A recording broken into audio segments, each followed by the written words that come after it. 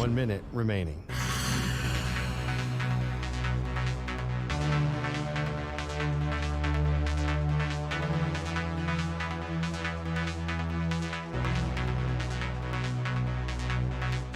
Forty-five seconds remaining.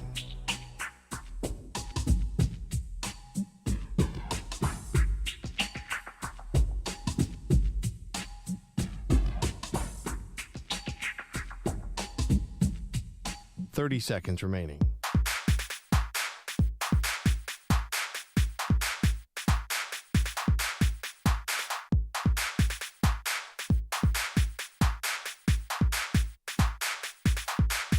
Fifteen seconds.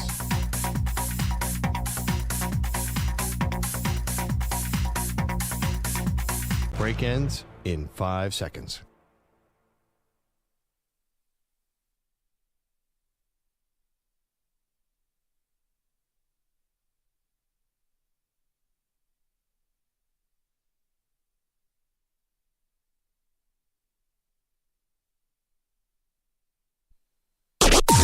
Maggie and Perloff on the Infinity Sports Network.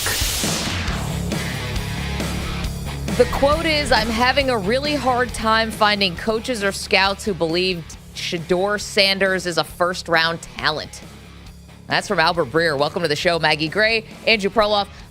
Good morning. Albert Breer, Sports Illustrated, not known for being a hot taker, not known for being a guy who's trying to work the system or try to do anybody's bidding. He said this is not about misdirection. This is not about people trying to fade Shedeur so that they can draft him. He said this is just purely on the football. Nothing about the personality, nothing about Deion Sanders, just the questions about Shedeur football-wise. He's having trouble, Perloff, finding people who think Shedeur is a first-round talent. Does that sound right to you? Well, our friend Lance Zierlein writes for NFL.com. He's their head scout guy. He basically writes all the profiles. He said from the get-go that he doesn't think Shedeur physically has first-round traits. And he said to me, I put Shedeur in the bottom of my first round at 29 in his first mock draft, in part just to avoid the heat. But Shedeur is such a big name. It's out there. A lot of people have said he does not look like a first-round talent. That is a take that's been around for 3 months. Okay, but you and I watched Colorado, right? We watched the Buffaloes. Right, but he's not first round. Like, what do you think of first-round physical traits? There are certain guys. There's Anthony Richardson. There's Drake May. There's Manny Rodriguez. He's pointing to himself. Yes, yeah, the physical marvel that is Manny physical Rodriguez. marvels. Shedeur. Welcome to the gun show. Shedeur is not. Caleb Williams, the ball came out of his hand like a rocket. Those guys are obvious. Shedeur, I think, is more effective than physically awesome. Is that fair to say? Like, you mean accurate? But are you kind of doing the good personality thing? Like, hey, she's got a great personality. I think it's closer to Kirk Cousins than he is to Justin Herbert. Let's put it that way. Justin Herbert, to me, is Mr. Physical Traits. Okay. Where Kirk Cousins is Mr. Throw for 4,300 yards and 30 touchdowns. Right. So Shedeur seems like the things that he has are poise. He's good at reading the field. Good processing. I mean, his speed. accuracy. Accuracy. I know he had this high percentage, but most of that was bubble screen. So it's hard to tell. I think that he's not big. He's not like an obvious stud quarterback, right? See, I think that our definition of what a first-round quarterback looks like and plays like has completely changed. And it's now such a moving target. It's such a bigger spectrum, if you will, of guys. Because you mentioned Anthony Richardson. Sure, all the physical tools, do it at 13 starts.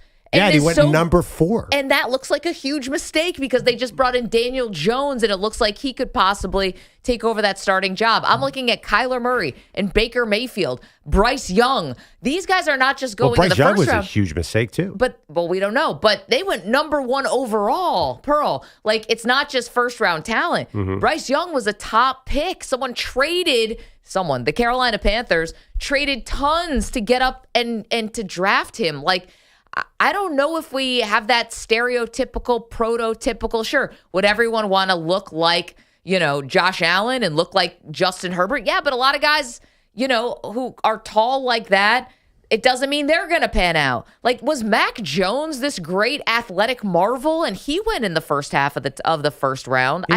He was the 5th quarterback drafted in that year, for example. That's a perfect example. The teams went all about the traits. They said, Trevor Lawrence is 6'5", I'm taking him.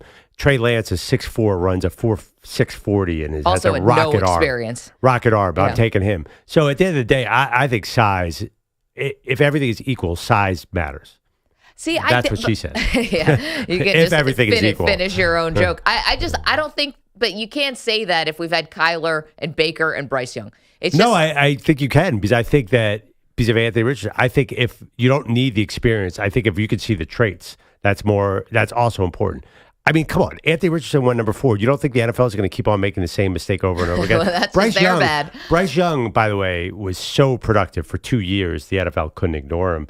The Shedeur thing is a little weird because I think people don't know what to do with Shedeur's success at Colorado.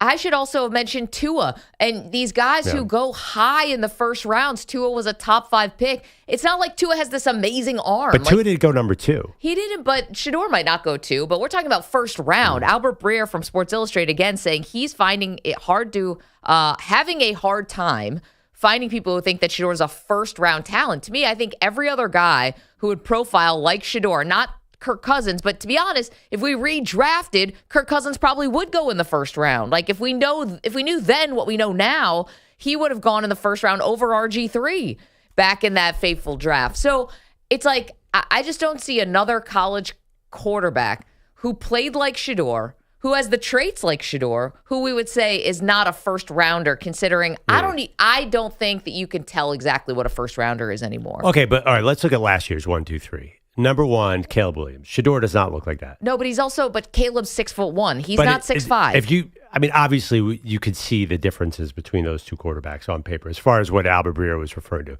Jaden Daniels, incredibly fast, incredibly tall. Thin.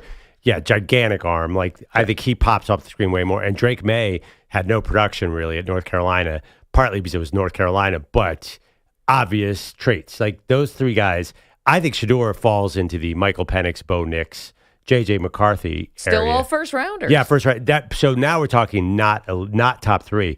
Once you get past that, then it's preference. That's what people are saying, I think. And a lot of people nobody thought Michael Penix was a first-round talent until he went in the first round. Bo Nix was dicey. A lot of people thought Bo Nix would be a second-rounder, right? I mean, nobody saw that coming. And J.J. McCarthy, no one even knows now was he a first-round talent. That was surprising as well.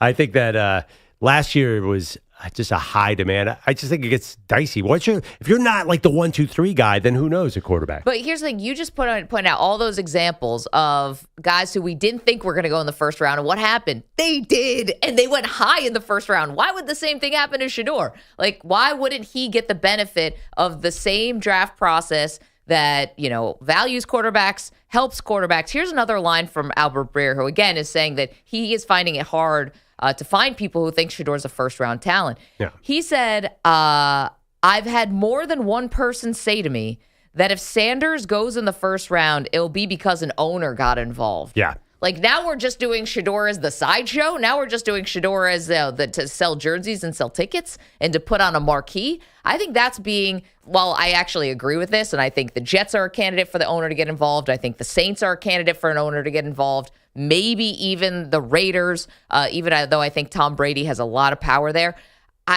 I could see that happening, but it almost makes it sound like he's a novelty act. And I think that now we're getting into the disrespectful part of this. And this is nothing about his personality, but to look at his production, to look at the traits that he does have, and to say basically he's going to need to use his fame to get him drafted in the first round like it's Tim Tebow or something. Like, that's crazy to me. Well, who is disrespecting him? Well, I think this is a line that's starting to be disrespectful. That if Sanders goes in the first round, it'll be because the owner got involved. The owner gets involved not because they're watching tape. The owner gets involved because they think it will help their bottom line. I understand what you're saying, but these are just draft rumors. It's not like somebody specifically is being disrespectful to Shedeur. I feel like you're creating a narrative that people are out to get Shedeur, or there's some sort of. I mean, Albert Breer is just saying what he's hearing. Not the opposite. Saying that it would take the high, on high, to come in and swoop in and say, I want the guy because I want him to be a star. What Breer is saying is, I've talked to a lot of scouts and they don't view him as a first-round talent.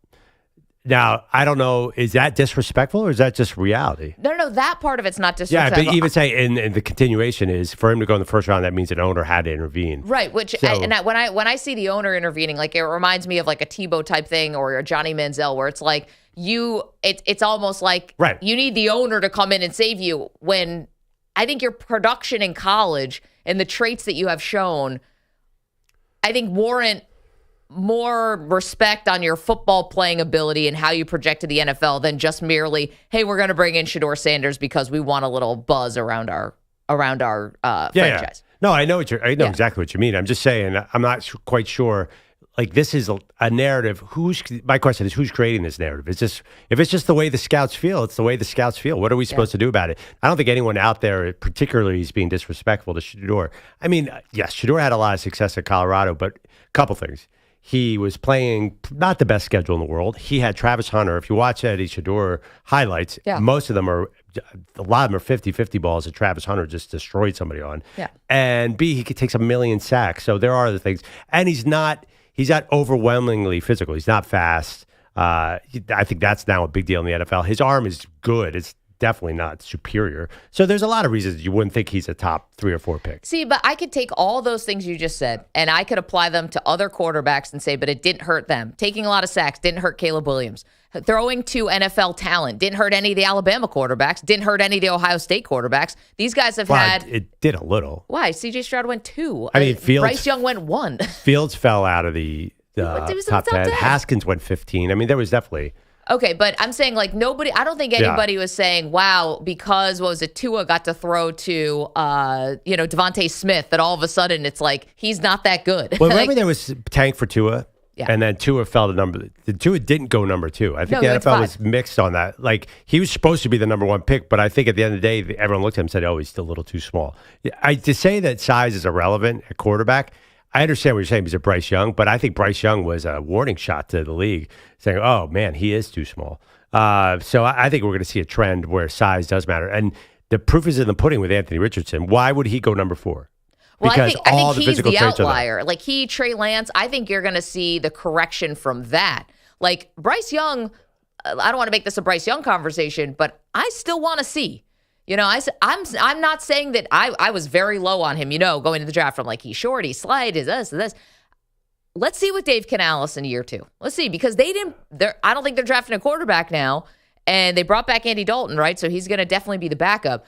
I just think that you're going to see more people, I think, taking more risks on the guys who are a little bit shorter than you are on the guys who have the Anthony Richardson, Trey Lance, who come in and have no experience and are look like complete busts. Yeah, see, I think this year, I honestly think it'll go the opposite. And it's not about height, it's about size. I think Jalen Milroe will go higher than we think. Jalen Milroe is short. He's 5'11", so I guess that fits in with what you're saying, but he's a house. So it's a totally different situation. I think he is the Anthody Richardson type right now, running ability. I think teams are really interested in him because physically, I think a coach can say, wow, if I can work with him, get his mechanics better, or just, build my offense around him. I think that's exciting to teams. Where let's take not Shedeur, but Jackson Dart. Sure. What's the upside of that guy? It doesn't feel like physically he's the same guy. He's in the Kirk Cousins realm, right? These great, good quarterbacks. I think the NFL is not infatuated with good. I think that's why Mac Jones was the 5th quarterback drafted. Why would Mac Jones go after behind Trey Lance? There's no reason except that teams are still really interested in physical traits. And Shedeur is okay, right? Like, I just don't think it's going to hurt him in this draft. So how high do you think he could go? I don't think he's getting past New Orleans. I said that yesterday. The Derek Carr injury, which we talked about, he's got a shoulder injury now, which, by the way, there's some weird stuff going on with that whole situation we can unpack. But, now there's a little bit of, question marks about their starting quarterback. So I think Shedeur could definitely be a landing spot. I think he's going in the top half of the first round. I don't think that should have been a hot take. 888-710-4ISN, 888-710-4476. I love how we're moving the bar. It was 2 or 3 for sure for Shedeur. I'm not ruling that out, by the way. Now it's like, definitely 9. That's why I'm wondering, like, the bar keeps moving a little bit on Shedeur. Now I'm wondering, too, I wouldn't even bet on the 8.5 over-under for Shedeur because I think a team could trade up. All these teams are talking about. The Giants are visiting with him again today. Yep, it's very possible they don't want him at 3, but they want him at 15 or 8 or 12. So I think a trade could easily happen, right? Because you don't want to give 2 or 3 for a guy of this talent level, but you sure would take him at 14, right? 888-710-4ISN. So that's the latest with what's going on with Shedeur Sanders. According to Albert Breer, again, not a hot taker, not somebody who's doing it for the clicks, just people he's talking to. He's finding it hard to find someone who thinks that Shedeur is a first-round talent. I still think it means he's going high. 888-710-4ISN. What do you see for Sanders? And again, it's like devoid of the Deion thing, but then he's also saying that if he does go in the first round, it's because an owner got involved. EJ, I'm looking at your Jets. Do you believe that? They can't help themselves. But there's a lot of owners out there who get stars in their eyes. Why can't you leave me out of this, Maggie? Impossible. I mean, Jets would be crazy. Justin Fields and Shedeur are the same age. Yeah, but they didn't really commit to Fields. Do it. Yeah. They love chaos around there. Do it. It's like that's a fact. That's like that's how they operate. No, Fields is 26. I'm sorry. Shedeur is 23. That was one that would really, I think, surprise a lot of people if the Jets went. Do it, you Shedeur cowards. Sanders. 888-710-4ISN. We've got a lot to do today. We have Andy Staples who's going to be joining us later to talk more about this Nico Iamaleava situation. And not just that, but also great and big storylines that are going on for spring games and all these spring practices. Do you know we have like 5 quarterback battles going on in college football? It's getting real out there. We have also tons to get to with the Dallas Cowboys. Micah Parsons showing up at the voluntary practice yesterday. We'll get into that and what everyone said around Micah. All your Cowboy fans, we're going to give you your fix. 888-710-4ISN. It's M&P. You're in a 5-minute break.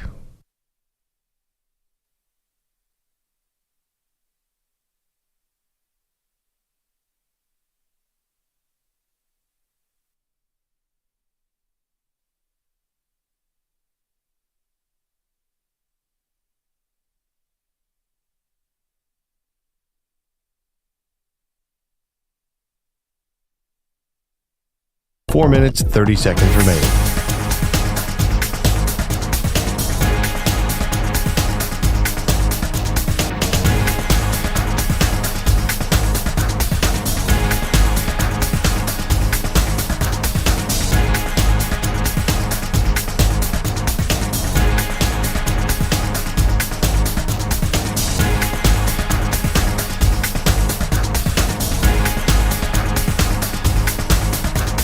Four minutes remaining.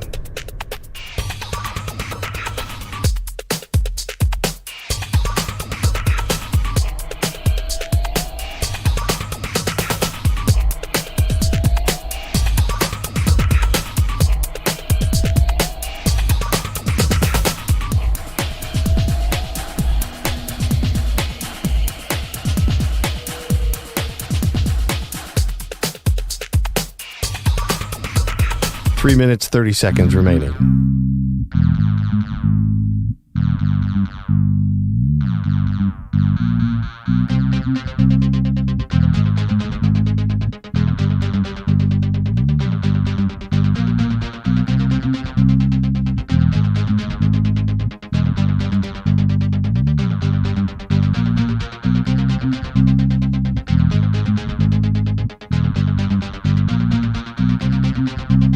Three minutes remaining.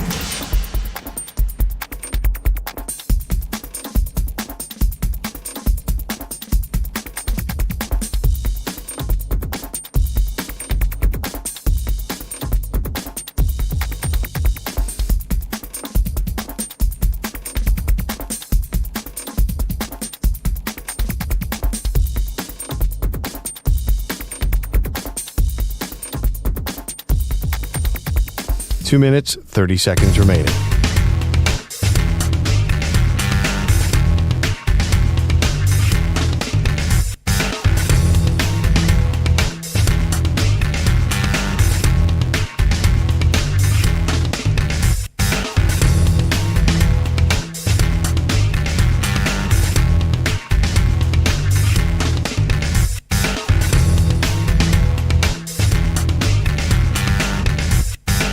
Two minutes remaining.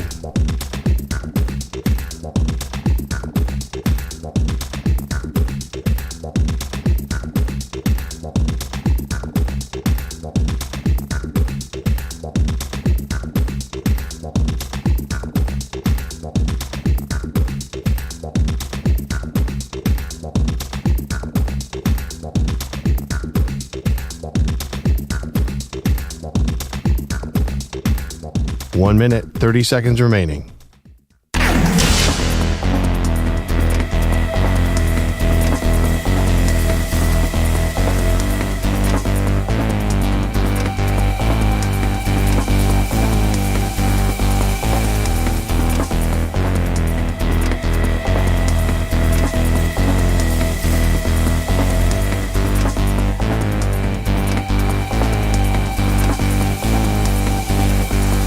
One minute remaining.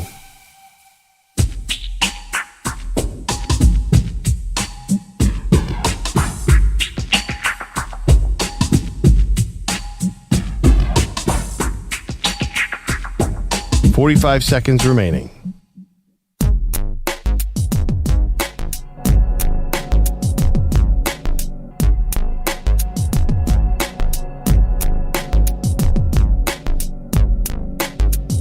$30 seconds remaining.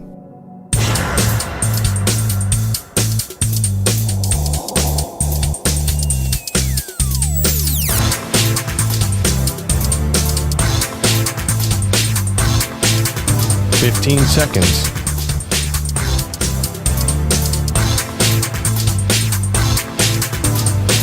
Break ends in 5 seconds.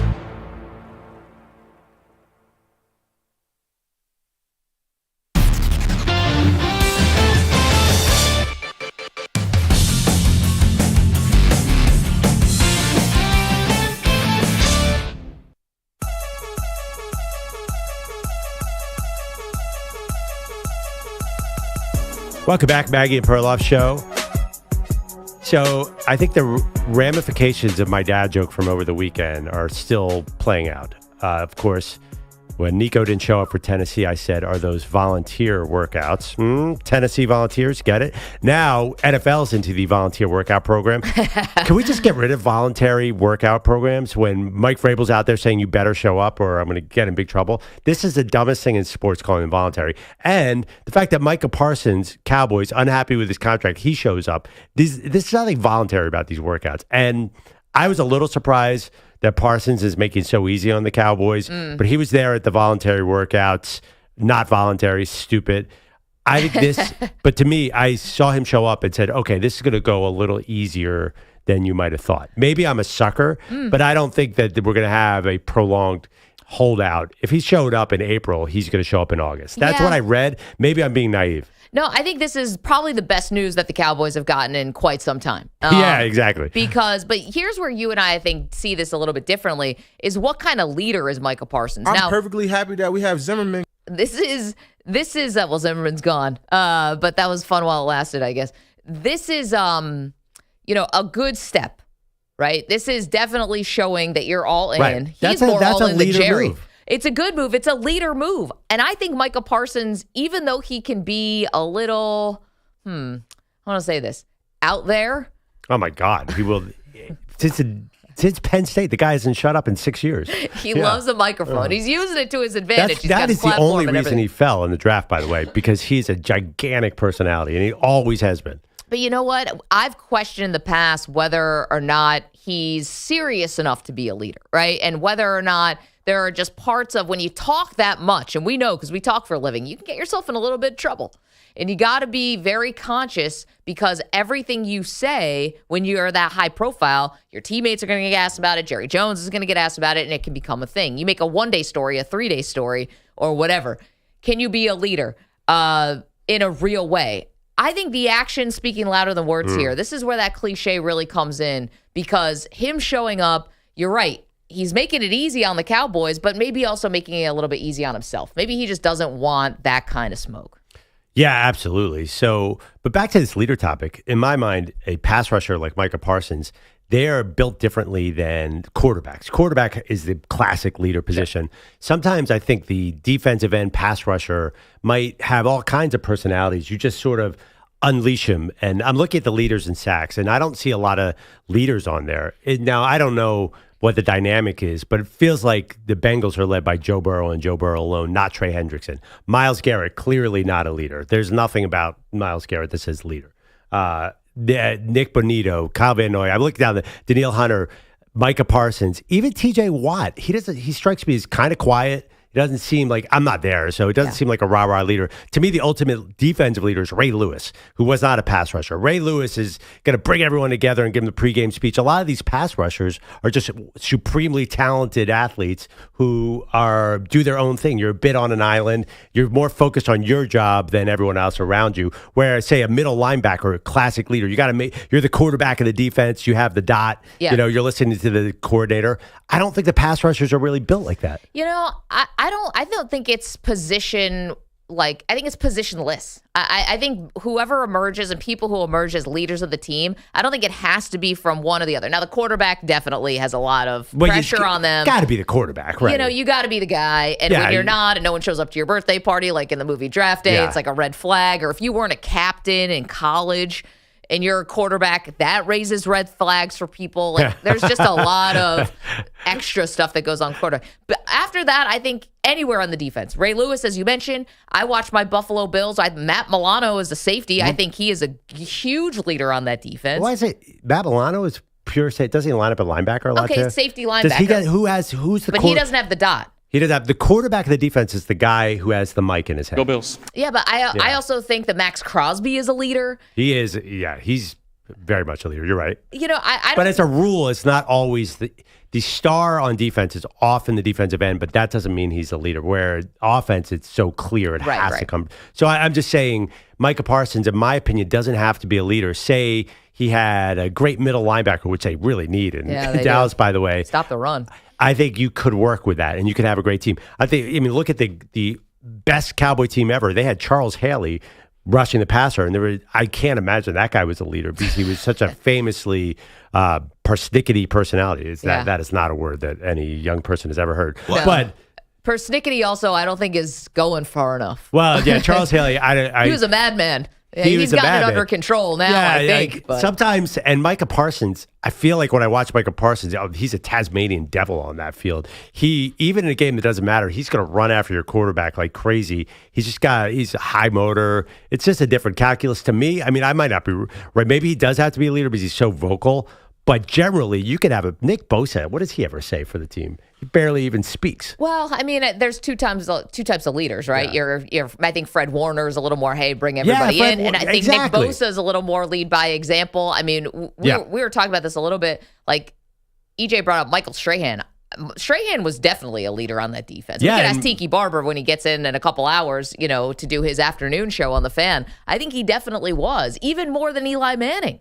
Right, but you're talking about, I imagine, an older Strahan. He was around a long time before, and then he had some great pass rushers around him who weren't leaders. I don't know. I think Osi Umenyiora was a leader in his way.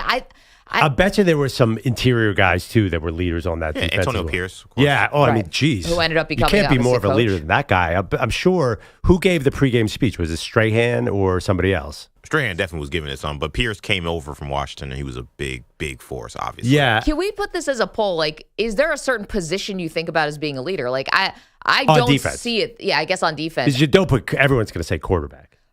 Definitely. Yeah. But I also think the wide receivers can have leadership skills. No. I think it can come from anywhere. Running backs. I think offensive linemen. You think Joe Thomas was a leader. I think you can be anywhere. Can be a leader. How can Jeff Saturday wasn't a leader. He was. The center is always a leader.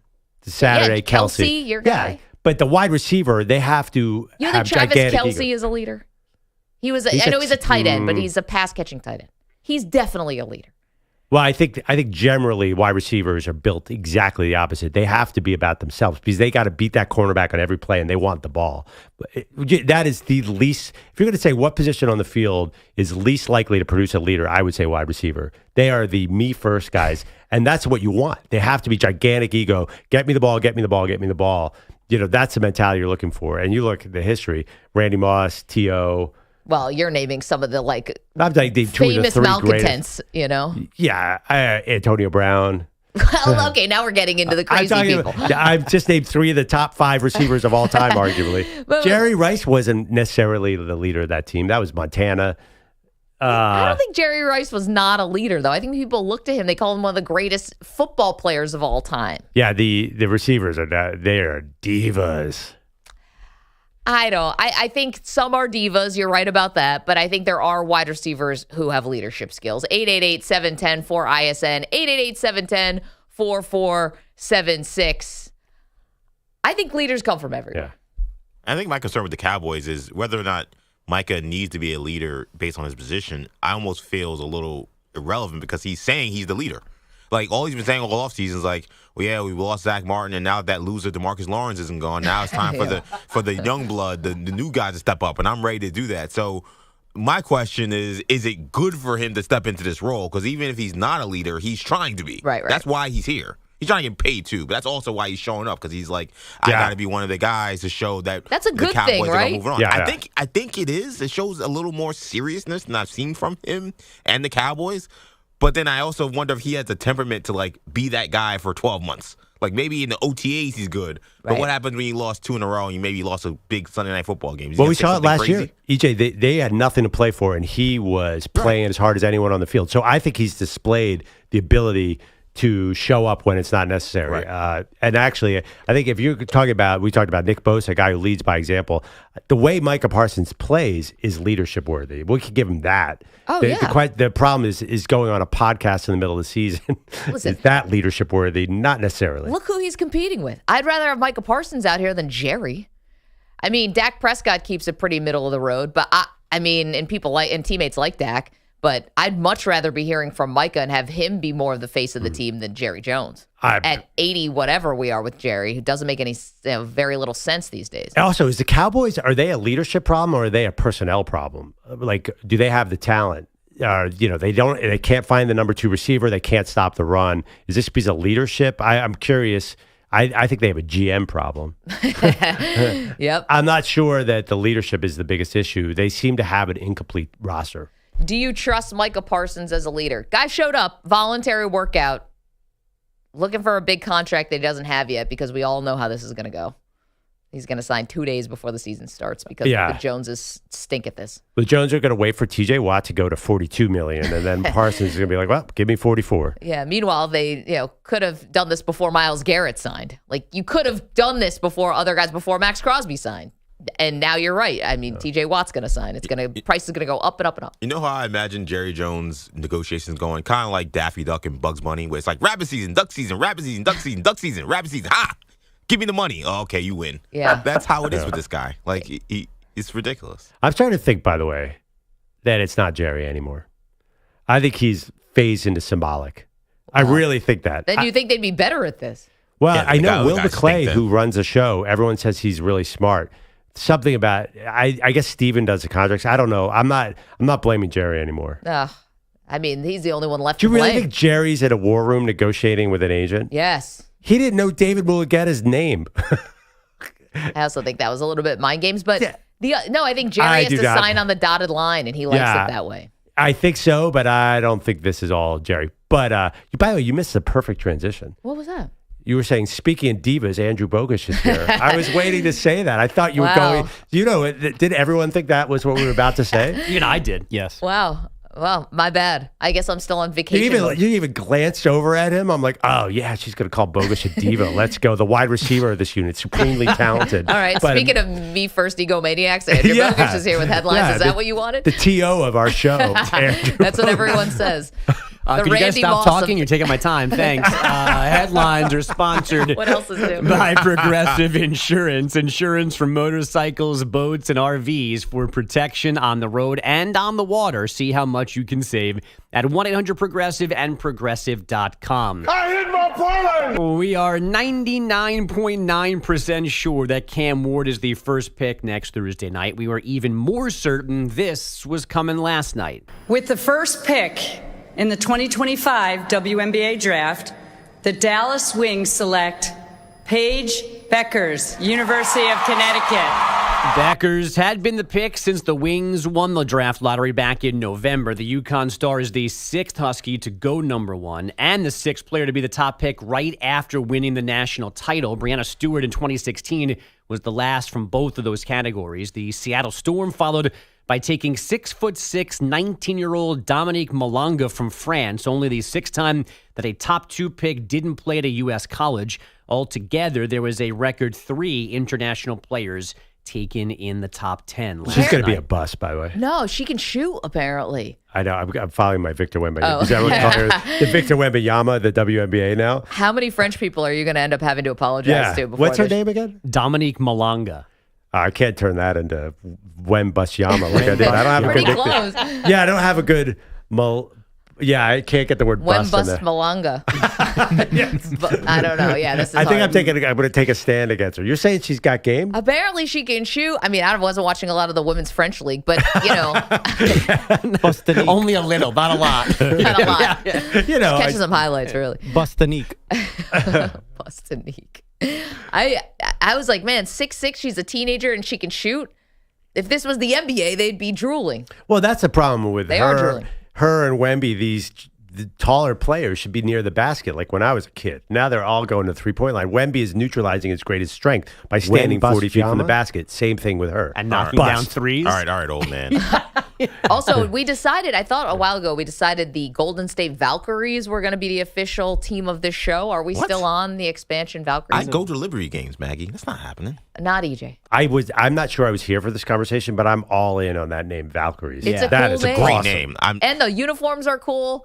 They have 10 international players apparently on their roster. I had on one of my fiance's friends was staying over the weekend. She lives in San Francisco, and I was like, "We should go to the Giants game." She's like, "No, we should go to the Valkyries game." I'm like, "Wow, y'all are really invested." She's like, "Yeah, the city's ready," and I was like, "All right, Liberty Valkyries, I'm there." So while they were breaking them down last night, I don't know if you guys saw this. The WNBA CBA expires I saw this. after in late 2025, and there's 135 players in the league, and 102 of them, their contract expires all at the same time. Yeah. So, I thought like, about doing my sports minute on this. It's remarkable. That's insane. 98%. So what does that mean? It So means they all lined it up, all of like the high profile and not high profile. Anyone free that agents. could. Yes.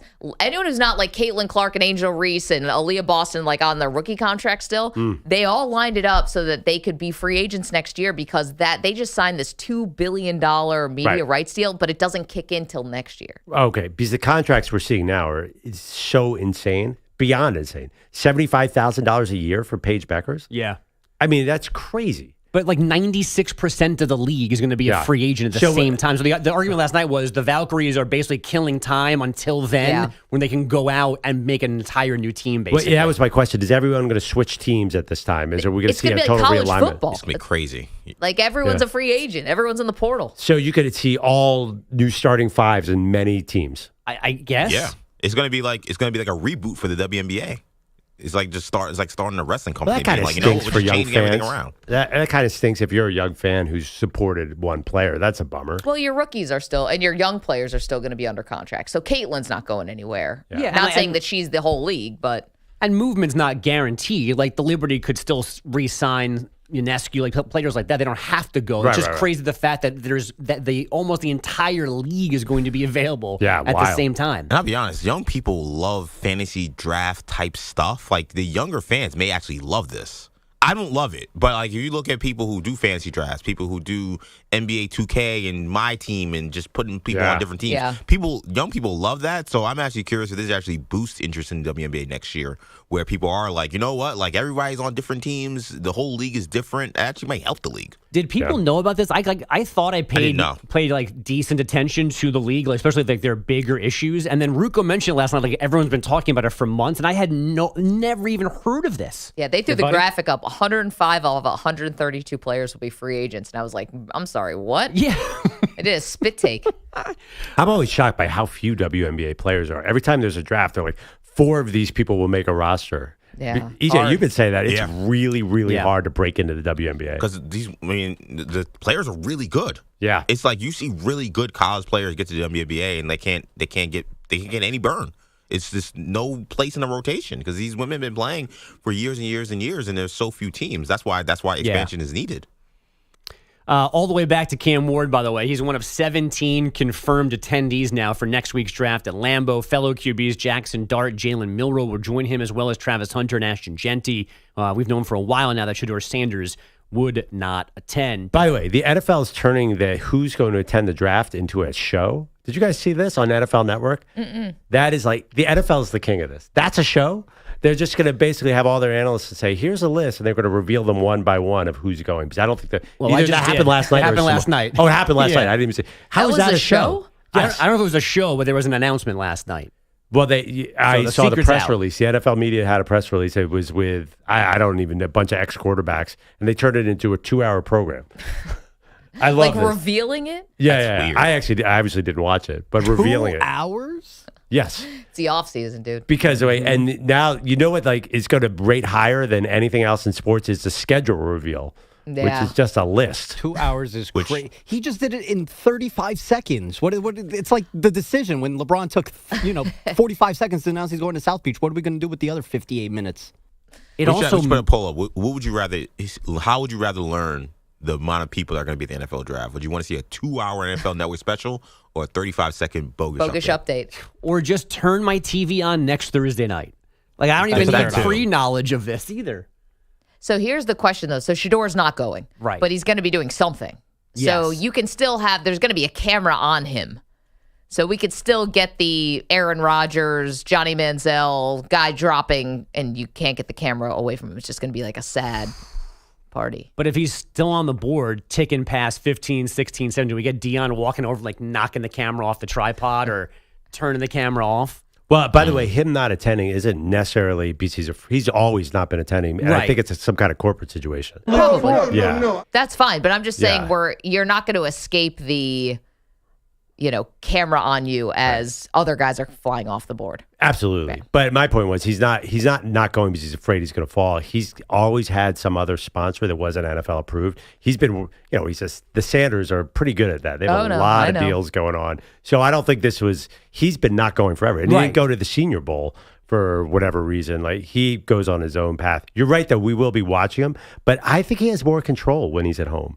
He could just say, You just get up. go to I don't know if he's at home. Maybe he'll be at an event hall. Yeah. I think it's a lot easier. Maggie, you're always don't go to the draft if you're not sure person. Definitely. Yeah. So you don't want to start off that to be like your first thing. Is it Will Levis, Geno Smith, like the guys who had to wait till the second day? So why is Jalen Milroe going then? I mean, unless he thinks he's going first round. He's got to have a promise. But some of these guys, I think, have promises. And it doesn't Geno work. Smith had a promise. I know. Yeah, and he fell. Fired his agent the next day. Yep. Then there are guys who go, and I'm like, why is that guy going? And you find out some team at 24 picks him. And you're like, oh, wow, okay, good for him. I remember very vividly, being at the NBA draft many years ago when I was at Barclays, and seeing this guy sitting in the stands, not at a table, but in the stands. Was he Greek? Yep. It was Giannis. And he attended the draft, no clue whether or not he was going to get picked, and they didn't even have a table for him. And then he ended up being a 2-time MVP. Yeah. And that's regular now. Yeah. They always have those guys sitting in the stands. And I love that, actually. That's one of my favorite things in the NBA draft. They call his name, and it's like, excuse me, pardon me, Yeah, excuse me, they pardon me. come out Get out, like from the, he's in the middle row. I remember Bill Simmons had this amazing column about Samuel Dellenberg emerging from the 9th row and running past everyone at 100 miles an hour. And everyone's like, who is this gigantic guy running in from the crowd? He just got drafted. I'm pretty sure somebody last year went back the second night of the NFL draft because I didn't go in round one. Levis, yeah. Well. And Levis left. Oh, did he leave? I thought he left, yeah. Oh. Somebody else, those things, remember talking about, like, do you have a second suit to go back on Friday night if you don't make it Thursday? So I think that's when you go business casual. Like, you show up, it's like your second wedding, it's like you're not going big white dress. I'm showing up in a hoodie. I think Geno showed up the second day. In a sweater. No, I thought he left. No, he showed up. He did, because he wore the jet hat and everything. I remember that. Yep. He showed up in a sweater. I thought that was nice. It was like, listen, you got my big suit yesterday, or my nice suit yesterday. Like, today, I'm going to dial it back. Casual Friday. All right. Thank you, Bogusch. Dynamite. Lots of info in there.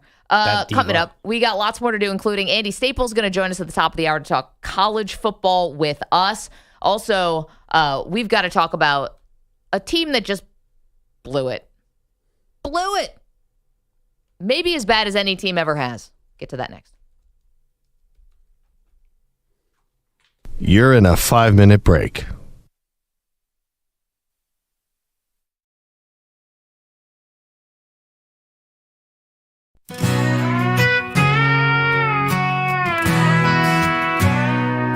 Daily was waiting by that glowing screen, hoping night shift crown would go to the king. Chip held it down night after night, with fire in his voice and truth in his mic. But the news came in like a cold hard slap. Pat Boyle's got it, felt like a trap. No shade on the kid, but let's be real, Shepard earned a late night deal. Now Shepard ain't sleeping and Bailey's in tears. The Shepard maniac's been loyal for years. We stayed up late, we rode every wave, but they gave it to Pat and dug Ship's grave. So we howled the moon and cursed at the sky, asking one question: why, oh why, oh why?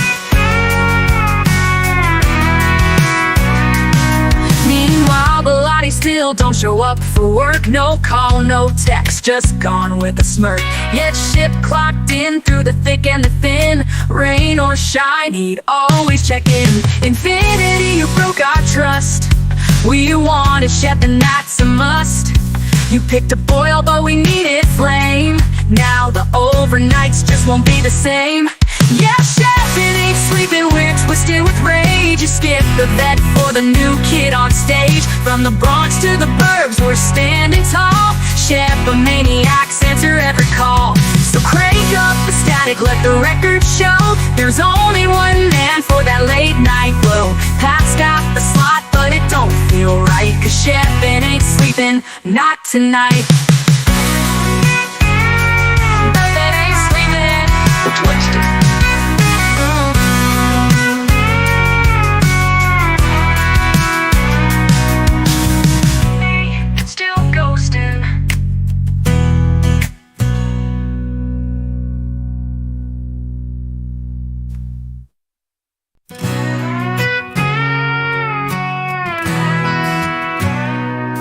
Daily was waiting by that glowing screen, hoping night shift crown would go to the king. Ship held it down night after night, with fire in his voice and truth in his mic. But the news came in like a cold hard slap. Pat Boyle's got it, felt like a trap. No shade on the kid, but let's be real, Shepard earned a late night deal.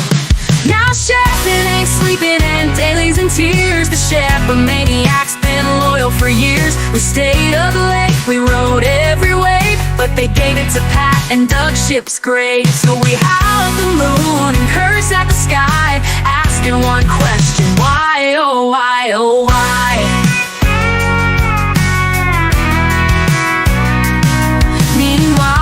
Still don't show up for work, no call, no text, just gone with a smirk. Yet Ship clocked in through the thing.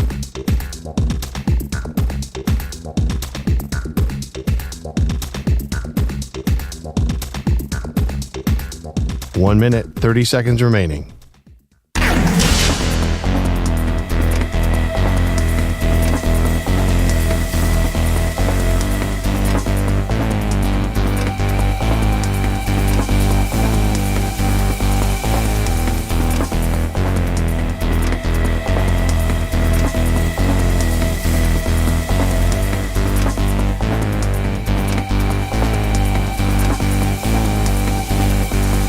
One minute remaining.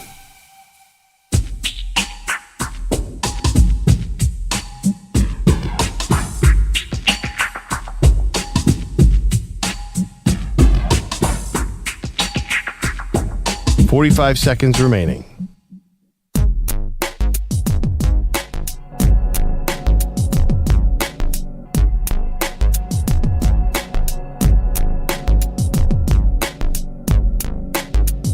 $30 seconds remaining.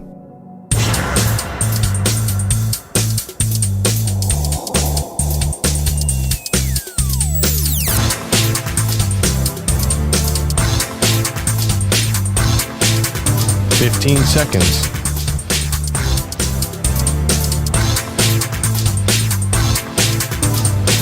Break ends in 5 seconds.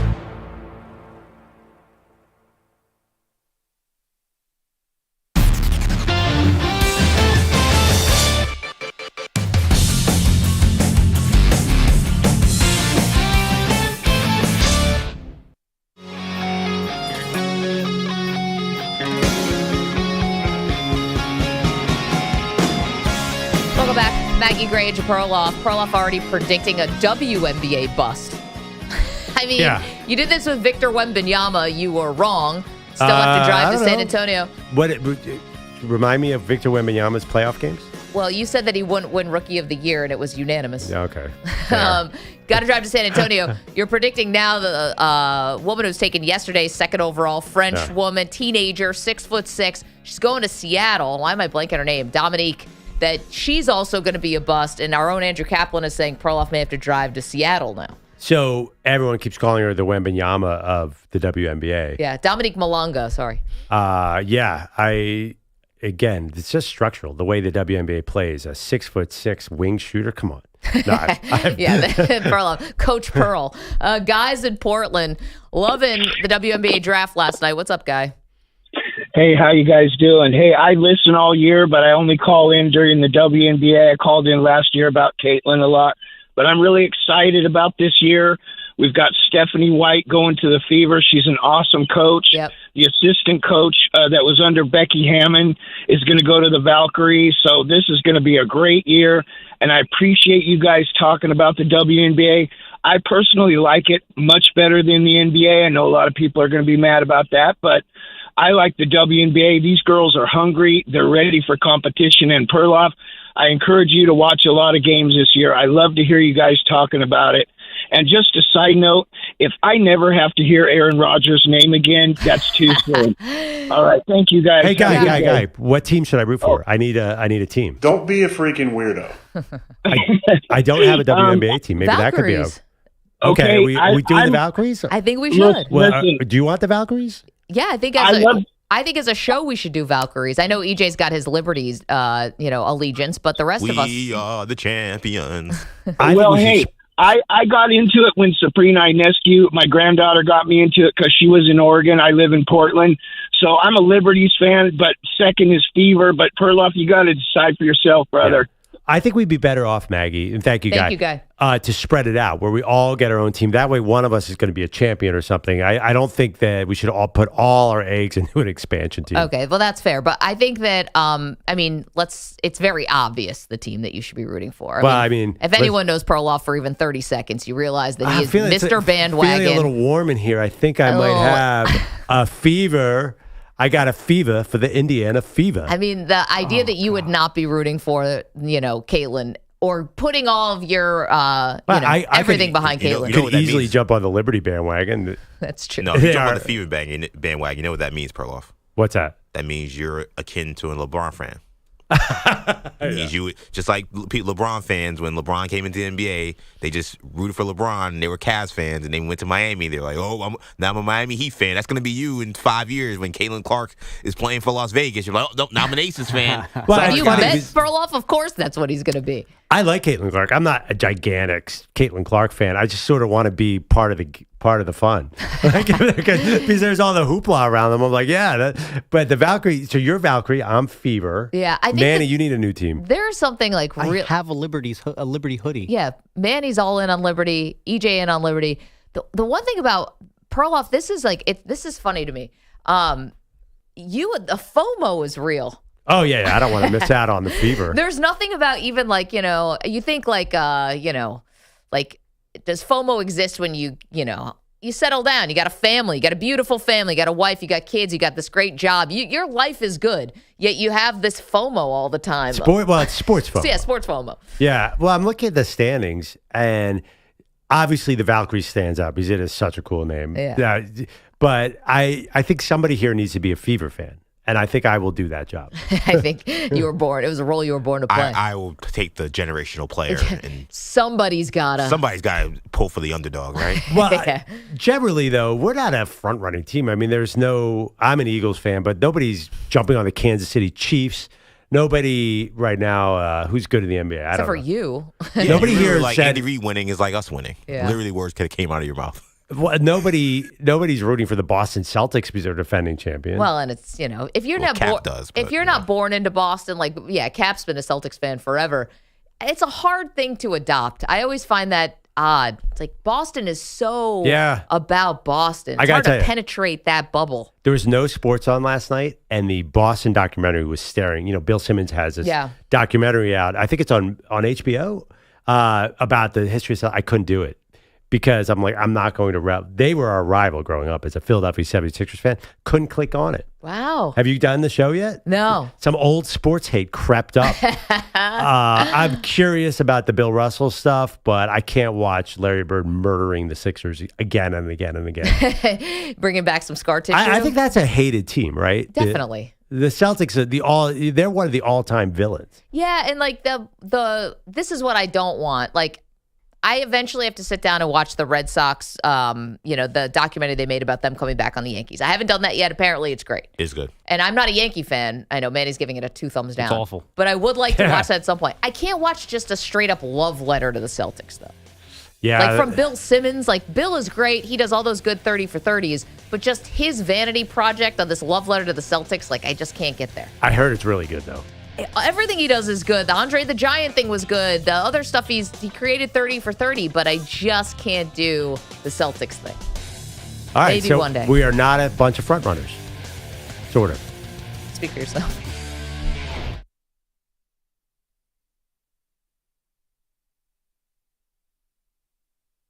You're in a 5-minute break.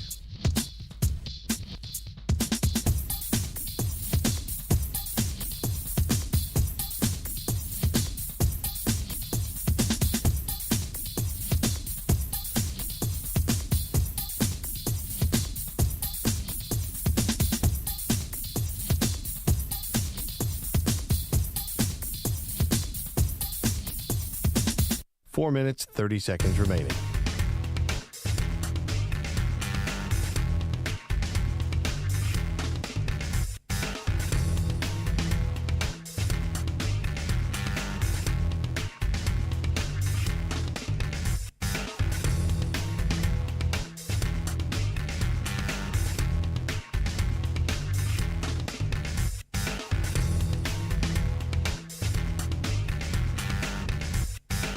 Four minutes remaining.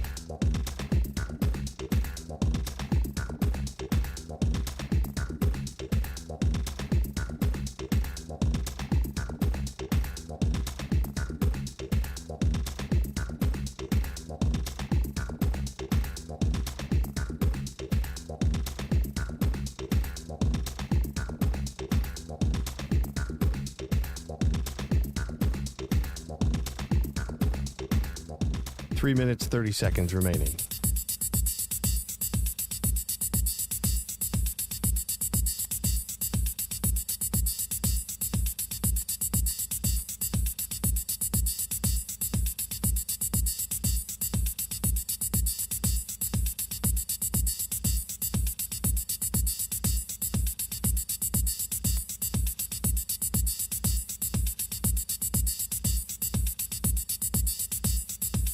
Three minutes remaining.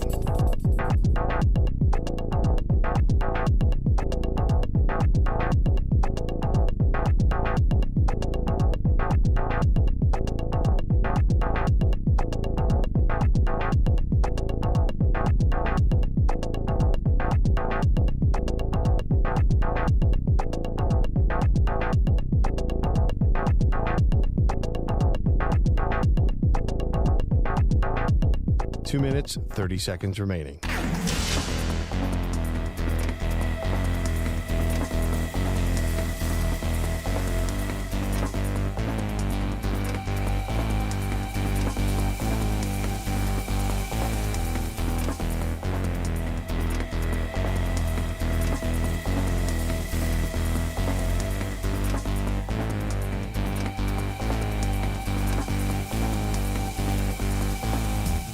Two minutes remaining.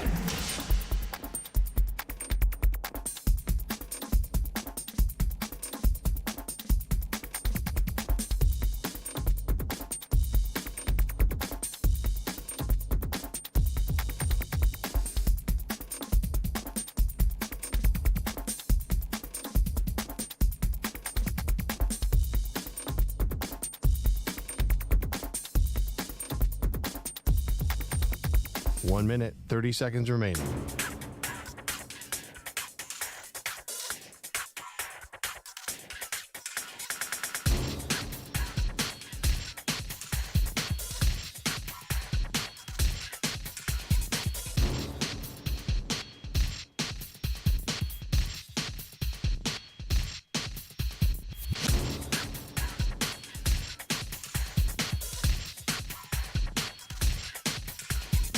One minute remaining.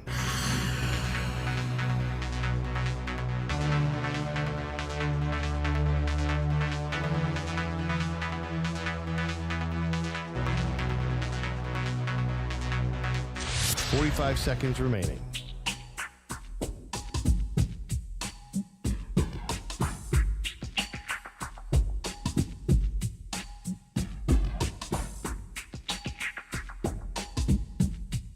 Thirty seconds remaining.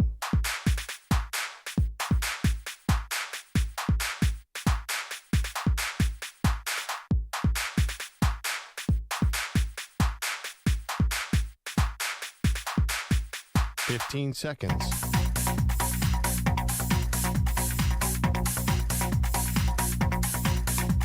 Break ends in 5 seconds.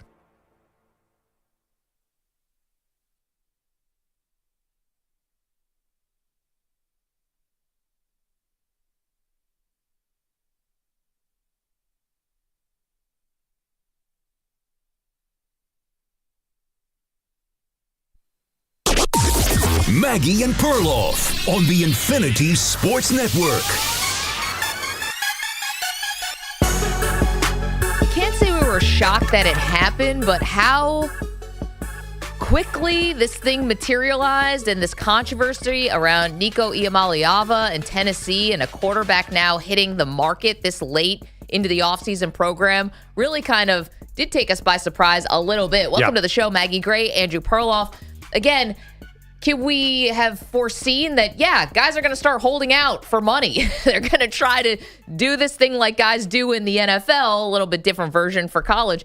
Yeah, that's not such a shock. But I guess, how this came down, the fact that Tennessee basically said no thank you when Nico asked for a significant raise, I think that was a bit surprising, Pro. Yeah, it's sort of like you said, this is an actual surprise, but it felt inevitable. Mm-hmm. Like this whole system has been sort of careening towards this outcome at some point. It's a little sooner than I thought.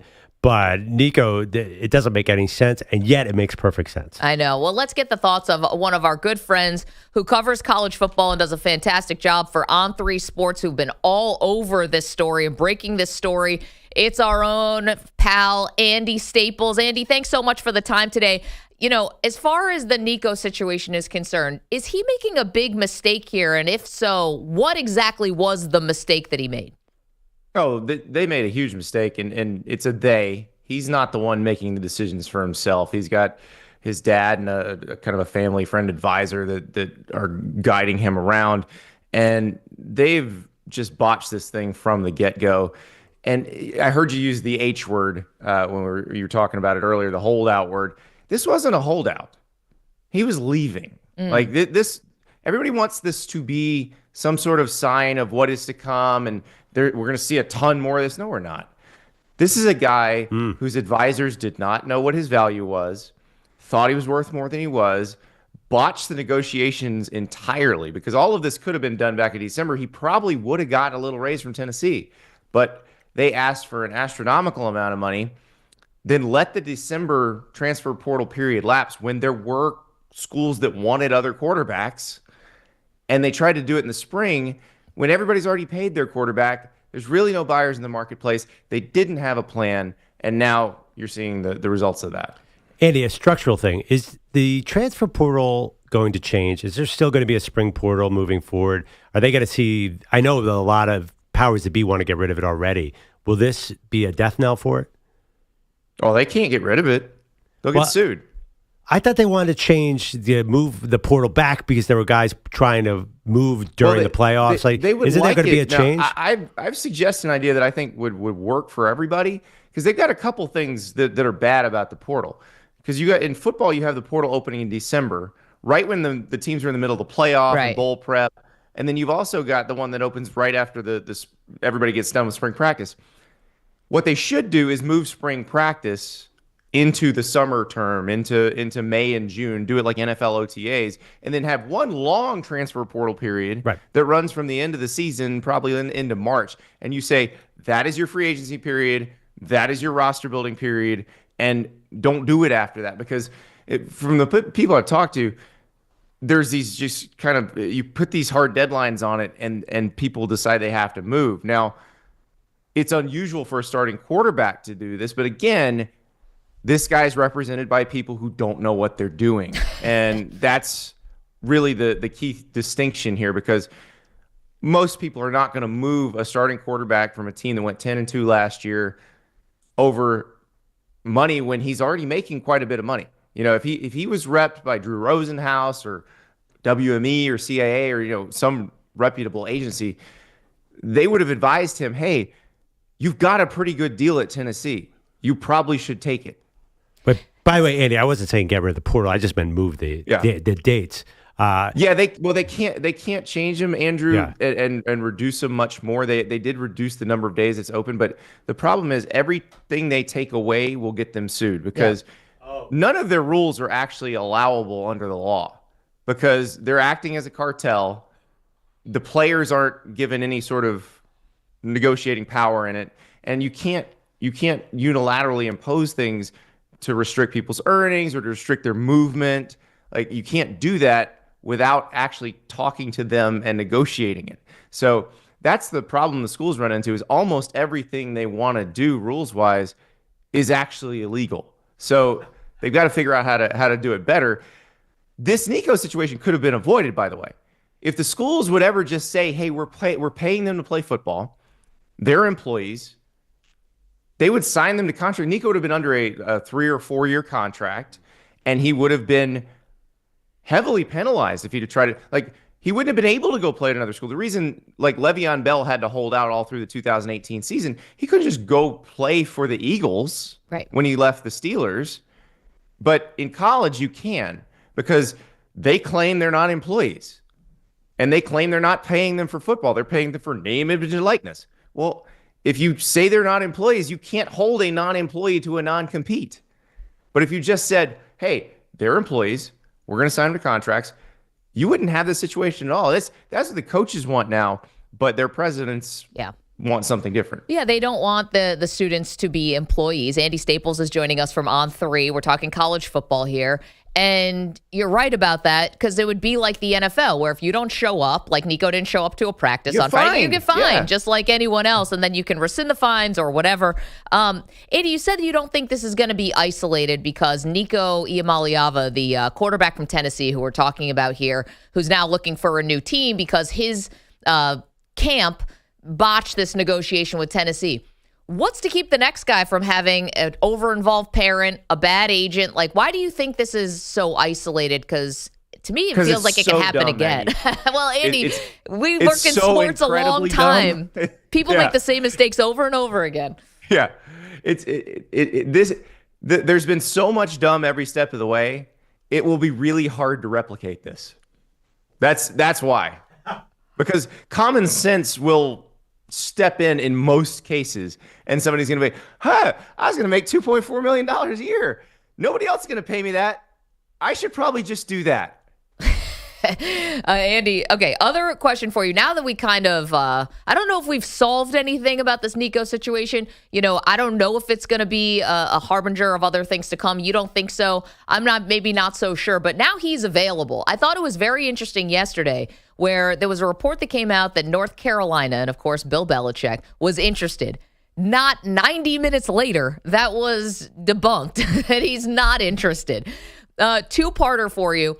Where do you think is the best spot for Nico? Do you think that, and also, are people treating North Carolina now with Belichick? How seriously is the rest of the college football world now seeing Bill Belichick, his first off season in college football? How seriously are they taking the Tar Heels and Bill? I don't know how seriously they're taking him yet, because we don't know what that roster is going to look like. And it's obviously the best coach in the history of the game, but when they play Clemson, he's going to be at a serious roster disadvantage. And I think that's the question is, you're not in the NFL where they have structures in place to make sure, even if you're a quote unquote bad team, you're capable of beating the best team on a given day. In college football, the talent gaps are quite a bit wider. Now, I will say they have a very easy schedule this year, so he should get eased into the game pretty easily. But as for the Nico thing, I was so hoping, because I wanted the Bill Belichick negotiation with Team Nico, which would have been amazing. Because they're going to come in, they would come in asking for some insane number and be like, "You're not worth that," and I would love it. Because maybe they'd listen to him, but that never got that far. They're going to take the South Alabama quarterback, it sounds like, out of the portal. So, but that should tell you something. Like, Nico was the starting quarterback on a team in the SEC that made the playoff last year, and there is not a line of suitors for him. The best situation right now looks like UCLA, if they want to take him. I don't know if they're going to take him. If they don't take him, I'm not sure where he winds up. It's not going to be what they envisioned. Let's put it that way. Andy, you don't think he can make more than $2 million? I mean, I know some other quarterbacks are on his level are making $4 million. Name the school, Andrew. Well, I mean, I'm just naming the other quarterbacks for making more than him. That it does name the school, but the thing is, there has to be a school willing to give it to him right now. Right. So it's not the player. I can't name the school. You think there's no way there's a shocker like an Ohio State or somebody out of nowhere? I would doubt that very seriously. Yeah, I would doubt Ohio State very seriously. They seem okay with Julian Sayin, who's a redshirt freshman, and that's the thing. Like, you heard people say Notre Dame. Okay. Notre Dame's got C.J. Carr. They seem pretty happy with. They seem to like how he did in the spring. USC, I thought maybe, but they like this freshman Hassan Longstreet they had. They had Jaden Mayava, who started at the end of the season last year. So the people who you would have thought would have jumped into this thing didn't. And the other, and this goes back to them negotiating very poorly. Like, if you did this in December, if you wanted to put the screws to Tennessee, you don't do it on the last day of spring practice. You do it in December. Like, you do it the day of the Pop-Tarts Bowl when Miami loses to Iowa State and, Cam Ward played the first half and then they brought their next quarterback in the second half. And they're like, oh, God, we don't have our starting quarterback on the roster for next year. What do we do? Like, that's the day you do it because, they're desperate. They like to spend. So you say, hey, Nico might be available. And I bet Nico would have gotten raised from Tennessee that day had they done that. Yeah. Andy Staples joining us from On3 Sports. Yeah. Andy, does every quarterback now get a raise? If you got your team not to the Nico, right, apparently. Well, that's the craziest thing is of the 12 Nico playoff get teams, like didn't they 10 all get dudes raises? raises and get a pay cut himself. Yeah, I mean, didn't everybody else get a raise? Jennings at SMU, Levitt at Arizona State. Every other quarterback I read reportedly got a raise in the offseason. Well, it's but the thing is, Nico was already being paid above market value. He got paid above. He signed the original giant NIL deal, and it was reported $8 million over 4 years. It kind of had escalators in it. So 2.2 to 2.4 was the range for this year. And the thing is, he got paid that money when he sat out as a freshman. He got paid that money last year. So he's made a lot more than most of these other guys. Now, you look at Carson Beck, who leaves Georgia, goes to Miami. Yeah, he's making a bunch. But again, Miami was desperate. Carson Beck is also more experienced and more accomplished than Nico. Yeah. Andy Staples joining us. Andy, moving away from the Nico aspect of this whole spring situation, what do you think are the best quarterback battles? What are the most intriguing quarterback battles that you're paying attention to this spring? Alabama is the really interesting one because they also didn't go into the portal for anybody, and I don't think they're going to do it now. So you've got Ty Simpson, who was actually in the quarterback competition that Jalen Milroe won 2 years ago. Ty Simpson's been waiting his turn. It's very much feels like a Mac Jones type situation where he was there and waited his turn, and I think he's going to get it. But they have a true freshman named Keelan Russell from Texas, who big arm, very fast, and you kind of wonder because you've got Ty Simpson, who reminds you of Mac Jones in his situation. Keelan Russell reminds you of Jalen Hurts when he got to Alabama. Stud freshman from Texas. There's some veterans going at it, but maybe he comes in and wins it. We'll see. It seems like Ty Simpson's in the driver's seat there, but we'll find out closer to the season. They're not going to announce anything now. Andy, of course, you caused a lot of trouble on the internet last week. I don't know if you're aware of this. Congrats to your Gators, by the way. We'll get to that. They're pretty good. Yeah. Top 10 college quarterbacks in football. Only 17 million I left people Nico come. off, and the Tennessee fans were mad for like 48 hours, and then they're like, "Yeah, I'm glad you left him off." I think the headline was you listed your top 10 college quarterbacks for next year. Not that you put a Florida Gator number 1, but that you had Arch Manning at number 4. Some people are like, "Wait, Arch Manning's number 4." You did have a valid point that he hasn't really done anything yet. What's been the feedback? Just let me read the list for listeners. Lagway 1, Lenore Sellers, South Carolina 2, Kate Klubnik 3, then Arch Manning 4, Garrett Nussmeier 5. Has there been a lot of pushback on any one particular choice? The Lagway and Sellers choices, I think, especially Lagway at number 1, people are very upset about that if they didn't actually watch him play. With the Lagway thing, you can put them into two camps: people who read the box scores and people who actually watched him play once he became the starter. Anybody who watched the Florida LSU or the Florida Ole Miss game, they're like, "Oh yeah, no, he's number 1." Anybody who just read the box score of his whole season is like, "Wait, 12 touchdowns, 9 interceptions." Well, yeah, he was the starter only the second half of the season. He didn't have a full season. He still finished second in the country in yards per attempt, and he does some things that other quarterbacks just can't do. Same with Sellers at South Carolina. Like, he was awesome last year. Now he twisted his ankle in the LSU game and was a little bit dinged up for the middle of the season. But like, a fully healthy Lenora Sellers is very exciting, and you're kind of wondering, can he take South Carolina that next step into the playoff? Andy, last one for you, and thanks for doing this. And there's so much going on with college football right now, but you've been doing this a long time, so you've seen a lot of quarterbacks get scouted and drafted into the NFL. We saw a report from Albert Breer, our former colleague, of course. All of us used to work at SI together. That he's finding it hard to find people who think that Shedeur Sanders is a first-round talent, like that he has the traits of a first-round talent. That raised our eyebrows. We feel like we see guys who have the traits of Shedeur get drafted in the first round all the time. Are you surprised by that report? I am surprised, because I've seen a lot worse quarterbacks get drafted in the first round. And so that shocks me. And I saw the invitations, or the accepted invitations, came out yesterday, and you got Jackson Dart and Jalen Milroe in the green room, which I think is really interesting, because I do think those would be the next two off the board after Cam Ward and Shedeur. But just from watching all these guys play, it's Cam Ward for me. That's the only one I would just definitely take in the first round, would take him first overall, would feel confident about him being a good, productive NFL quarterback. I don't know about anybody else. Now, that doesn't mean some of these guys won't become good NFL quarterbacks, but there's nobody that beyond Cam Ward that you're like, that's a sure thing.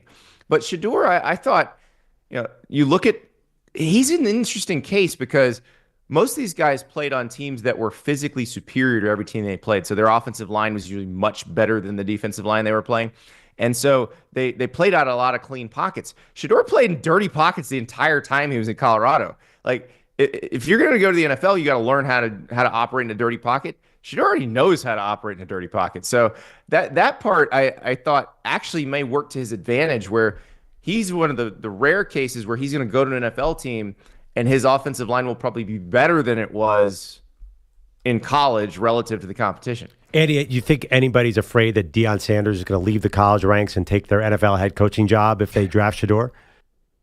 I don't think so, because if you draft Shedeur, you're the GM, and you're presumably doing this under the guidance of the team owner, you can decide whether or not you hire Deion. And if you choose not to hire Deion, then you didn't hire Deion. Andy, did you go to the Gators championship parade?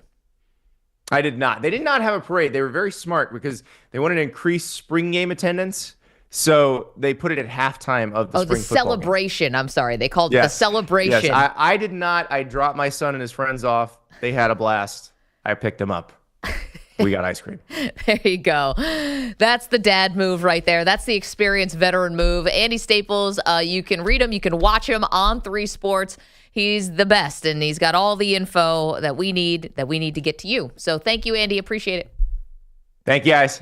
You know what's funny about going back to the Nico thing? They've tried to kind of there's been some reports like, no, it wasn't the money so much. It was that he was playing in an offensive system that won't get him ready for the NFL. I'm like, wait, what? That's true. No, I know it's the Art Briles system. I get that. I mean, I got RG3 drafted, so I don't know if that's necessarily true.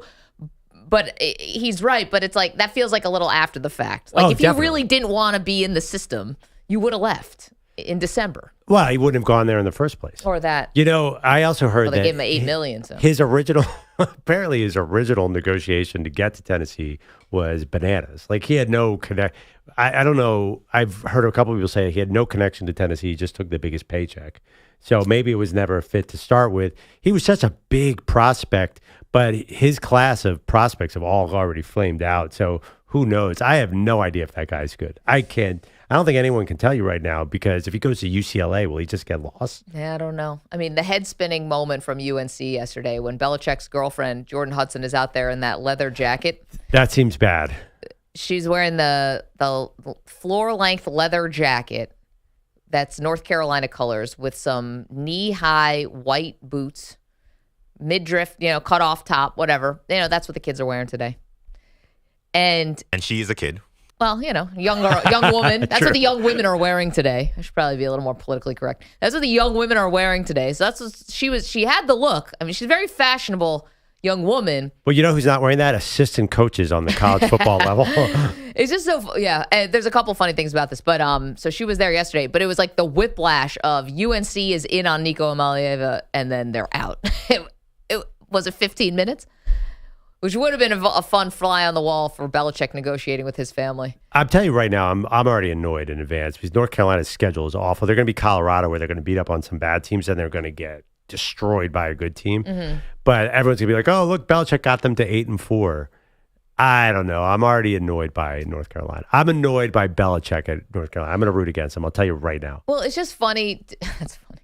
It's also funny to me that it's like I feel like a lot of college coaches have to be very careful about the kind of young co-eds that you bring around the team, right? Like, you got to be careful about that, Ask like the Les Miles, and these guys have gotten in some serious trouble and lost jobs because of stuff like associated with how they were treating young women on the program. And I'm not saying that Jordan Hudson is out there, Belichick's girlfriend, like recruiting guys to come to North Carolina. It's not that.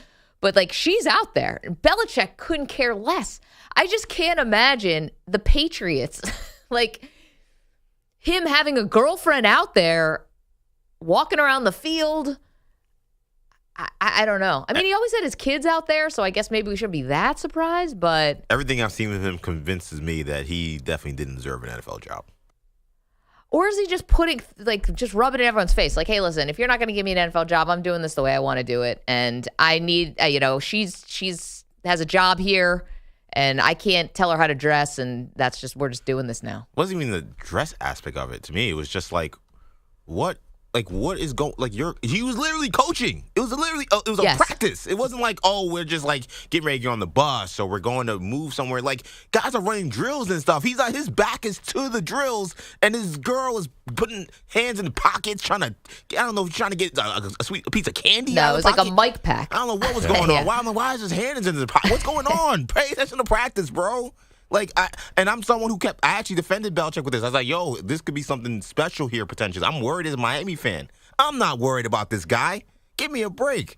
He's got, what was going on? You saw the video? It seems profoundly unserious for maybe the most serious person alive. Yeah. She's working on the documentary, right? That's the explanation. Must that be. Came out with. Or some kind of background of they're not doing Hard Knocks, but they wanted to. They're still doing the equivalent of, I think they got turned down or they had to back out of Hard Knocks, but they're still doing the same exact documentary. That's what she's working on, and I think she was doing his audio, which I get, because if someone told Bill, you got to advertise if you're North Carolina.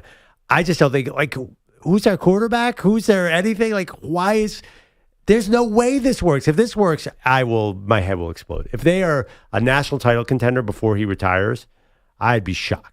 888-710-4ISN, 888-710-4476. Appreciate Andy Staples. If you missed any part of it, you can always catch the Maggie Perloff podcast, which is available for you every day. We appreciate any 5-star reviews. Small thing, helps us a lot, though. The free-to-download Odyssey app, which has an awesome rewind function, and we label everything for you, so it's so easy to find. Big ups, Manny.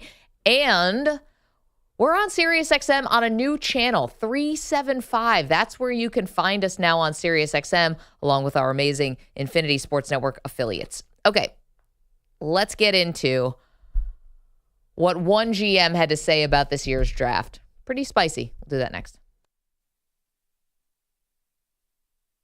You're in a 5-minute break.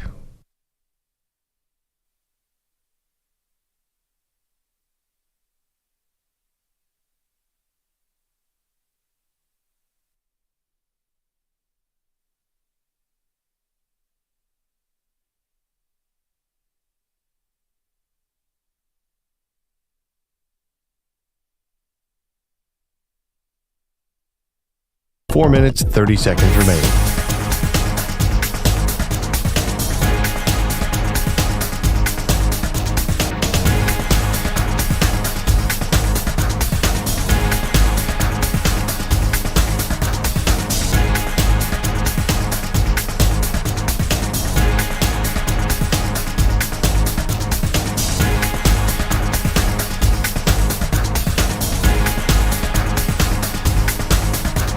Four minutes remaining.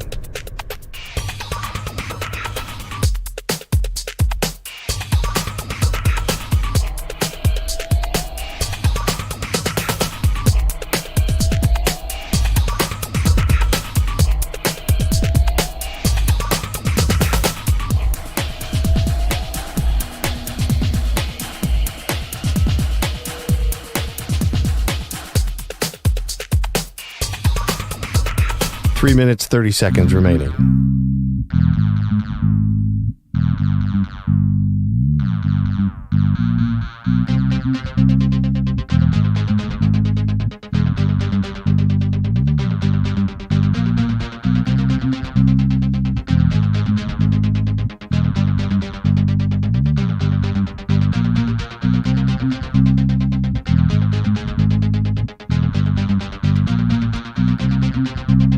Three minutes remaining.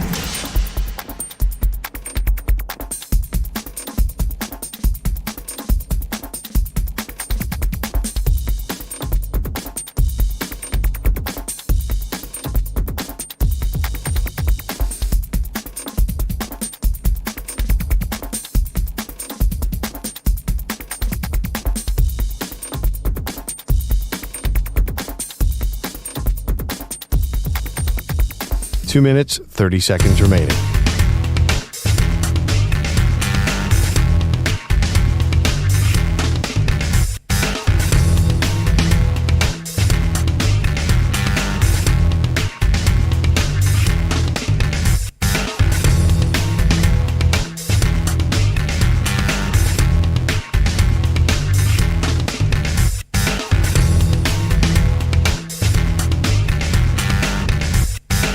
Two minutes remaining.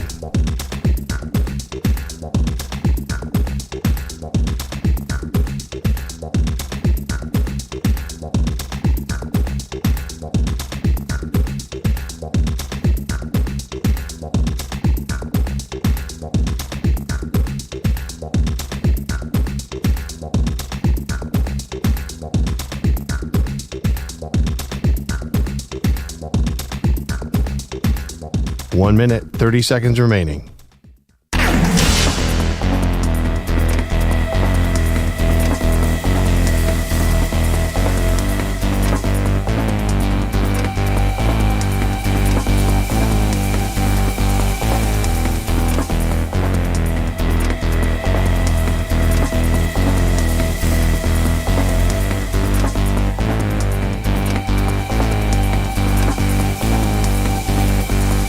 One minute remaining.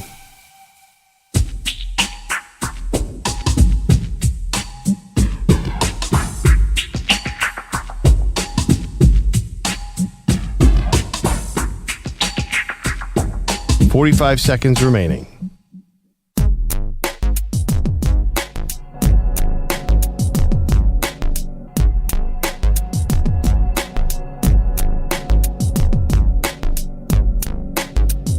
.30 seconds remaining.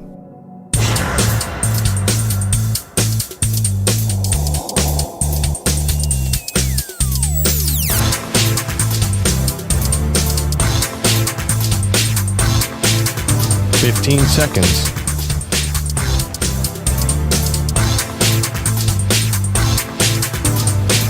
Break ends in 5 seconds.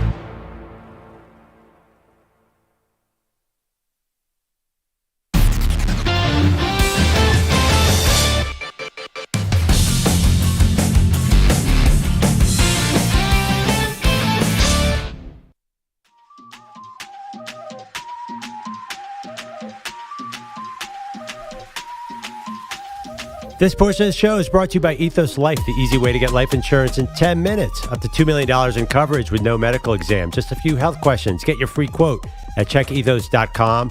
Not available in all states. Big thanks to Andy Staples for coming on from On3. Maggie, he kind of ended for me the Nico story in a sense. His explanation in 3 words was, he's an idiot. Like there's just, well, not he or his team. Yes, his kid. Now, I was trying to squint and say, you know what, maybe Nico could get a raise from $2 million. I still think he could because there's a lot of worse quarterbacks for making more money than that. I think UCLA will give him $2 million.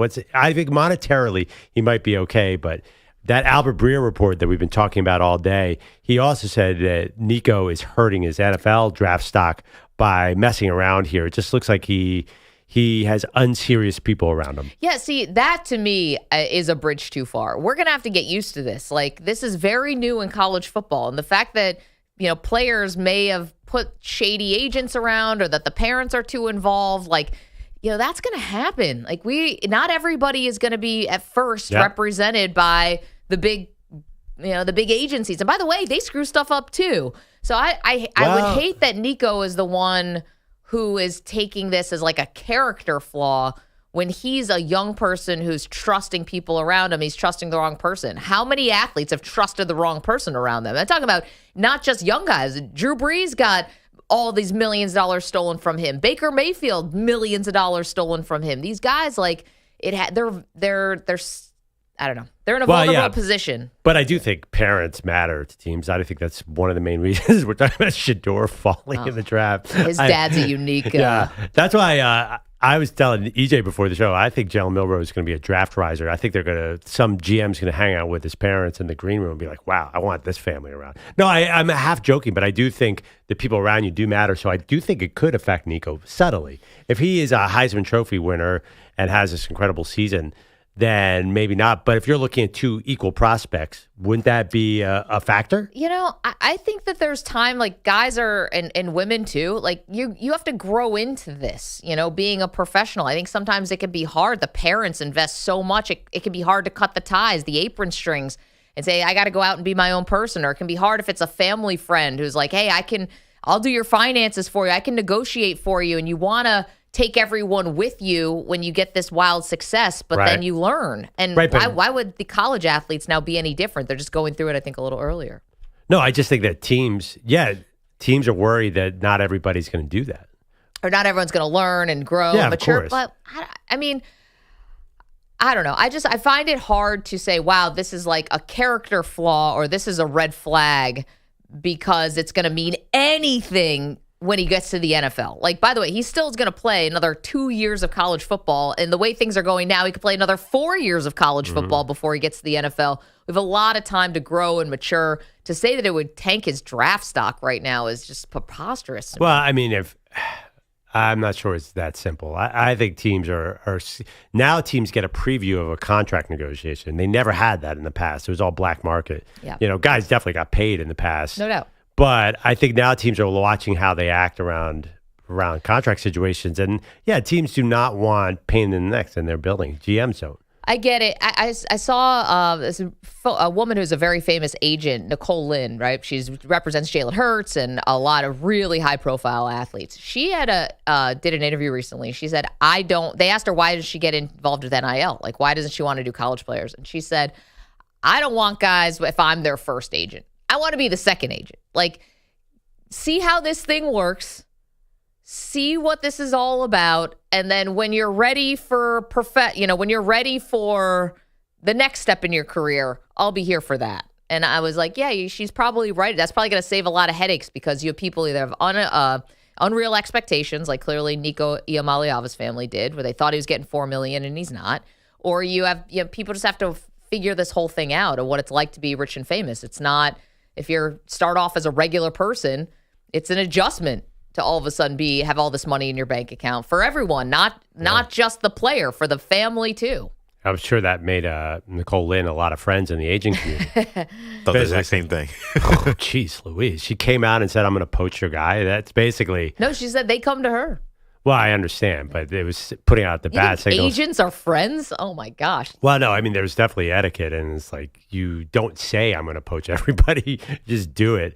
Yeah, trust me. Like, you're right. They all hate each other, but it's definitely like, I don't know. You don't just admit it. I don't know. She's a baddie. Let's get to Andrew Bogusch, who's here with headlines. What's up, Bogusch? Guys, a little breaking NFL news this morning. NFL Network says the Dolphins and Jalen Ramsey will explore the corner's trade market. Ian Rappaport and Tom Pelissero, in their words, quote, wouldn't be surprised if there's a divorce somehow. Ramsey is guaranteed $25 million for the coming season. Meanwhile, the Giants continue to do their QB prep ahead of next week's draft. They're hosting Syracuse product Kyle McCord today. And now Big Blue will reportedly work out Shedeur Sanders at Colorado on Thursday.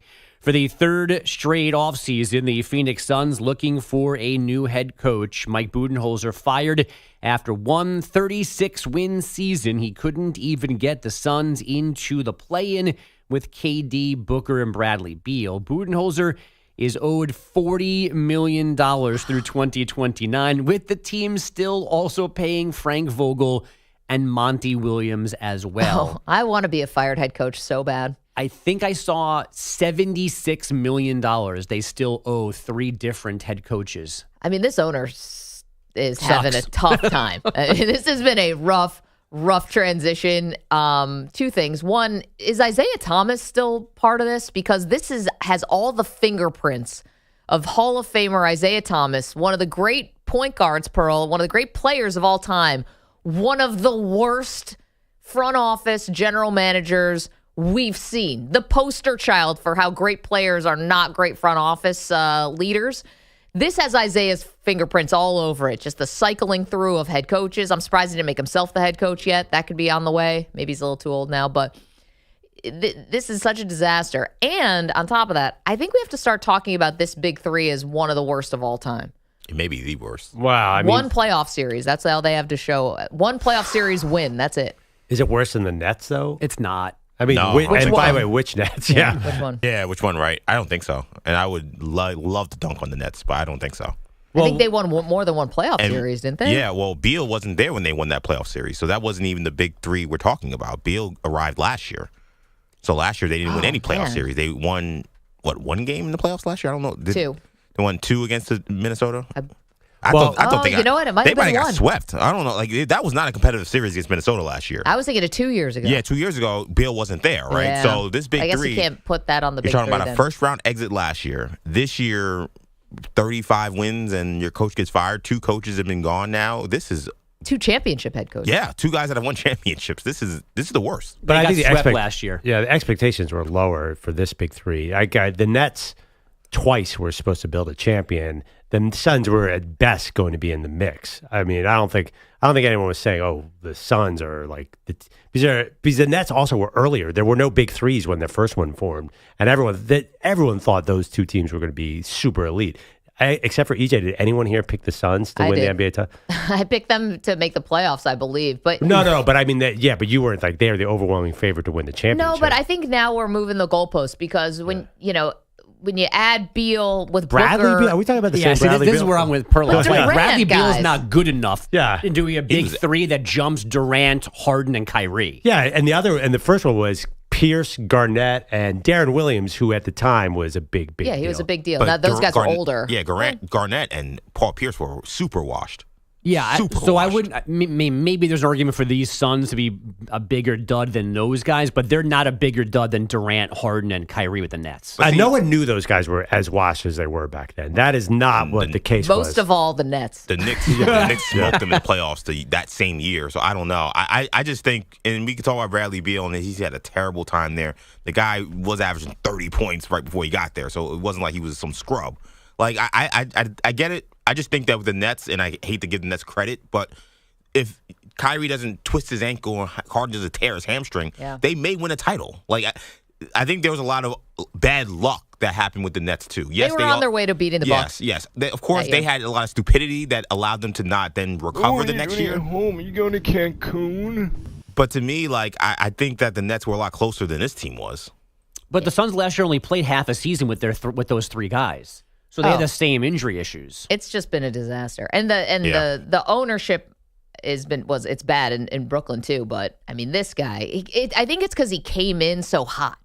It's like he bought the team and then traded for Durant like that week. And he just made everything. Remember, he was sitting courtside and the ball went into the stands and he wouldn't give it back to Nikola Jokic. Yeah. Just a clown show. I don't know. There's got to be something with these new owners. I think the NBA is, I don't know how, they almost need they're supposed to be a screening system. But I think between this. It's a bank account check. I know. But that's not enough because Phoenix and Dallas have been ruined beyond repair. I know, but people love this guy, Matt Ishbia, the owner of the Suns, because he was a walk-on at Michigan State. Remember? He's on the Tom Izzo championship team. Anyway. And then we don't even talk about that. Remember he had that crazy voicemail about Dan Gilbert? He dropped 30 F-bombs in 30 seconds. He thought that was private. I know. No, I'm just saying, though, it's a temperament. Yeah. It seems a little off there. The first move yesterday was the Pelicans firing executive VP David Griffin after missing the playoffs for the fourth time in his 6 seasons. Joe Dumars is apparently the favorite to replace Griffin. Dumars is currently the NBA's EVP of basketball operations. But that guy found Zion. No surprise at all last night. No one else would have found Zion, too. Who would have thought? Paige Becker's the first pick in the WNBA draft, now a member of the Dallas Wings. The Washington Mystics had picks 3, 4, and 6 last night, and they took Notre Dame guard Sonia Citron, USC forward Kiki Iriafen, and Kentucky guard Georgia Amore. To baseball, and here comes Juan Soto. 1-1 the count. Pitch. Swung on, hit in the air, a mile high to right center field. Buxton's on the run, back to the warning track, he turns, it is gone! It just cleared the 23-foot wall in right center field. Juan Soto with his second home run of the season. His first since Game 2 of the season. Pat McCarthy called it on Mets radio. Soto capping off a 5-1 series opening win in Minnesota. The Rockies scored their first run since Thursday, but still lost at Dodger Stadium 5-3. LA homers from Shohei and Mookie Betts. The Cardinals dropped the Astros 8-3. The Tigers 9-1 winners in Milwaukee, 7 shutout from Tarek Skubal. And on ice, the Kings blanked the Oilers 5-0 to clinch home ice in their first round series. LA's won 7 of 8 overall. Guys, back to you. Bogusch, thanks so much. Spicy quotes from one NFL GM. We get to that next. It's Maggie and Perloff. You're in a 5-minute break.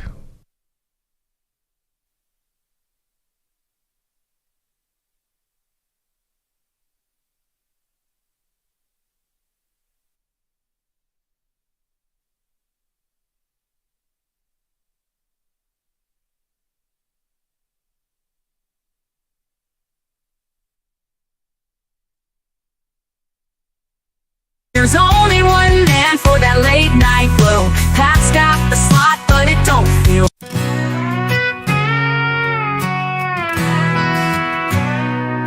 Daly was waiting by that glowing screen, hoping night shift crown would go to the king. Ship held it down night after night, with fire in his voice and truth in his mic. But the news came in like a cold hard slap. Pat Boyle's got it, felt like a trap. No shade on the kid, but let's be real. Shepard earned a late night deal. Now Shepard ain't sleeping and Daly's in tears. The Shepard maniac's been loyal for years. We stayed up late, we rode every wave, but they gave it to Pat and dug Ship's grave. So we howled the moon and cursed at the sky, asking one question: why, oh why, oh why? Meanwhile, Bilotti still don't show up for work. No call, no text, just gone with a smirk. Yet Ship clocked in through the thick and the thin. Rain or shine, he'd always check in. Infinity, you broke our trust. We wanted Shep and that's a must. You picked a Boyle, but we needed flame. Now the overnights just won't be the same. Yeah, Chef, it ain't sleeping, we're twisted with rage. You skip the vet for the new kid on stage. From the Bronx to the burbs, we're standing tall. Chef, a maniacs, answer every call. So crank up the static, let the record show. There's only one man for that late night blow. Pat's got the slot, but it don't feel right. Cause Chef, it ain't sleeping, not tonight. But it ain't sleeping, we're twisted.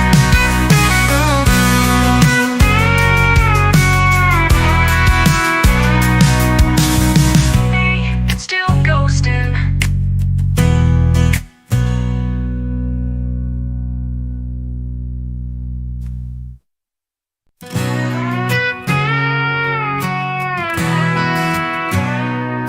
Daily was waiting by that glowing screen, hoping night shift crown would go to the king. Ship held it down night after night, with fire in his voice and truth in his mic. But the news came in like a cold hard slap. Pat Boyle's got it, felt like a trap. No shade on the kid, but let's be real, Shepard earned a late night deal.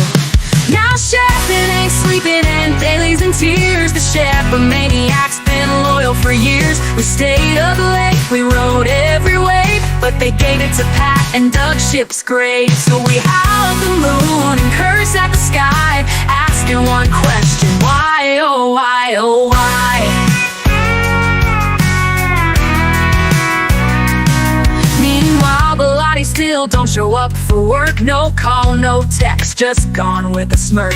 Yet Ship clocked in through the thick and the thin. Rain or shine, he'd always check in.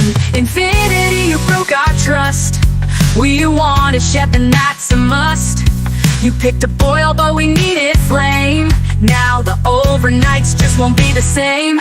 Yeah, Chef, it ain't sleeping, we're twisted with rage. You skip the vet for the new kid on stage. From the Bronx to the burbs, we're standing tall. Chef, a maniac's, answer every call.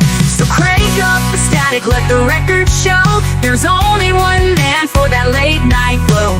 Pat's got the slot, but it don't feel right. Cause Chef, it ain't sleeping, not tonight. But it ain't sleeping, we're twisted.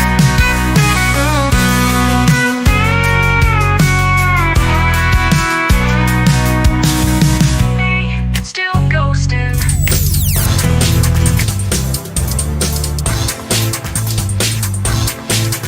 15 seconds.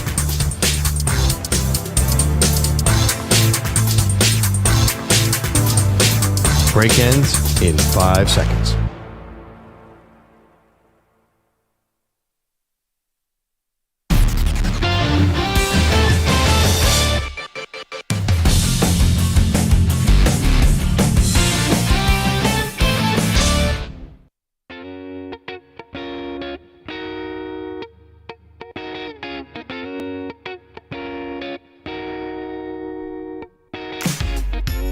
Welcome back. Maggie Gray and Perloff. Miley. So this was kind of interesting because we've been talking, Pearl, about the quarterbacks who may or may not go in the first round of this draft. Cam Ward all but assured to go number 1 at Tennessee. Mm-hmm. But a little surprised that Jackson Dart and Jalen Milroe both invited to Green Bay, where the draft is being held this year. Shedeur Sanders is not going to go. He's doing his own thing.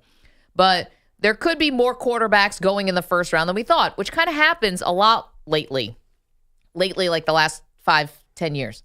Here's Seahawks GM John Schneider, who says people are sleeping on this draft when it comes to quarterbacks. Yeah, I'd be careful when you hear people say this isn't a great draft. It's been said by kind of everybody. It's a bit, yeah. Heck yeah. Everybody knows. Every John. team that's been out there talking about it on national television, right? Yeah. No, I think it depends on the team, how they view the player, the quarterback. Again, how you're going to acquire him, where you're going to acquire him. Okay, so that was courtesy of the John Schneider show on Seattle Sports. Yeah. Now, was that just him kind of doing these platitudes because you're never sure when you're going to maybe circle back around for one of these quarterbacks? They signed Sam Darnold, so I don't think that the Seahawks are in the market for quarterback. But is it possible that all of us on the outside have this wrong, that this quarterback draft is not that bad? We could see 4 guys go in the first round. It'd be right on par with all the other years. You know, I actually heard that quote completely differently. Oh. I heard, hey, this is a you could get a guy in the second, third, or fourth, or fifth round. I think that's what he was saying. Like, they called it a bad class. I think he was in the building when they took Russell Wilson in the third round. And it does seem, the more I hear about this draft, the more I feel like there's one first rounder, Cam Ward. Then there's a bunch of awesome second rounders, third rounders, and fourth rounders. Like, you could be super excited if you get Jalen Milroe or Jackson Dart in the second round, or maybe even, I doubt it, but maybe even Shedeur in the second round. Then you could be thrilled to get Will Howard in the third round, or Kyle McCord. Riley Leonard later. Riley Leonard in the sixth round. Kyle McCord is now a hot name in the third round. I read that as like, ooh, there might be some hidden gems in this class. That's how. And also, I know they did draft. They signed Sam Darnold, but that's a very thin contract. They can get rid of him pretty quickly. I actually heard that as, I'm going to take some guy in the third round. I think teams should always be doing that, because it's just the nature of the sport is just how important the quarterback is. Now, obviously, if you're Patrick Mahomes, if you're Lamar Jackson, like you're Team Josh Allen, you don't need to do that. I mean, my gosh, if the Bills took a quarterback in the third round, we'd riot. Bills fans, that is. But here's the thing. I think that if you have Sam Darnold, is not those guys. Well, yeah, Sam Darnold is not an established MVP caliber. You should absolutely be taking guys in the third and fourth round. Flyers. Okay, well, let's test your theory then. What if you're San Francisco? Are they going to pay Purdy? Yeah, they're going to pay him. Okay, well, now they have Mac Jones as the backup. So if that's you're another saying, route to go. You're saying if you pay your guy, then if you pay your guy, but everybody's getting paid. 20 quarterbacks are getting paid. But you just said Sam Darnold's contract is not. No. It's thin. Yeah, but and I think nobody would be surprised if the Seahawks took a quarterback. You're saying if you have an established quarterback, should you be developing someone behind him? Because you've kind of been saying that. Well, but I think it depends on what you mean by established. Your Eagles obviously, had Carson Wentz and took Jalen Hurts. That was established. Carson was established. And they took Jalen in the second round. It turned out to be the best thing they could have ever done for themselves. If you're the Packers, do you take a fourth round quarterback? With Jordan Love. If you're obviously, if you're the Giants with Russell Wilson and Jameis Winston, you're going to look at a quarterback at some point. Oh, for sure. Those are the obvious ones. The Steelers. These are teams that don't have they don't have franchise guys. But I'm telling you, if I'm Miami, that's what okay. See, that's interesting. You paid Tua, but I would definitely be looking at quarterback. What if you're Arizona with Kyler Murray? 100%. Maybe even first round there. Well. Rams, Matthew Stafford. I think you definitely. But Stafford's 37. No, you have to. And again, second round, maybe a little rich, but is it ever too high for a quarterback? It sounds good, and then you'll bring up Jalen Hurts and you'll bring up Andy Dalton or something, but most second-round quarterbacks and most third-round quarterbacks falter. No, I understand. It's a bit of a crapshoot, but you're saying keep on, and I totally agree with this, just keep on rolling the dice. I think at some point we've learned not just that, and it's not just about like the quarterback evaluations and all of that, but don't you guys feel like the season goes forever? It's weird now to talk about in the middle of April because we're so deep into the offseason and you're talking about the draft, but let's not forget where we are when it's December and half the league is playing backups and it's excruciating and you're just waiting for the playoffs if you're lucky enough that your team is a playoff team. And it's like this slog to the finish line because guys are playing games on Wednesdays and you're playing 3 games in 11 days and all this crazy stuff. You need more quarterbacks now more than ever. Yeah. I'm looking at some of the third round quarterbacks. Oof. It's not good. Desmond Ridder. No, the last few years, Hendon Hooker, of course, I don't know if he's really ever going to play. Desmond Ridder, Malik Willis is pretty good. Matt Corral never took a snap, never will take a snap. Remember with Hendon Hooker, what was shocking about this was when Detroit actually needed the backup quarterback in the playoff game and they went to Teddy Bridgewater. Hendon Hooker had been in the building for 2 years. Well, one year he was completely hurt. That's but Kellen Mond was a third round pick. It's dicey after the first round. So it does sound good in theory, but reality is you never know. And even this year's second round, Jackson Dart, if he goes to the second round, it's a huge unknown. We have no idea if this guy's going to be good. And that's so interesting to me too. Just the varying evaluations. Is Jackson Dart worth the number 9 pick? Is he worth the number 9 pick in the second round even? This is a weird class. I don't remember this much polarization. So I think it's weird to say worth because the quarterbacks, like the position is so valued. You can't treat it like another position. Like I still think Shedeur Sanders is going to go in the first round, in the top half of the first round. I don't think he's getting past 9 with New Orleans. And I think it's still possible he goes 2 or 3 to a Cleveland or the New York Giants. And it's because of the need. Like, quarterbacks get pushed up all the time. Is Jackson Dart a first-round draft pick? Probably not. Will he go in the first round? Yes. I think. Well, I mean, 2022, Kenny Pickett was the only first-round quarterback. Malik Willis was talked about as first round. He fell. Matt Corral was talked about as a high second round. He fell. Sam Howell was towards the top of the draft. He fell. That year, a lot of guys fell. So I don't know. I do think it's a little cyclical. Last year's draft was super heavy, but the year before, Bryce Young, C.J. Stroud, and Richardson, Levis fell. Mm-hmm. We all thought Levis would be a first-rounder. So there are different – I mean, I know now we don't think he was, but I think Will Levis thought he was going to be a first-rounder. He definitely did. He was at the draft. It was painful to watch that. It's always painful when guys think they're going first round and then don't. It's the worst. 888-710-4ISN, 888-710-4476. So that was John Schneider, the general manager of the Seahawks, saying don't sleep on this draft as far as quarterbacks. I heard it as maybe the guys at the top are viable. You heard it more as maybe there's depth in the quarterback position in the draft. You got to look at where they get him. Meaning, hey, if you use a third-round pick. I mean, I think, the Seahawks have been linked to Shedeur a little bit. Somebody... big-time NFL writer, I'll find it, said Seattle and Arizona could look at him too. Crazy. Maggie and Perloff show coming up. Lots to do, including usually we get surprise no-shows. This was a surprise show. Who showed up to their team's voluntary workout and why does it matter? We get to it next.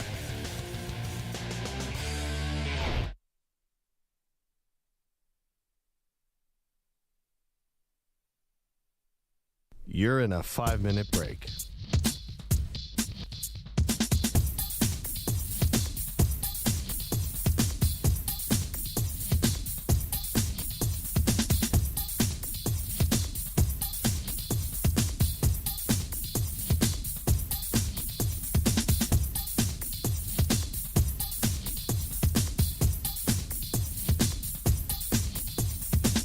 Four minutes, 30 seconds remaining.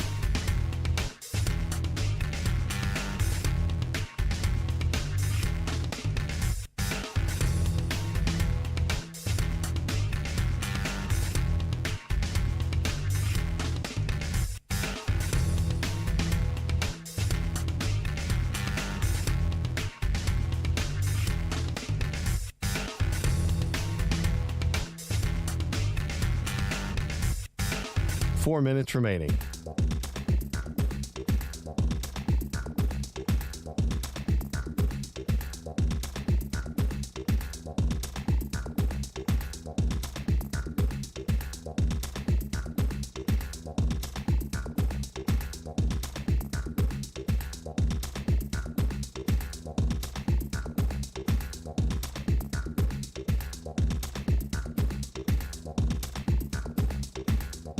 Three minutes, 30 seconds remaining.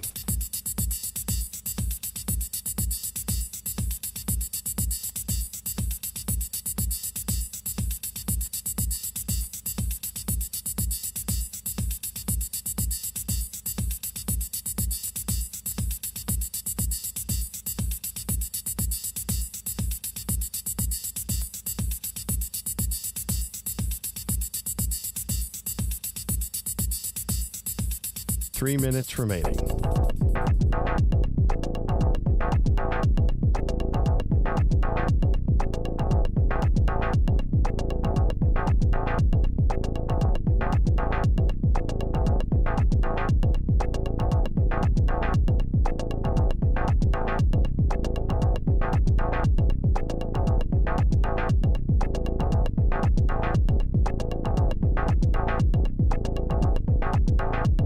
Two minutes, 30 seconds remaining.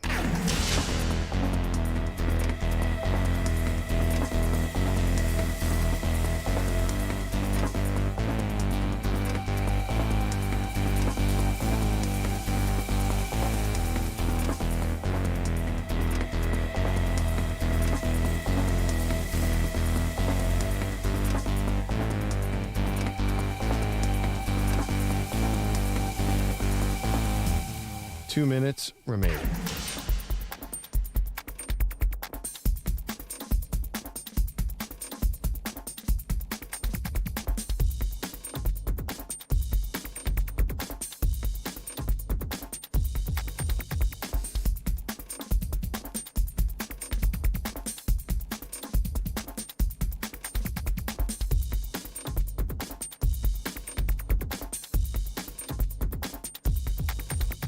1 minute, 30 seconds remaining.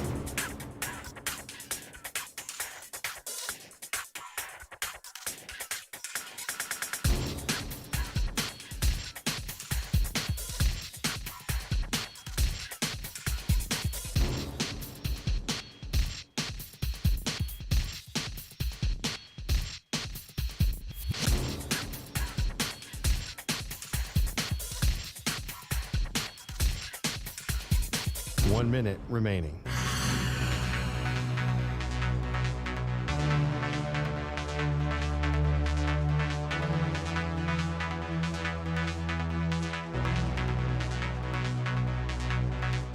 Forty-five seconds remaining.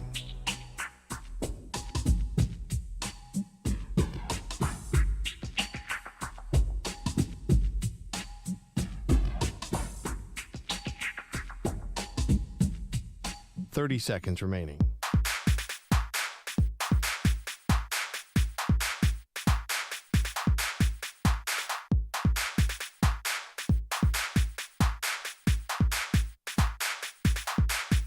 Fifteen seconds.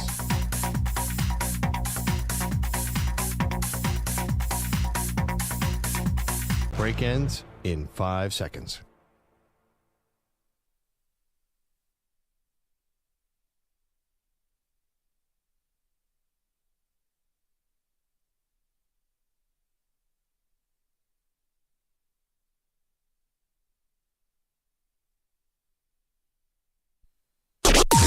Maggie and Perloff on the Infinity Sports Network.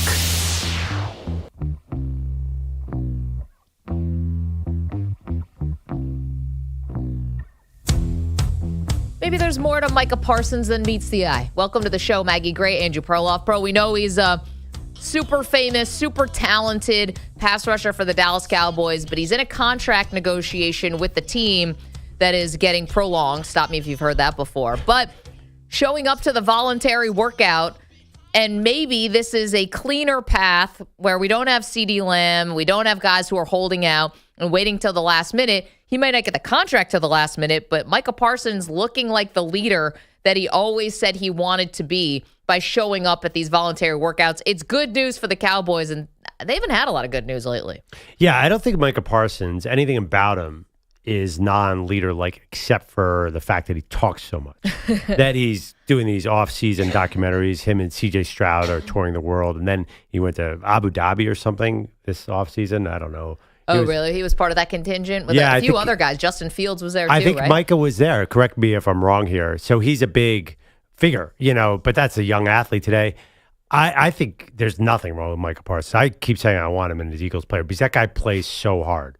You don't get that motor, even if you're not a vocal team leader, which he probably is, even if you're not that, people see you do that, and that's all that matters as a star. So especially, and again, I keep coming back to the position, if you see your defensive end who's playing hard at the end of a game when you're not even in it, I think that rubs off. So I'm totally fine with Micah Parsons. I'd give him money and build around him. Yeah, I think he's going to get the money. The question is just when and how many other pass rushers are going to get signed to new deals before the Cowboys wake up and put pen to paper here. But this has become their MO. This is Jerry's thing. He just waits and waits and waits. And I think this is a positive step for Parsons because you mentioned, I don't really care about what guys do in the offseason as far as traveling and stuff, but, he's doing that podcast in season. They're doing do your Mount Rushmore of quarterbacks or name your top 5 quarterbacks right now, and he's not putting Dak Prescott in it. That creates a story. It's just kind of silly, and at times this is self-inflicted where now your teammates are getting asked about it. And, it seems unserious at times. This is actually where you say the actions speak louder than the words. And you know what? I think he is probably a better spokesperson for the team right now than Jerry Jones is. And we talked yesterday a lot about Rory McIlroy and what it meant for him in the Masters to break his drought of not winning a major for a decade. And we asked who's the next team that could break this drought. The Dallas Cowboys are right there at the top of the list with Manny's New York Yankees as far as it's become more about them the losses than it is about the wins ever were. We are so far removed from the Cowboys of the 90s. That footage looks freaking old. It does. The uniforms all look, the big shoulder pads that Troy Aikman's got on. It looks, it's in color, but it looks old. And so I think I don't know if this Micah Parsons thing is going to go anywhere towards ending this drought, but I feel a little bit better about the future of the Cowboys if he's not going to make this so painful and he's going to show up and continue to be that leader and grow into that role. Maybe you feel a little bit better about it. Yeah, that analogy doesn't work at all for me because Rory was the best golfer and, he's winning tournaments left and right. He was missing putts to win majors. Cowboys haven't been to a conference title game since that year. Yeah. They're not even close right now. And next year's going to be rough, too, because their schedule gets way harder and all their ton of good players are already injured and the season is 6 months away. I think they have major health issues. There's no drought breaking going on here. I mean, is that even, where's the goal for the Cowboys? They're not talking Super Bowl anymore. No, I think that has probably shifted. Dak Prescott's coming off of like a really, a significant injury, and it's multiple lower body injuries, and he's older and he's expensive and all of that. But, maybe this is at least a positive direction. I also saw something, we've been talking about our old pal, Albert Breer for Sports Illustrated, wrote a couple interesting nuggets in his last column, a lot about Shedeur Sanders, a lot about Nico Iamaleava, a lot about the Saints. One thing he also put in his column said players were a lot more behind the Brian Schottenheimer hire than meets the eye. Like that was a way more popular move amongst the players than was kind of let on. To be honest, I think we kind of, considering how famous his last name is and how good a coach's dad was, we kind of clown that hire. Well, you mean that in a good way or a bad way that the players are behind it? I think it's probably a good thing, right? No, why? Why would you want a guy that the players love? Well, I mean, if they're you're not going in already with something contentious, like, hey, they fired the guy we really liked and now we get the facsimile, or we don't really believe in this guy.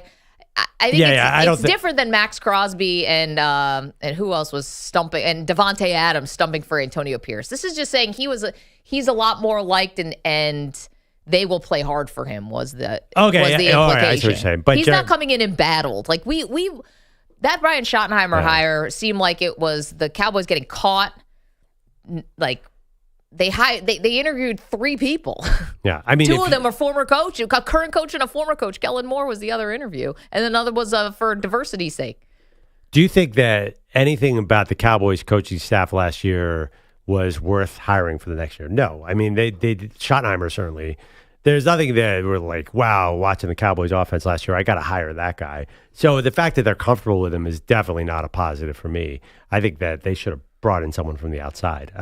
Obviously. I mean, I would have gone with Belichick or somebody to just shake it up completely. I would have gone to the exact opposite of whatever they're doing. Not the most comfortable hire. Jerry likes people he's really familiar with and comfortable with, and that's probably a major downside. By the way, the Cowboys are way down in Super Bowl odds.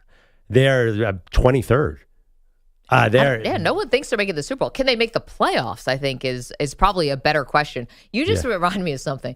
Do you think they should have hired Belichick? And I'm not against that. Or something radical. Do you think his girlfriend would be out on the practice field if he was coaching an NFL team now as opposed to a college team? It is Jerry Jones of the Cowboys. I could see that happening. It's encouraged by Jerry. I mean, listen, they're basically, isn't the rap that they're tourists walking around the building?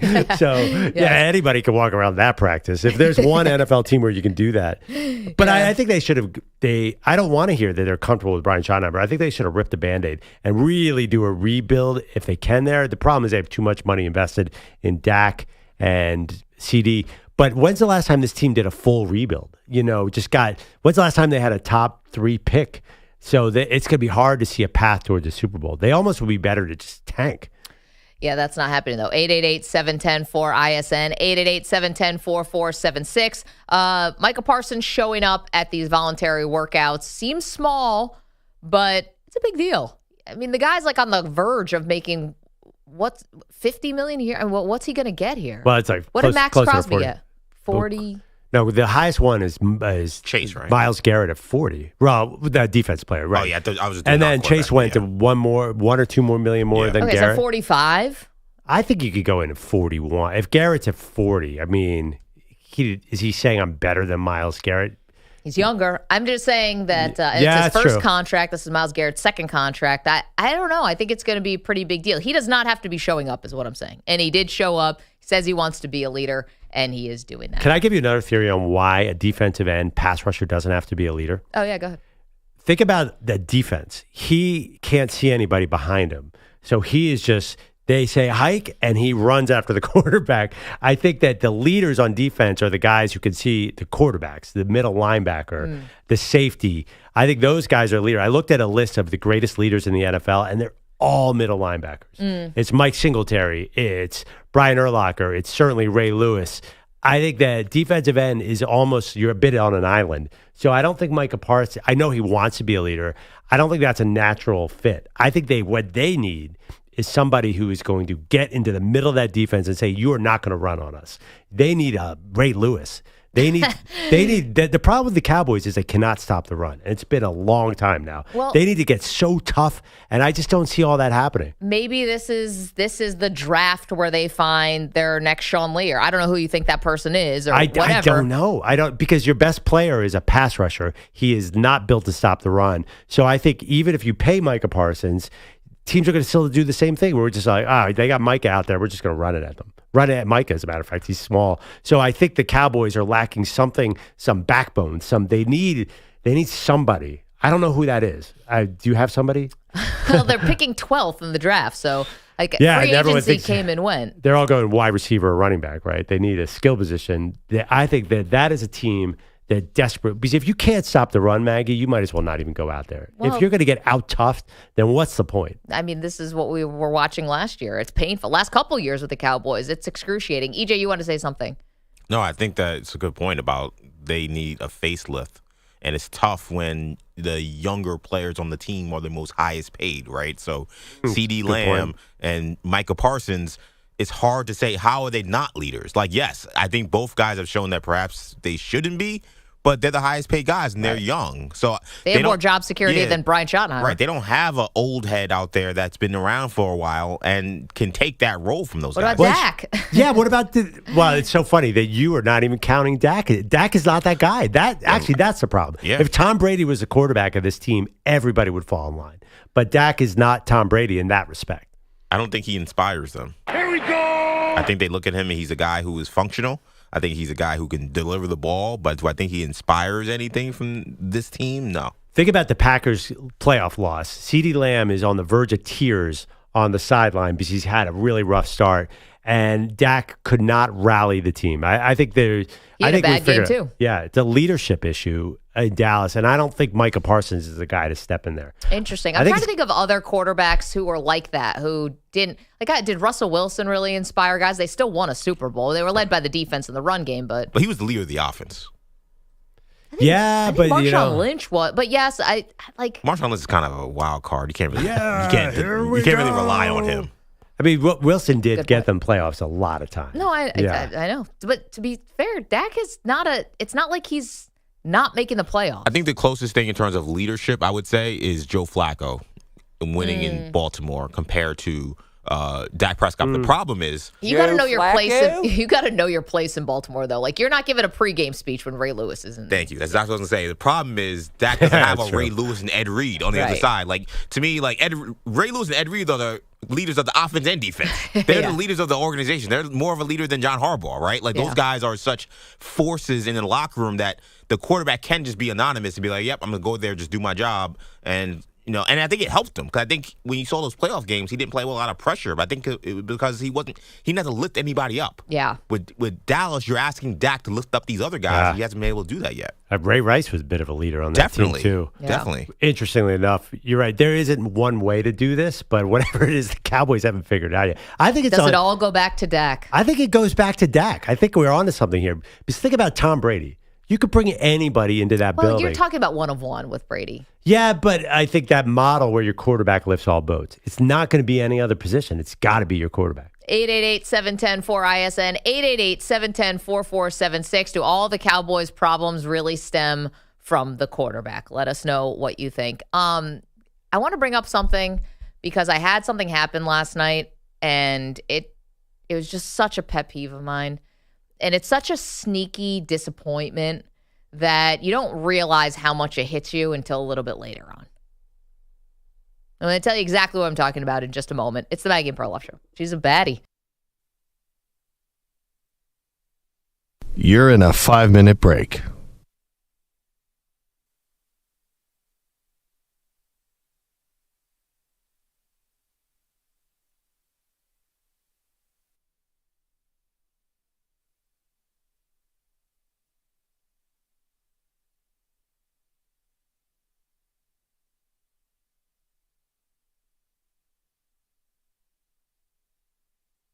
Four minutes, 30 seconds remaining.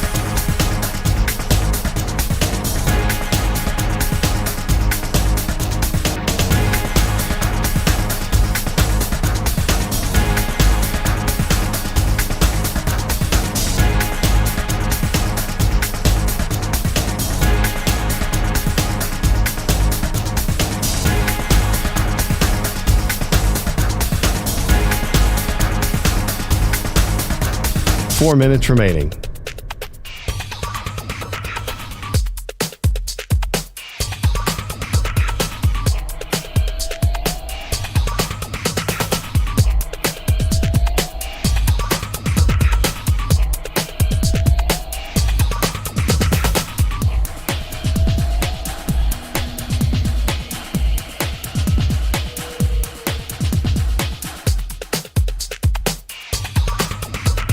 Three minutes, 30 seconds remaining.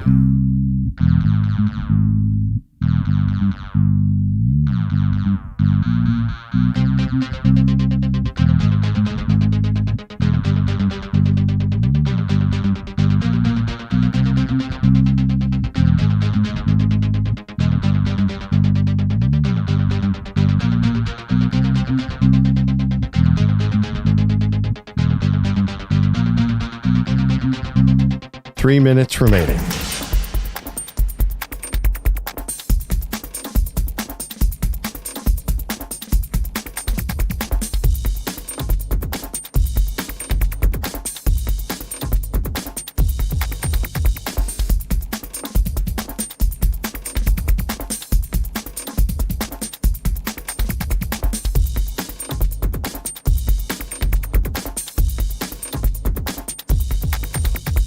Two minutes, 30 seconds remaining.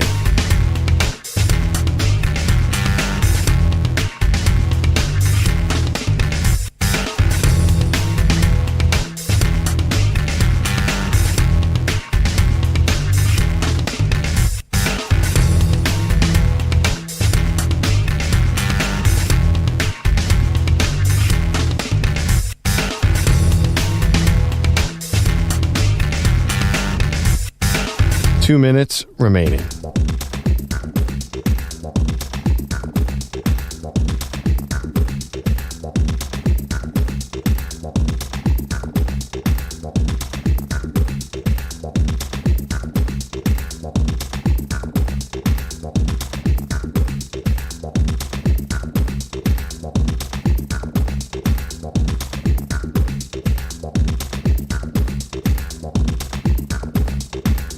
One minute, 30 seconds remaining.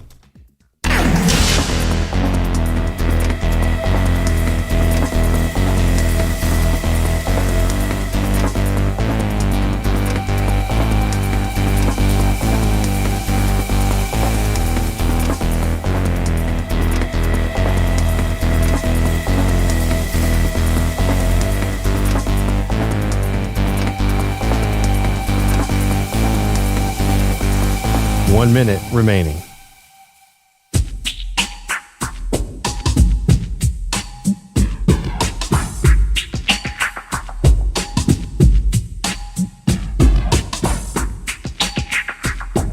.45 seconds remaining.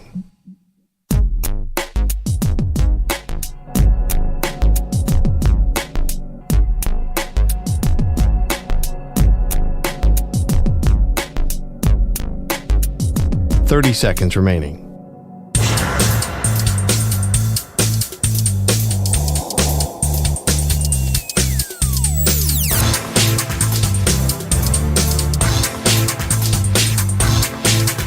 .15 seconds.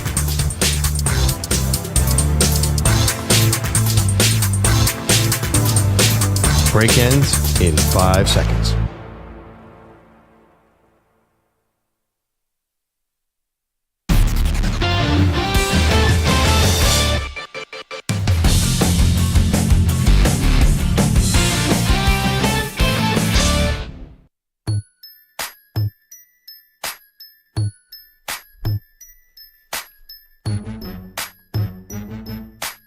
All right, the Defensive Player of the Week is sponsored by the Navy Federal Credit Union, who proudly serves the Armed Forces, DoD, veterans, and their families. Their members are the mission. Learn more at NavyFederal.org. Tough one because college basketball is done. NBA is an absolute utter joke from start to finish last week because it's the end of the season. That escalated quickly. If you give any of these like 8 stringers who's playing in the end of the NBA regular season, EJ, I'm going to revolt. So a starter on the Philadelphia 76ers? I think it's got to be. Leading scorer of the Sixers.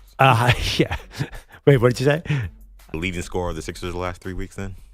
I don't even know the Sixers players. I turned on the game the other day. I'm like, I've never heard of this human being, this human being, this human being. So I think I'll go Draymond, but I have no idea. Okay. I think EJ's got to get creative here because you're right. And hockey also is just, we're right here. Basically, the playoffs are basically set, but we just have a couple more wild card things. I think this is a really big deal. The Padres had a weekend series where they shut out the Rockies. All 3 games, it was 3 games, right? Not 4. 3 games, shut out. I think EJ gave it to the Padres. They're awesome this year. No surprise there. Their offense gets a lot of attention because it's Tatis and Machado, but I think you went with the Padres. But pitchers aren't defense, though, right? Yeah, but a shutout is a...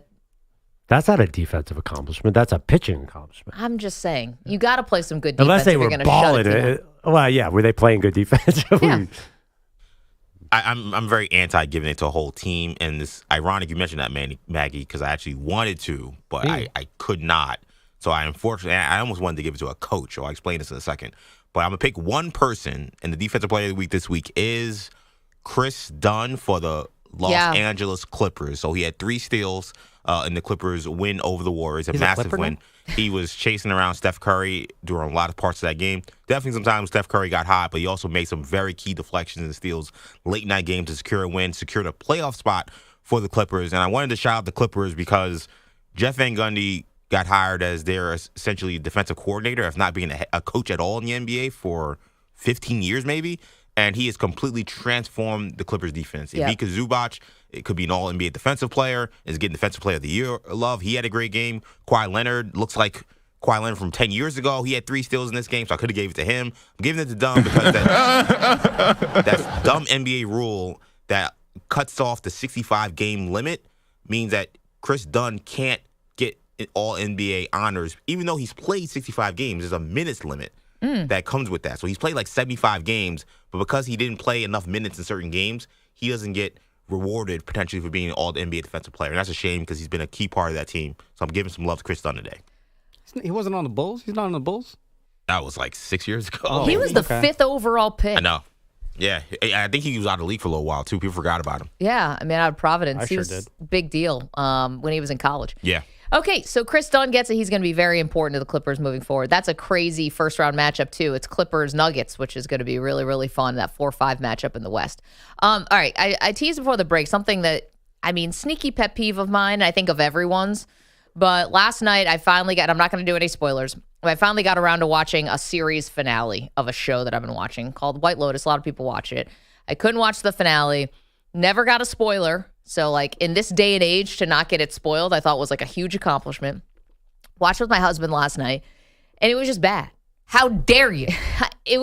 There are worse things in life, I get that, but are there really? Then when you invest all this time into a show, and then the series finale is bad. Now, this was only 8 episodes. I know there have been way worse TV show finales, like series finales. You want to go to Lost, you want to go to The Sopranos if you didn't like how that ended. Like, you can invest years and years into a show. Perloff, I just think it's so much worse to have a TV show have a crappy ending than a movie have a crappy ending. How dare you? A bad movie ending stinks, but you've invested, 2 hours? Like, I've been watching White Lotus for 2 months. Yeah, but aren't all season series finales bad because they're closing up because they ran out of steam? By the Seinfeld ending Cheers, was bad. all of them. Sopranos, they've all lost their fastball by the time they end. Now, the limited series is a different calculus. Yeah, this is I'm in an island. I never loved White Lotus. Okay, that's fine. America does. I've never totally understood that, so I'm not surprised the ending was bad. It's just you feel duped. is the problem. And there's been some bad movie endings. Like I'm looking at IMDb as a list of the 20th worst movie endings. For some reason, I don't feel, and there are a lot of good ones here. Like No Country for Old Men was a great movie with a bad ending. What? That ending was awesome. The Departed was Wait, a people bad didn't ending. like the end of No Country for Old Men when he's limping, and oh my God, that's incredible. There's just a lot of the Marvel movies and a lot of the superhero movies. Titanic. I mean, there's no room on that thing for Leo. Wait, they're saying the end of Titanic is bad? Well, I mean, we all know how Titanic ended, but, you could have saved Leo if you really wanted to, Kate Winslet. The boat made it to New York, right? Wait. You think Kate Safely. Winslet could have saved Leo? Yeah, just scooch over. Wait, you didn't like that? Just scooch over. I mean, the major issue. She can't scooch? Just give me a little scoochy scooch, please. The major issue people have, she's throwing away a multi-billion-dollar necklace because of a guy she slept with 60 years ago. That annoyed everybody. But did you see how steamy that car got? I'm just saying, everyone was mad because she threw out the necklace. That this entire team has dedicated their whole life to finding this darn thing. She's like, pff. Anyway, that was a classic ending.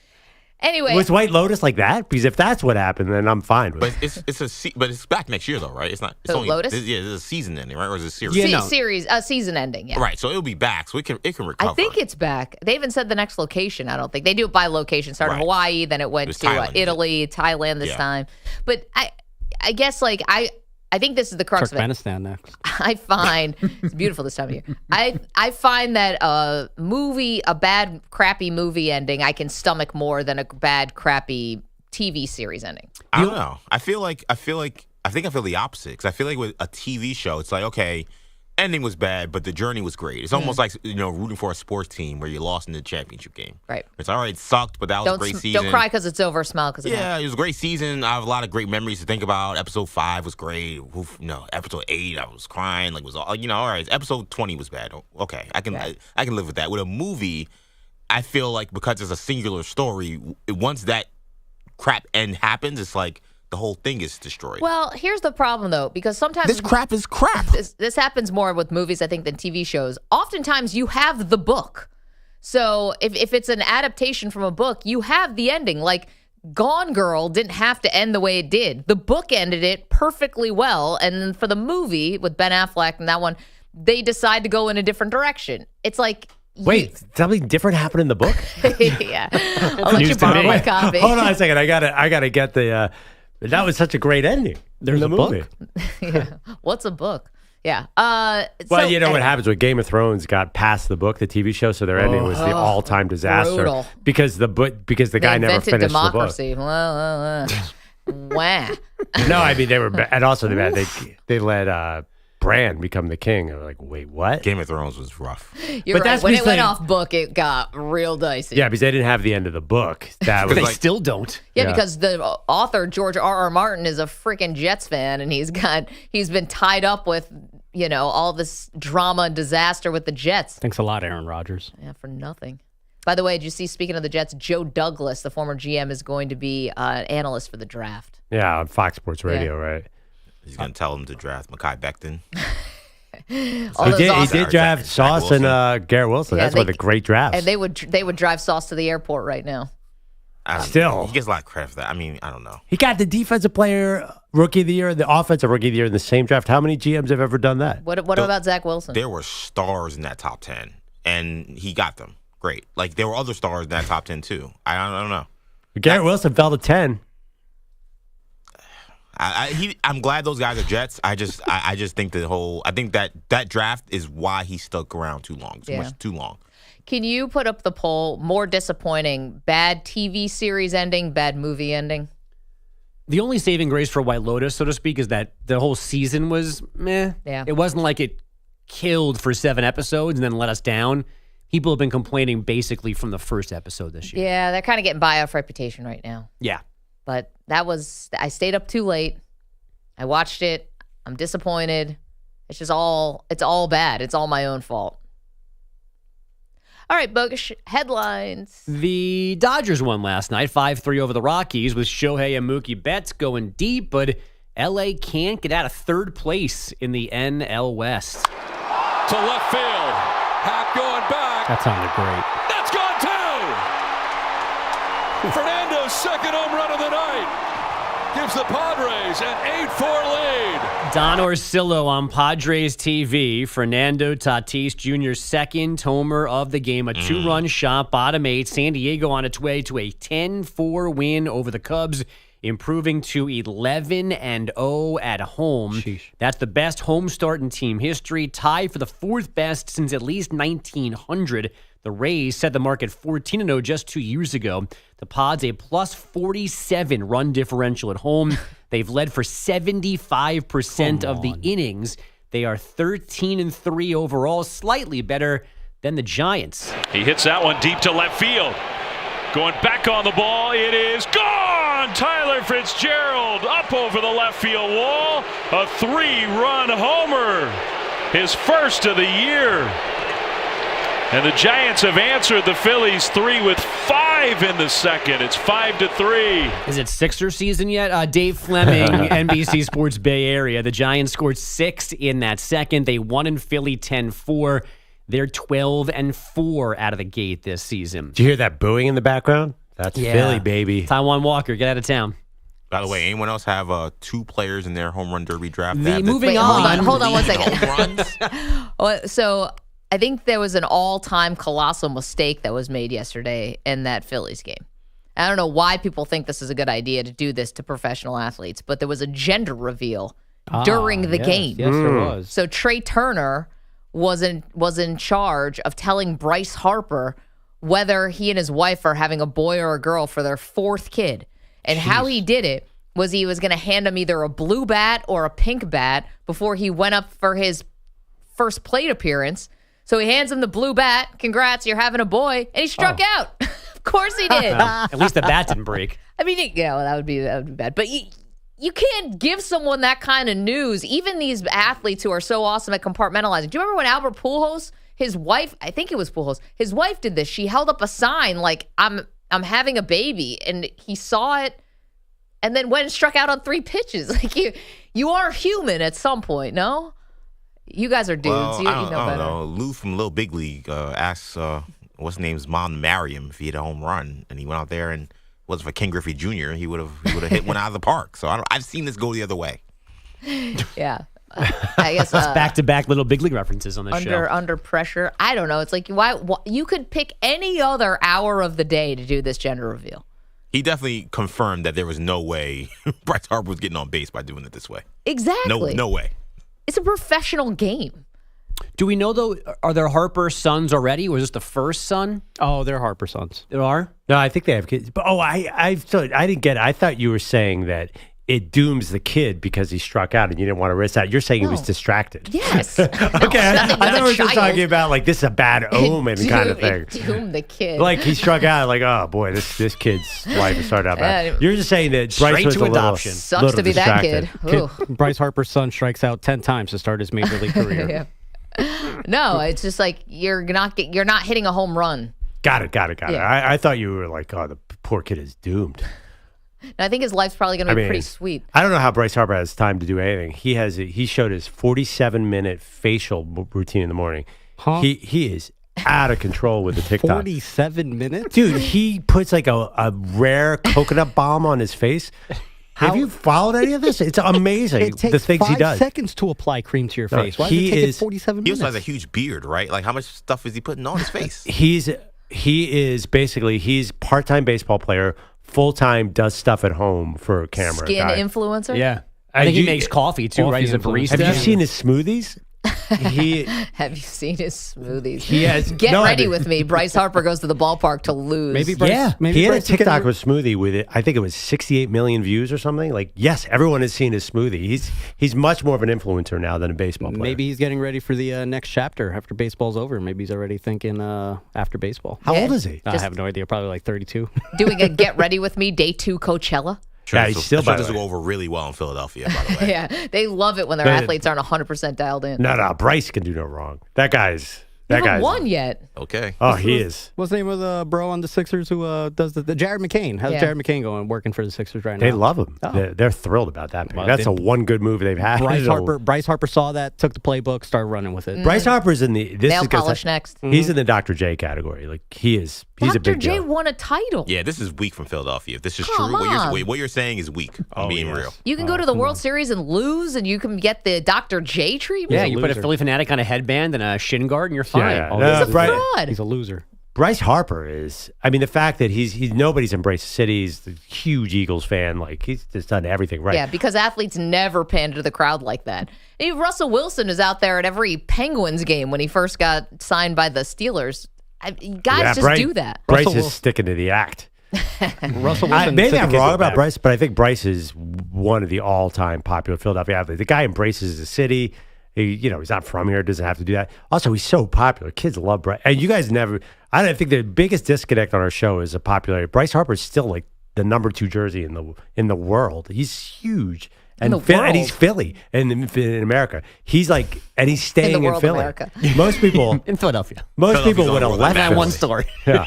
Jalen Hurts won. Like, trust me, we're not the Mitchell Lakers. Vaness. We don't usually get the big sizzle guy. The Philly's psyched for this guy. Would you guys be excited to have Bryce Harper? I would. It just feels like, again, like, you say he's Dr. J. I'm like, that's an icon. Yeah. But Dr. J's royalty, maybe he's a little, but he is a really big part of the Philly sports scene. Like, he'll have a statue outside that building, even without winning a World Series. Oh, come on. That's Chase Utley slander right there. Well, I can't stand him. Utley's a god. I mean, you can't. That is another level. Yeah, Philly should be Rollins, by the way. Mets fans love Chase Utley. Stand-up guy. No, because Chase Utley was dirty. That's what we liked about him too. Not just was he good.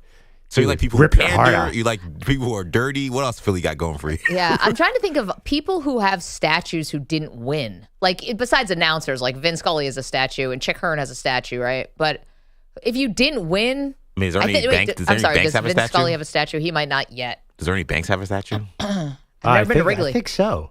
No, maybe not. Actually, but he certainly deserves one. I don't think there are as many statues as you guys think there are right now. Like, Yeah, you're actually, not it's hard giving to away do. statues all over the place. That's what I'm saying. I don't know how many go to people who didn't win something. Pat Tillman, that's like a totally different kind of thing. Malone has a statue. I think Michael? Malone and Stockton. Mark Malone? Mark Malone? Not Mark Malone. No, Carl Malone. I think John confused Stockton. Mike both Malone have, and both Mark have Malone statues. yesterday. I mean, the heck is Mark Malone? I'm just glad you know who Carl Malone is. Yes, I'm familiar with the Carl Malone. I think Bryce Harper's like Charles Barkley in Philadelphia. I mean, wildly popular. Barkley didn't win, didn't even come close in Philly, but he's still like will never ever pay for a Dominique drink. Wilkins has a statue. And he didn't win. No. Yeah, I think you don't have to win. And by the way, the fact that Bryce Harper's been to the World Series, has had incredible success in Philly. This is the best run we've ever had. I think You that's won the World Series. Yeah, that's what multiple makes this times. weird. Yeah, like you have guys that have won championships. But they're not the best run we ever had. What is it? How many times have they made the playoffs in a row now? They're really, really good. Bryce Harper's great. I don't know what the problem is here. Maybe he didn't win a title, but he's still the guy. First of all, This makes a started very off healthy that he's got a smoothie. 45-minute skincare routine. Yeah, he's got a very healthy smoothie. I'm sure Joe and Delco loves that. His key is that he uses coconut milk. Oh, yeah. Yeah. Remember the guy who put the banana peel on his face? Whatever happened to that guy? Oh, he's still around. Also an influencer. I already forgot bro's name. Who is the you guys get it? Who is the Ashton New York Genty? version of Bryce Harper? A guy that everybody loves, Jalen Brunson. even if he doesn't win. Look at the face that Andrew Bogusch just the made. He correct hates answer Jalen and the Brunson. only answer, well, not the only, but the correct answer is Don Mattingly. Oh, I thought you meant current athlete. Uh-oh. Current. You meant current? Oh, sorry. Yeah, I think Jalen Brunson. I'm being serious. Not Aaron Judge. He got mercifully booed during the playoffs and World Series. I think let's go Yankees. I think there's a lot more people willing to bury him at the first sight of trouble than it is with Knicks fans with Brunson. Just my opinion. They're both captains. I don't know. Yeah. I mean, What about other sports? What about L.A.? Yeah, L.A. One of the second tier Dodgers is probably because the Yeah, all those Dodgers guys are have so championships popular now. now. They so won, hard. though. Yeah, but even so, I'm saying a guy whose popularity might Honestly, be more than his achievement. I think Luka Doncic in Dallas was like that. Yes. He was like Bryce Harper, and we're seeing it, right? Like he didn't win anything, but They like, loved him. They revered him and loved him in a way that I think we even didn't understand. I think that's a good example. Yep. But yeah, it's not a lot of guys like that. I don't fault or disagree that Bryce has a lot of love in Philly. It's just Philly hasn't won a lot of titles, and there are people who have won it. But you're telling me Bryce is number one right now, which is crazy. Well, number one, or at least one of the top guys. Yeah, I mean Saquon's pretty hot right now too. True. Back to Bogusch. Saquon's been hot. Jalen Hurts, though, it's funny. Jalen Hurts should be the guy, but no. Philly does not like, they never love the quarterback. It's just not the way the city works. Here's some NFL news for you. The Dolphins and Jalen Ramsey reportedly exploring the trade market for the veteran corner. The Giants expected in Boulder Thursday for a private workout with Shedeur Sanders and Patrick Peterson retiring as a Cardinal, for whom he played 10 of his 13 seasons. Paige Becker's on her way to the Dallas Wings, the first pick in last night's WNBA draft, as expected. Becker's is the 6th UConn player to go number 1. The last was Breanna Stewart back in 2016. How long until Nico Harrison gets her out of Dallas? The Chicago Sky used the 11th pick on Haley Van Lith, reuniting her with former LSU teammate Angel Reese. And from the NHL, the Canadiens lost their 3rd in a row, failing again to clinch a wildcard spot 4-3 in a shootout to Chicago. The Blue Jackets remain 4 points behind Montreal with 2 games to go. Guys, the Canadiens. Okay, we will have some funny sound for you from last night's WNBA draft in just a little bit, but also, guess who's getting a new documentary? He's an idiot and a fool. We'll tell you next. No, not Charles. Someone else. We'll tell you. It's M&P. You're in a 5-minute break.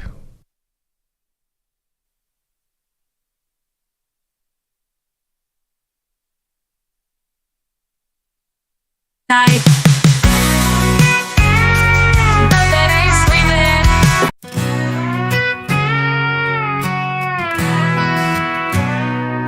Daily was waiting by that glowing screen, hoping night shift crown would go to the king. Ship held it down night after night, with fire in his voice and truth in his mic. But the news came in like a cold hard slap. Pat Boyle's got it, felt like a trap. No shade on the kid, but let's be real, Shepherd earned a late night deal. Now Shepard ain't sleeping and Daly's in tears. The Shepherd maniac's been loyal for years. We stayed up late, we rode every wave, but they gave it to Pat and dug ship's grave. So we howled the moon and cursed at the sky, asking one question: why, oh why, oh why? Meanwhile, Bilotti still don't show up for work. No call, no text, just gone with a smirk. Yet ship clocked in through the thick and the thin. Rain or shine, he'd always check in. Infinity, you broke our trust. We wanted Shep and that's a must. You picked a Boyle, but we needed flame. Now the overnights just won't be the same. Yeah, Shep, it ain't sleeping, we're twisted with rage. You skipped the vet for the new kid on stage. From the Bronx to the burbs, we're standing tall. Shep, a maniac's answer every call. So crank up the static, let the record show there's only one man for that late night blow. Pat's got the slot, but it don't feel right, 'cause Shep, it ain't sleeping, not tonight. It ain't sleeping, we're twisted.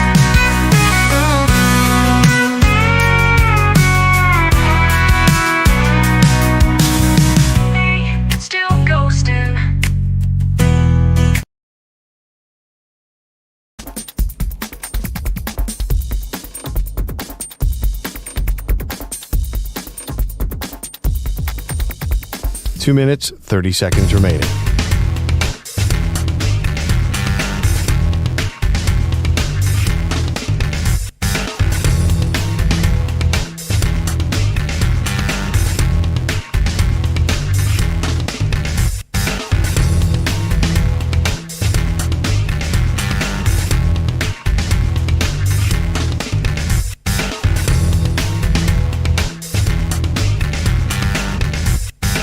Two minutes remaining.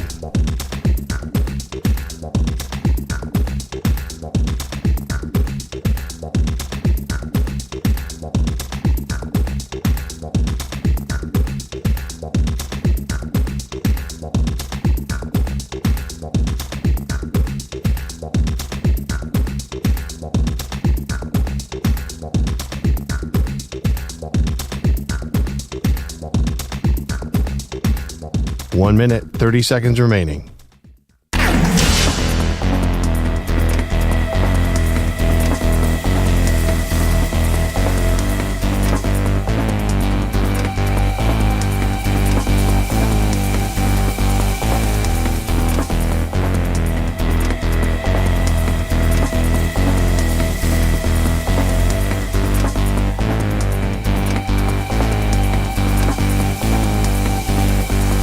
One minute remaining.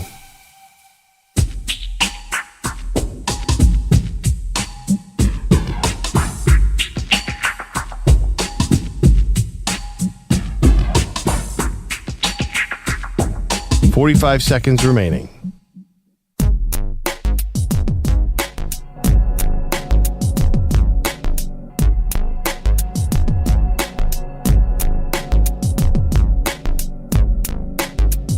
$30 seconds remaining.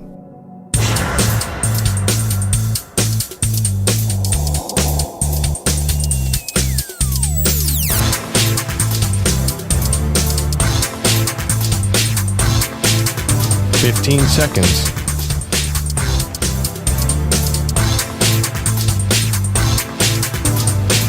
Break ends in 5 seconds.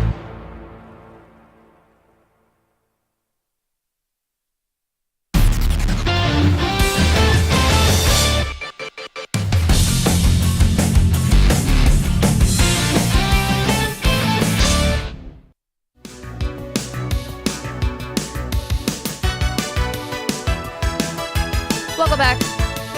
Maggie Gray, Andrew Perloff. All right. Someone's getting the documentary treatment because, Pearl, you're nobody if you don't have a documentary. That's just the rules of life. Brett Favre is getting a documentary, but may not be what you think. This is not going to be the rise of Brett Favre. This is not going to be about the 3 MVPs. This is going to be called The Fall of Brett Favre. So this is it actually called The Fall of Brett Favre? Yeah. Brett Favre. So it's going to be probably, they said, more focused on the Jen Sturger scandal, where he sent her pictures of his junk and wildly inappropriate. I didn't know how to say that, actually. And Jen is a friend, so I want to be delicate here. Junk was the word you wanted to go for? She really went through a lot. I know. I didn't want to sound cavalier about it. I know how much this impacted her life in a negative way. It was in the middle of a very serious sentence. So, and then, Your Honor, he sent pictures of his junk. I was expecting the G word, not the J word. His genitals. Private parts. Let's go with that. Okay. And then also the scandal with the welfare checks and the welfare situation in Mississippi. So it's going to be about the negative stuff. First of all, do you want to see that? It's salacious. Well, not the photos, but it's salacious and, the downfall and all of that. Do you think that for a documentary, though, should it have to balance some of the good stuff that Brett Favre has done in his career, some of the positives from his career, or are you okay with a documentary just doing the negative stuff? Oh, well, at least that's the way it's being pitched. I feel a little weird. Like, I know all the positive stuff. I actually know all the Jen Sturger stuff, too. I don't know that much about the scandal with the welfare. I mean, I've read a lot about it, but yeah, I definitely don't need to see the Monday Night Football game after his dad died. I've seen all that. Right. I go straight to the negative. Okay. I don't want to sit through a 8-hour, 5 hours rise on 3-hour fall, especially if you're advertising it this way. I think you got to get right to the negative. How would you do this one? I don't know, but I start thinking about Favre, and it's funny because, obviously, EJ's not as young as Manny. Like, I always love using Manny as our litmus test because he's in his 20s. And, Brett Favre was such a big deal. You mean the Jets quarterback? Exactly. Such a big deal. A 3-time MVP, Super Bowl champion, and then lost another one. He was just, it's. I think maybe for Manny's generation, for the next generation, because of the negative stuff with Favre, which, by the way, he brought on himself. So this is not a woe is, a pity for Brett Favre thing. I just think it's hard to get across now to younger people of just how big of a deal he was. Yeah, no, I agree with that. His legacy is so complicated now. And again, his own fault, his own doing, but it's almost like none of the good happened, it feels like sometimes with Favre. Yeah, but usually how this works, I think, is that given enough time, people forget all the negative, unless it's like O.J. Simpson. But people generally, over the course of history, remember the positive. I don't think that's happening now because the negative I stuff think is so. more recent. I think so. I think in 20 years, people are going to remember the positive. I think it's going to be lost in history a little bit. I don't know. See, we were talking about this last night when we found out that this was going on. And EJ, you thought that the whole thing with Favre even started long before the Jen Sturger stuff. Like that was really serious. You know, she felt extremely violated. That was not, and that like ruined her life in a lot of ways. And it's a credit to her if she's gotten it back on track. And you know the Mississippi welfare thing. I am very interested to see the behind the scenes of that and just how much did he know and when. But you know EJ, you thought this started with the will he retire, won't he retire is kind of like the beginning of Brett Favre, sort of like people kind of getting sick of him. He's got other stuff too, you know, the painkillers, booze, stuff like that. Yeah, but he got over that. He kind of got over that. Great years after he got sober. Do you think that the will he, won't he retire aspect played into like that was the beginning of like people kind of putting him on a back burner of history? I do. I don't know how you feel, Pearl, but I just feel like that was the beginning, right? Because I think we really hadn't seen an athlete make months at a time in the offseason really about himself, where he would retire and say, oh, no, I'm getting that itch back. It became like a joke, right? As Brett Favre had the itch again. And that was multiple offseasons in a row. And in many ways, I think it was kind of Aaron Rodgers' origin story as being this like, oh, here we go again. I'm being overlooked. And I think that kind of started that like resentment that he had early in his career, right? So I think that a lot of folks, and I've lived for a long time with a diehard Green Bay Packers fan who by the last time he did that, he was like, I'm done. He's like, he idolized Brett Favre, had Brett Favre jerseys. He became a Packer fan because of Brett Favre, but he was like, I've never seen an athlete make something as a team sport about himself so often. So I think a lot of people, the stuff that happened afterwards, the negative stuff, almost was unsurprising because people looked at the stuff that happened at the end of the Green Bay time and said we kind of saw he was a narcissist. This was like a sign of things to come. I mean, listen, it didn't help Favre that Rodgers was so good. You know, the fact that Rodgers became, you know, some people might put him on the Mount Rushmore of all-time great quarterbacks. Obviously, only won one Super Bowl, but you know, Rodgers was his combination of athleticism and smarts and arm and everything, pretty amazing. Yeah. I mean, I don't know. I think that there's levels of fans. I mean, there are certainly a lot of people who aren't super engaged with the Brett Favre story who just remember Brett Favre was a great quarterback. I mean, I think we know a little more than the average fan. I think it's important to remember, like, not everybody lives and dies with all like the retirements and the unretirements and the pills and all. They kind of remember, oh yeah, Brett Favre, he threw a lot of touchdowns. I think that a lot of that stuff will be forgotten eventually. Yeah, but you wonder, like, someone of his stature, football-wise, right? And I understand he had a lot of off-the-field stuff, but the 3-time MVP, how famous the Packers are as an organization, like, think about the status that guys enjoy now. Look at Romo. I mean, Romo is a broadcaster who's making $20 million a year. Romo didn't have 1/100th of the career that Brett Favre Facts. did. You know, look at what, you know. Yeah, but Favre didn't want to go to TV. I'm just saying, even Peyton Manning is a media mogul. He's not on, he's on TV with the Manning cast, but all these other things, like, I don't think Brett Favre gets that kind of cachet. Like, I don't think that he, because of the negative stuff, I don't think he walks into every ballroom. Maybe he does, but I don't know if he gets that kind of hero's welcome that other MVP caliber quarterbacks get. But he said no to the media, though. So I think that's a big distinction. Because I remember in that Aaron Rodgers documentary, he goes to visit Favre, and he can barely get him off his tractor to talk for 20 minutes because he has this ridiculous property. So I think that, and no, you're absolutely right. I mean, his post-playing career has not gone well. He's doing these weird commercials left and right. Yeah, like he's out there, just not in the way you'd think a 3-time MVP would be out there. But he's never once said, I'll do media. Like, he's like, you don't think he could have gotten a color analyst job? Of course he could have. Without a doubt. He just said, no, I don't want to do that. Yeah, and obviously I think the politics now gets involved because I know he's been outspoken in that area too, so he'll probably make some enemies and make some friends in that area. But you got to remember too, this is a world where John Gruden all of a sudden is hot again. I mean, right. I'm just telling you, there's another act. Things get forgotten. It doesn't. You almost. I think when you're in the heat of scandal, things feel like this is never going to change. I mean, Michael Vick came back 1,000% from the dogfighting scandal. Nobody would. So I think over time, the negative stuff eases. I really do believe that. I mean, this documentary will bring it back. Yeah. But I generally think, for example, this terrible scam with the money. Yeah. I think in 20 years, it's not going to. We're not going to remember the details. The one thing about Michael Vick, though, and I always give him a lot of credit for this, boy, did he live his apology. I mean, becoming a spokesperson for the ASPCA, going to jail, I mean, serving time. Brett Favre, I don't think, has ever apologized to Jen Sturger, and I think he's denying this whole Mississippi welfare scandal thing, like he didn't do anything wrong, which I get is probably legal advice.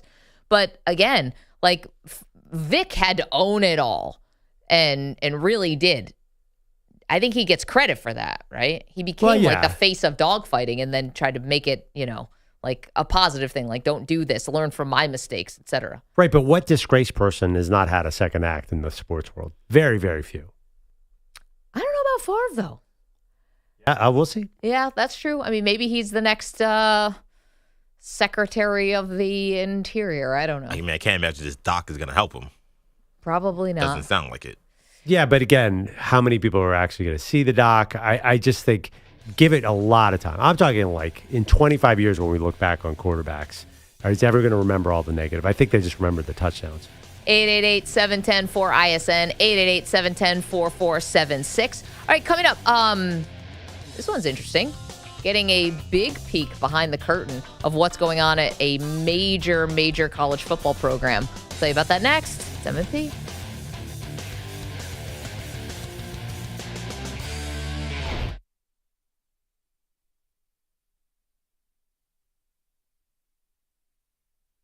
You're in a 5-minute break.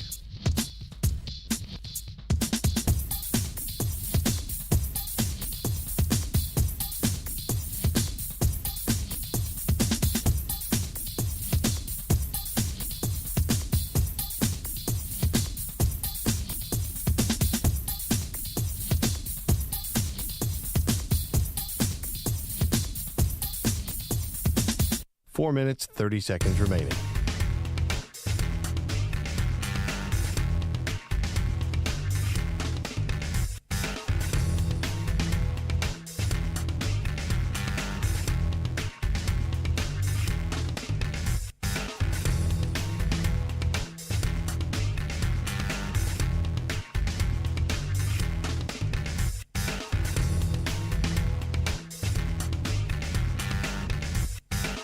Four minutes remaining.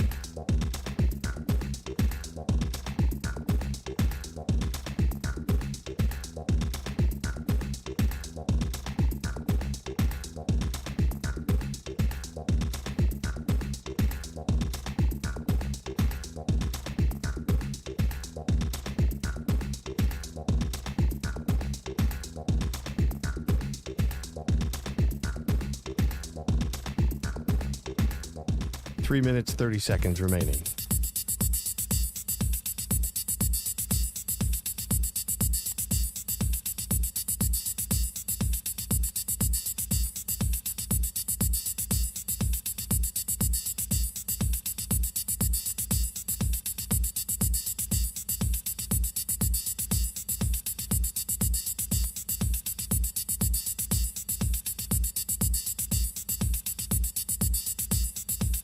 Three minutes remaining.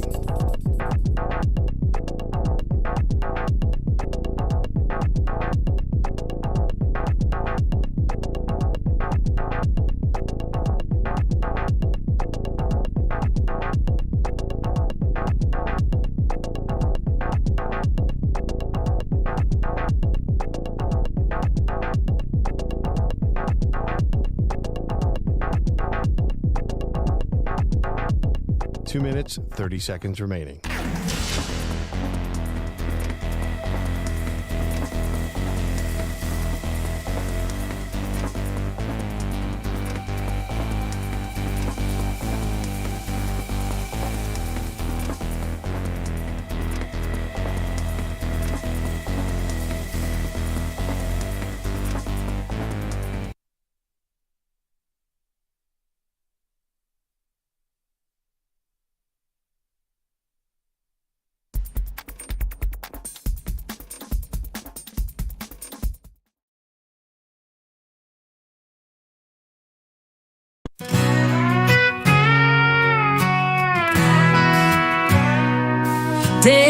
was waiting by that glowing screen, hoping night shift crown would go to the king.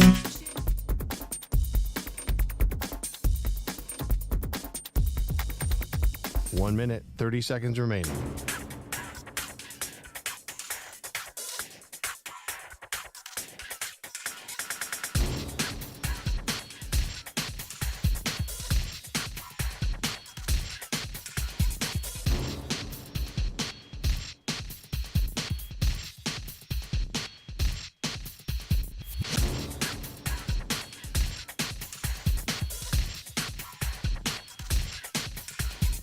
One minute remaining.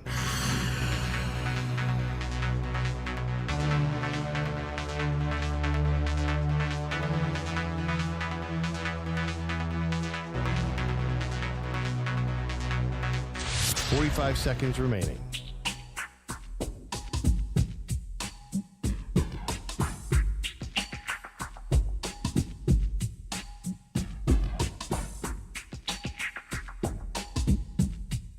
Thirty seconds remaining.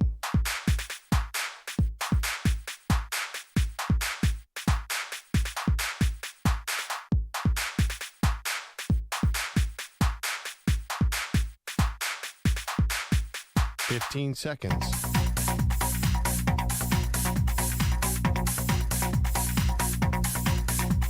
Break ends in 5 seconds.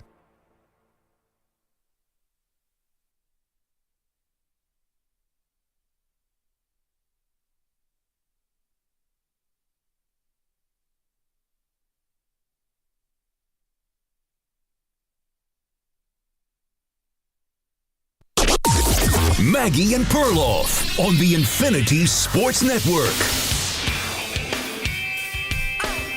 Bill Belichick taking over a college football team is endlessly fascinating to me. There was a report yesterday. Good morning, by the way. Welcome to Maggie and Perloff show.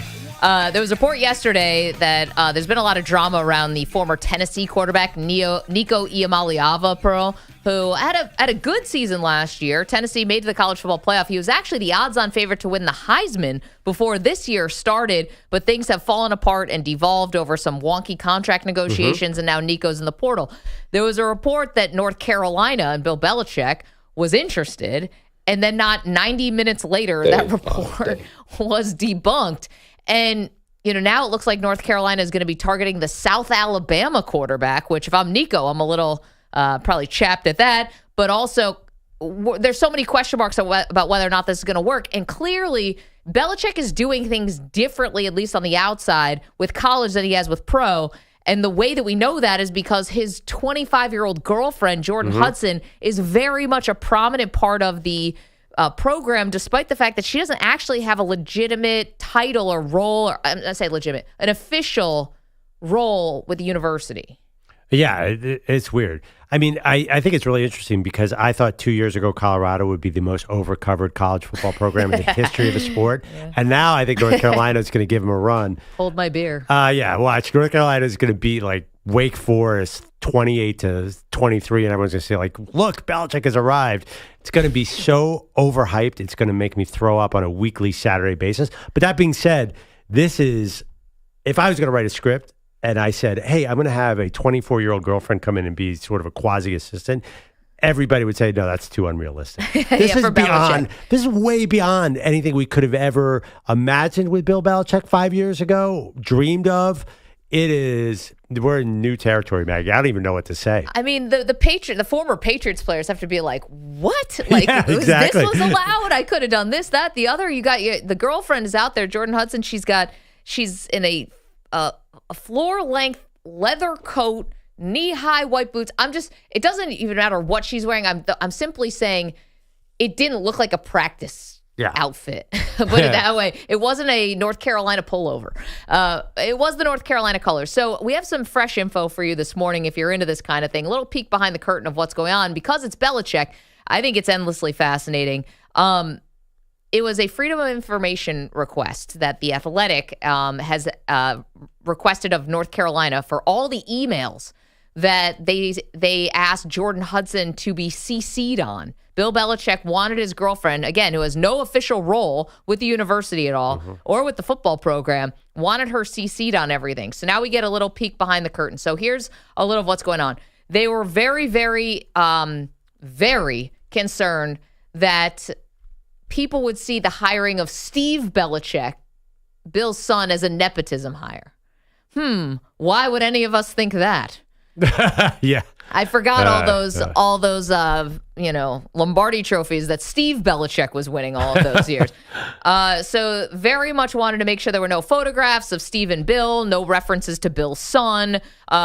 Being Bill's son, they want him as his own man, even though he worked a decade for the Patriots and then called the defense for one season at the University of Washington.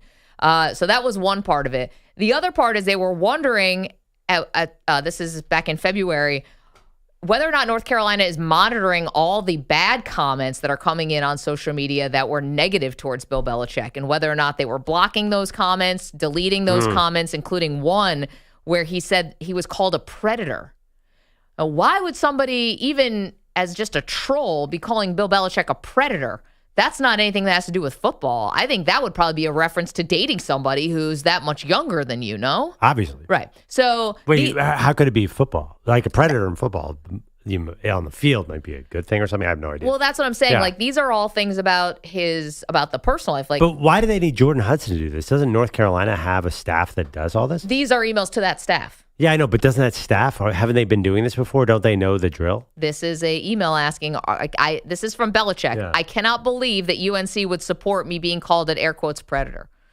This is the Freedom of Information request. This is what we're getting, the emails between him and the administration. I was just saying, I would think the North Carolina social media team would be all over this before it did. I think there's this narrative that Belichick needs a modern, young person to help him with all this.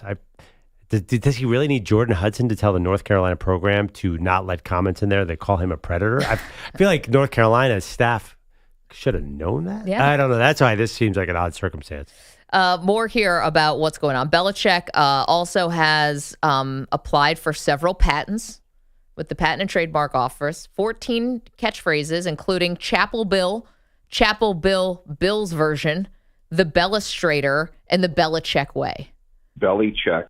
The company seeking the trademarks is called TCE Rights Management, according to The Athletic, a recently formed Massachusetts company that lists Jordan Hudson as its manager. Oh, Jesus. So she's the manager of, it's TCE Enterprises. It stands for Trouble Cub Enterprises and other entities. So including a multi-platform media project called Chapel Bill LLC. And she apparently signs her emails, Chief Operating Officer of Belichick Productions. The Athletic could not find a registered business record of Belichick Productions. How long have they been dating? Is this 6 months? Oh, more than that. No, it's been at least a year. Because has it been a year? Gronkowski made a reference to it at the roast of Tom Brady, which I don't know when that was. That was last April, right? Yeah, it's been at least a year. It's been a while. There you go. Yeah. Belichick Productions, from the man who hated the media, comes Belichick Productions, of which Jordan Hudson is the COO. I'm kind of concerned for Bill Belichick. What was the first concern, Egypt? I know, but I guess, I guess football and personal life is different, and personal life is personal, but it just feels like Bill is he's always been a very put-together person. At least that's been the image he's put out there. Yeah, this is not personal life. She's out here. Well, yeah, exactly. Yeah, exactly. So it's fair game. His first wife felt like personal life. For sure. Linda felt like personal. That felt like a. Well, I think he did have a rocky divorce. I think that was. Maybe. But yeah. Again, like that is, all right, people have bad divorces. He's putting Jordan Hudson out front. Yeah. And he also has a history of, remember not his wife, but his longtime Linda. girlfriend. Yeah. But he had a real wife. And he never married Linda, right? No. But she made him go on the cover of Nantucket magazine. It was one of the funniest things ever. Oh, them on the roller skates? Yeah, and the costume was hilarious. He'll play ball with his partner to some extent. I mean, he's a man. Sometimes you got to do things you don't want to do. But guys. he's sort of taking it to the next level, letting her take over this company in his name. Totally. It's funny and I think the correlation here, or first of all, this is just an interesting peek behind the curtain for someone who was so famously private. so famously private. Belichick, Patriot way. You could not crack that nut. I mean, think of how long people worked on books and exposés. And I mean, this stuff, Belichick would shoot all of it down. You know, it was like a vault up there in New England. And now it just kind of feels like, I know this was a freedom of information request, but it feels like it's all kind of out there. I guess, is it fair, before we see any of the product on the field, EJ, is it fair to say Belichick has become less serious? Like, is there, he does have 6 Lombardis and 2 more as a defensive coordinator. He is thought of as the greatest coach of all time. Does he get the benefit of the doubt? I think it's fair because he's the guy that kept telling people there's only one way to do this, and it's this way. I've been doing it for 20, 25 years, however long it was, right? Like, if he was somebody that said, oh, people are going to do things differently and we're going to be flexible, we're going to shake it up, that's one thing. But he presented and definitely monetized, like, this image of being this, like, there's only one way, it's a Patriot way, and that's it. And this is how you win football games. Right. Everything that was involved with the Patriot way led to success on the field. So when I see him doing things at North Carolina that are totally opposite from the quote-unquote Patriot way or Belichick way, or whatever wants to call it now, on a trademark, that leads me to think, well, then clearly either you didn't buy the stuff you were doing all those years and you were just being a jerk for no reason, or you have lost your way as a head coach. You no longer have an identity, and that's a massive problem. I'd be very concerned if I was Carolina. Well, the one part, too, is, you know, did it cost him years at the end with Brady? Right? Like the inflexibility about Alex Guerrero, you know, which is Brady's like health guru guy. And it was a huge deal that Guerrero was in the building. And, you know, Brady wanted him to be more involved and Belichick wouldn't do it. And a lot of the ego stuff that got in the way, could all of that have been salvaged if this version of Bill Belichick had been in New England at the end? But I don't think that last version with Brady was going to win another Super Bowl. It felt like the roster was crumbling, right? Like he wasn't going to win anymore with Brady. Do you think? I don't know. I mean, if their relationship was better, maybe. I don't know. They felt pretty bad as a team at the end. I mean, Brady wanted to get out of there, I think, for personnel reasons as much as anything. I don't even think it was a relationship. I think he looked at that. He looked at the Patriots and he's like, whoa, I got Mike Evans sitting down there in Tampa Bay. I'm going to go. I don't think that was a football thing that was working. Yeah, I think that Bill Belichick, also you can't discount the Brady-Belichick battle that's gone on for years. If he struggles in North Carolina, I think more people are going to say, oh, it was Brady all along in New England. I also wonder if he has resigned himself to the fact that he doesn't think he's getting back in the NFL. So it's like, you know what? Listen, I'm doing it my way. If I want the 24-year-old girlfriend and she's going to be walking around at practice, which, again, would have been unfathomable in during the Patriots time, right? Unfathomable. I'm doing it my way. And I know that they've called themselves the 33rd team. That's what they want to be, the 33rd NFL team. That happened like a few weeks ago. Oh, like the company? Yeah, I wonder if that's trademark. I don't know. But that's what the Carolina team wants to be known as, like this feeder program into the NFL because Belichick's got all the experience. But does it feel like it's being run like an NFL program? No, I mean, I can't wrap my head around how this team is going to be good. It just doesn't make it. First of all, North Carolina has had studs. They've had incredible players through the years and not won anything with way bigger talent than they have this year. And honestly, they've had so many big quarterbacks to come through, and they haven't even. But not depth. What's that? Not depth. Like a Julius Peppers here and a Drake May there. I don't know. They've had quality rosters with lots and lots of draft picks. I think, and they've never even done anything. And now I feel like. Yeah, they don't have any of those guys. I mean, think of all the great quarterbacks who've gone through that building and not won. I think great running backs. Great running backs. And Michael Carter were in the same backfield. Yeah, I mean, listen, Amarian Hampton is the hottest draft prospect ever. And did he ever even sniff a college football playoff? Well, no. But it was only 4 teams up until last year. So right, I mean. A lot of teams didn't sniff a college No, but has North playoff. Carolina ever done any? They've had a lot of talent and never done anything. So, like, now they don't have a lot of talent and they have Belichick. I just don't. I don't know how this is all going to work. I thought he'd bring in more transfers. I thought he'd have a celebrity quarterback, and now it doesn't feel like he's going to. So how is he going to win? Just by coaching the X's and O's up? EJ, can we put a poll question up? More likely to coach in the NFL again, or how do I put this? Who's more likely to be in the NFL? Bill Belichick again or Deion? I know Deion just signed an extension with Colorado, Pearl. But you've said it, and I don't think you're wrong about this. any team that drafts Shedeur, wherever he goes, the coaching staff might want to look over the shoulder that if things don't go right, then Deion's going to come in and take their job because he's always said he would go to the NFL just to coach his son, only if he could coach his son. So do you think that Belichick gets back to the NFL first, or do you think that Deion is an NFL head coach first? If you were to... I would vote Belichick. I think Deion's pretty happy in college. I don't think he wants to deal with the NFL. And Belichick desperately wants to get back to the NFL. I think his ideal is one great year at North Carolina, which again, like, why did they spend, and unless I miss it, why did they just outspend everybody, get all these stars in there?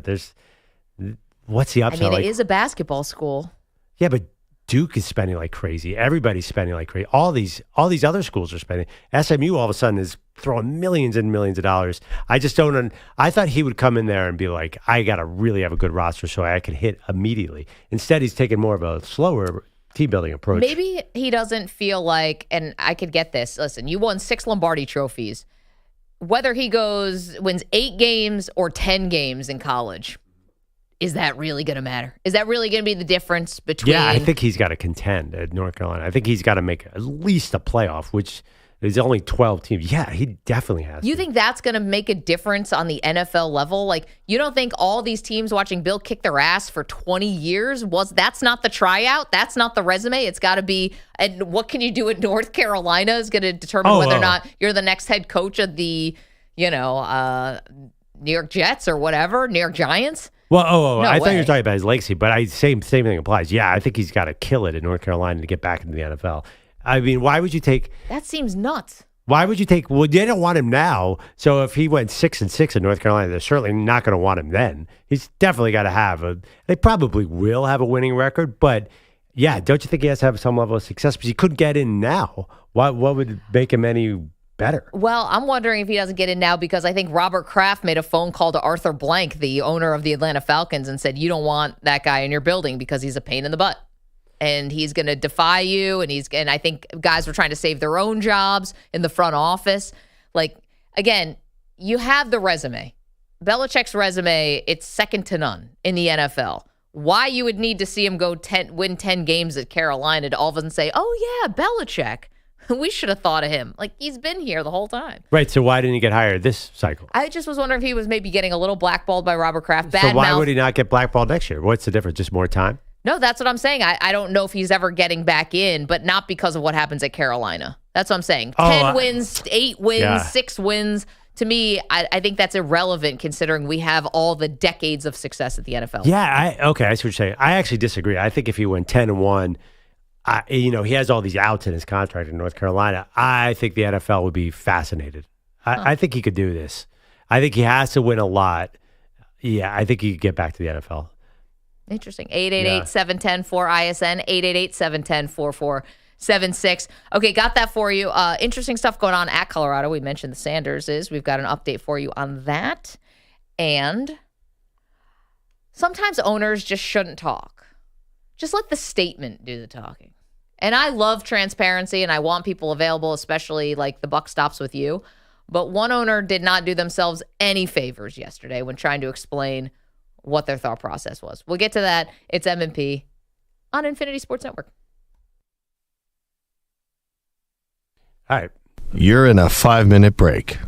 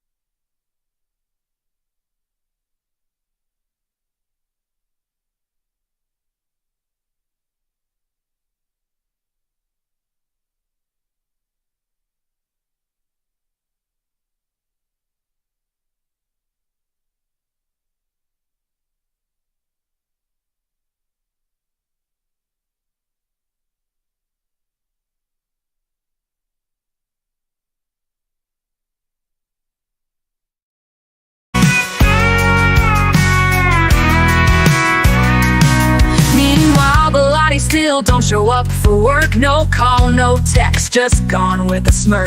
Yet ship clocked in through the thick and the thin rain.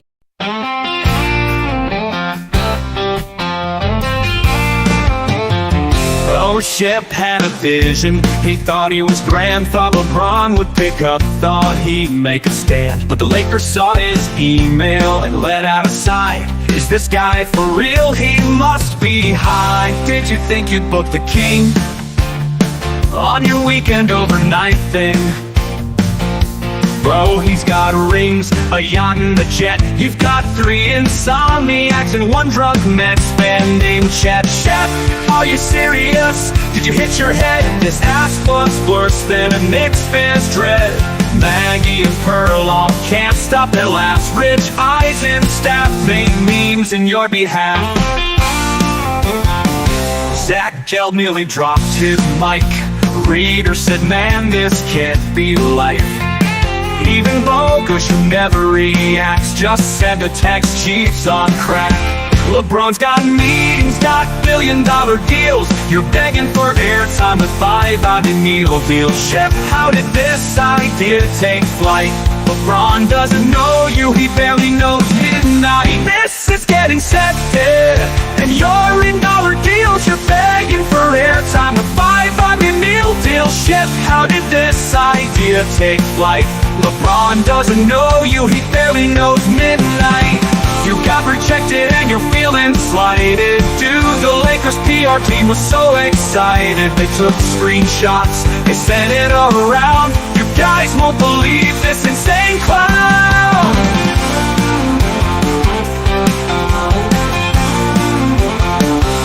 Shep, are you serious? Did you hit your head? This ask was worse than a Knicks fan's dread. Maggie and Perloff can't stop their laughs. Rich eyes and staff make memes in your behalf. LeBron's not calling, not today, not tomorrow, not ever.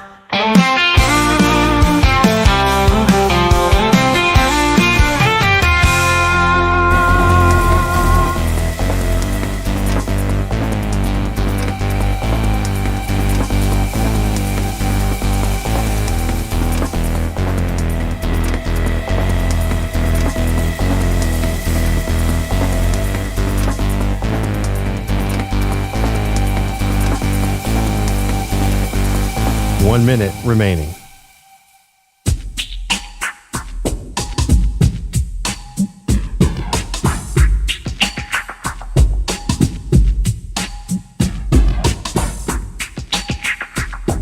$45 seconds remaining.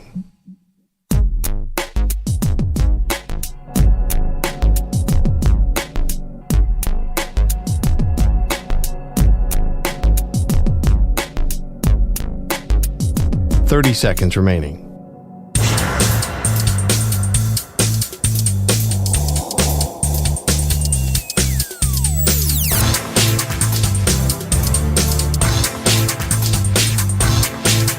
$15 seconds.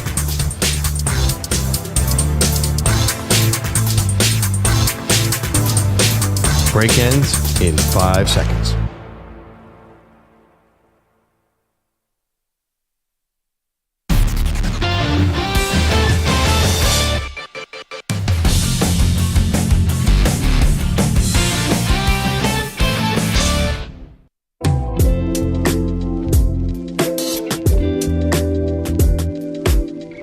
Welcome back, Maggie and Perloff Show. So last night was a WNBA draft. I have a small theory here. The NBA and the WNBA, they need more time to hype up their drafts. The WNBA draft comes right after the NCAA tournament, and the NBA draft comes so soon after the regular season. The NFL, they have a 4-month advertisement for their draft. Because last night, I got to tell you, I felt like the WNBA draft came and went. There was not a lot of hype because there was not a lot of time to hype it up. Yeah, well, you think the NCAA tournament does the hyping. Yeah, I guess so, but recently now you have women who are being drafted overseas and stuff like that, but that's kind of a newish development. You come off the tournament, it's like, hey, Paige Beckers, you just won the national championship and now you're the first pick in the draft. Like, it was a Caitlin Clark parade for months last year. Right, but did you hear any hype about this year's WNBA draft? I did not hear much at all. Not really, but I don't know, because do you want to do it in the fall? I don't know. Their season's about to start. No, yeah, you have to do it this way. And I don't know how the NBA does it any differently either. But the same thing happens with the NBA.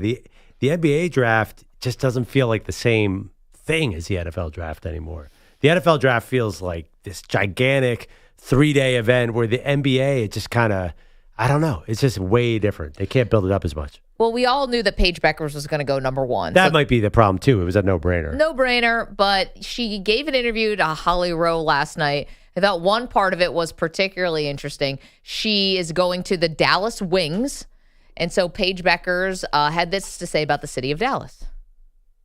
Before I was asked about Tex-Mex versus barbecue, I was unfamiliar with the term Tex-Mex, so that's my pick. But Dallas, I'm so excited. Just a new city, a new start, a fresh start, and so I'm excited. Let's get it. Okay, so Paige grew up in Minnesota and then went to Storrs, Connecticut. So I don't know what the Latino population is in both of those cities. Manny, maybe you could help me out here. We don't travel to those areas. Okay, well, I don't know. I mean, there's Mexican restaurants everywhere. I'm sure. In this great country. Have you ever not heard of, someone could not have heard of Tex-Mex? I think they think it's called Mexican food. I don't think they know it as Tex-Mex. That's rough. Exactly. That's unacceptable. So to say you've never heard of Tex-Mex, like how? Yeah, I don't think it's a common phrase. Like nobody says, "Hey, let's go to Tex-Mex tonight." That's just not something people say. No, but there are restaurants that are. It's like, what kind of cuisine? It's like, well, it's more Tex-Mex. Like they have certain things on the menu that other Mexican restaurants might not have. She's a 21-year-old college student. The word cuisine has never come out of her mouth. Yeah, but I mean, I don't know. I probably was very versed in late night tacos when I was in college more than anything. Manny, can you tell us what's the difference between Tex-Mex and regular Mexican food or whatever? Well, I don't even know. Tex-Mex food is Mexican food that Americans took and just put garbage on top of it and tried to make it Americanized. Mexican food is actual delicious plates that we have actually, curated. There you have it. It's a fusion of like more of a Texas style and Mexican style food. Like I have a friend who loves a certain type of queso blanco, and she says it's better for me to get that at a classic Tex-Mex place than it is at a restaurant in Mexico. Yeah, because we put salsa on top of our stuff, right. Not queso. Not queso. Right. Queso is a Tex-Mex thing. Right. So we there's put definitely hot a difference. And mild pico de gallo and stuff like that on top of our food. We don't put queso on it. Yeah, right. Queso is actual shredded cheese, Oaxaca cheese, mozzarella cheese. None of this drizzled liquidy goo garbage. And Manny, not only does he not like Tex-Mex, you seem to be offended by Tex-Mex. Gross. I like Chipotle though. Big fan of the Chipotle. Is that right? Oh, you're kidding me? A little burrito bowl with some chicken. But all this other garbage. Ugh. Wait, so principles right out the window. Okay. Wait, is Chipotle Tex-Mex? I would deem it as Tex-Mex. But there's no refried beans. There's no.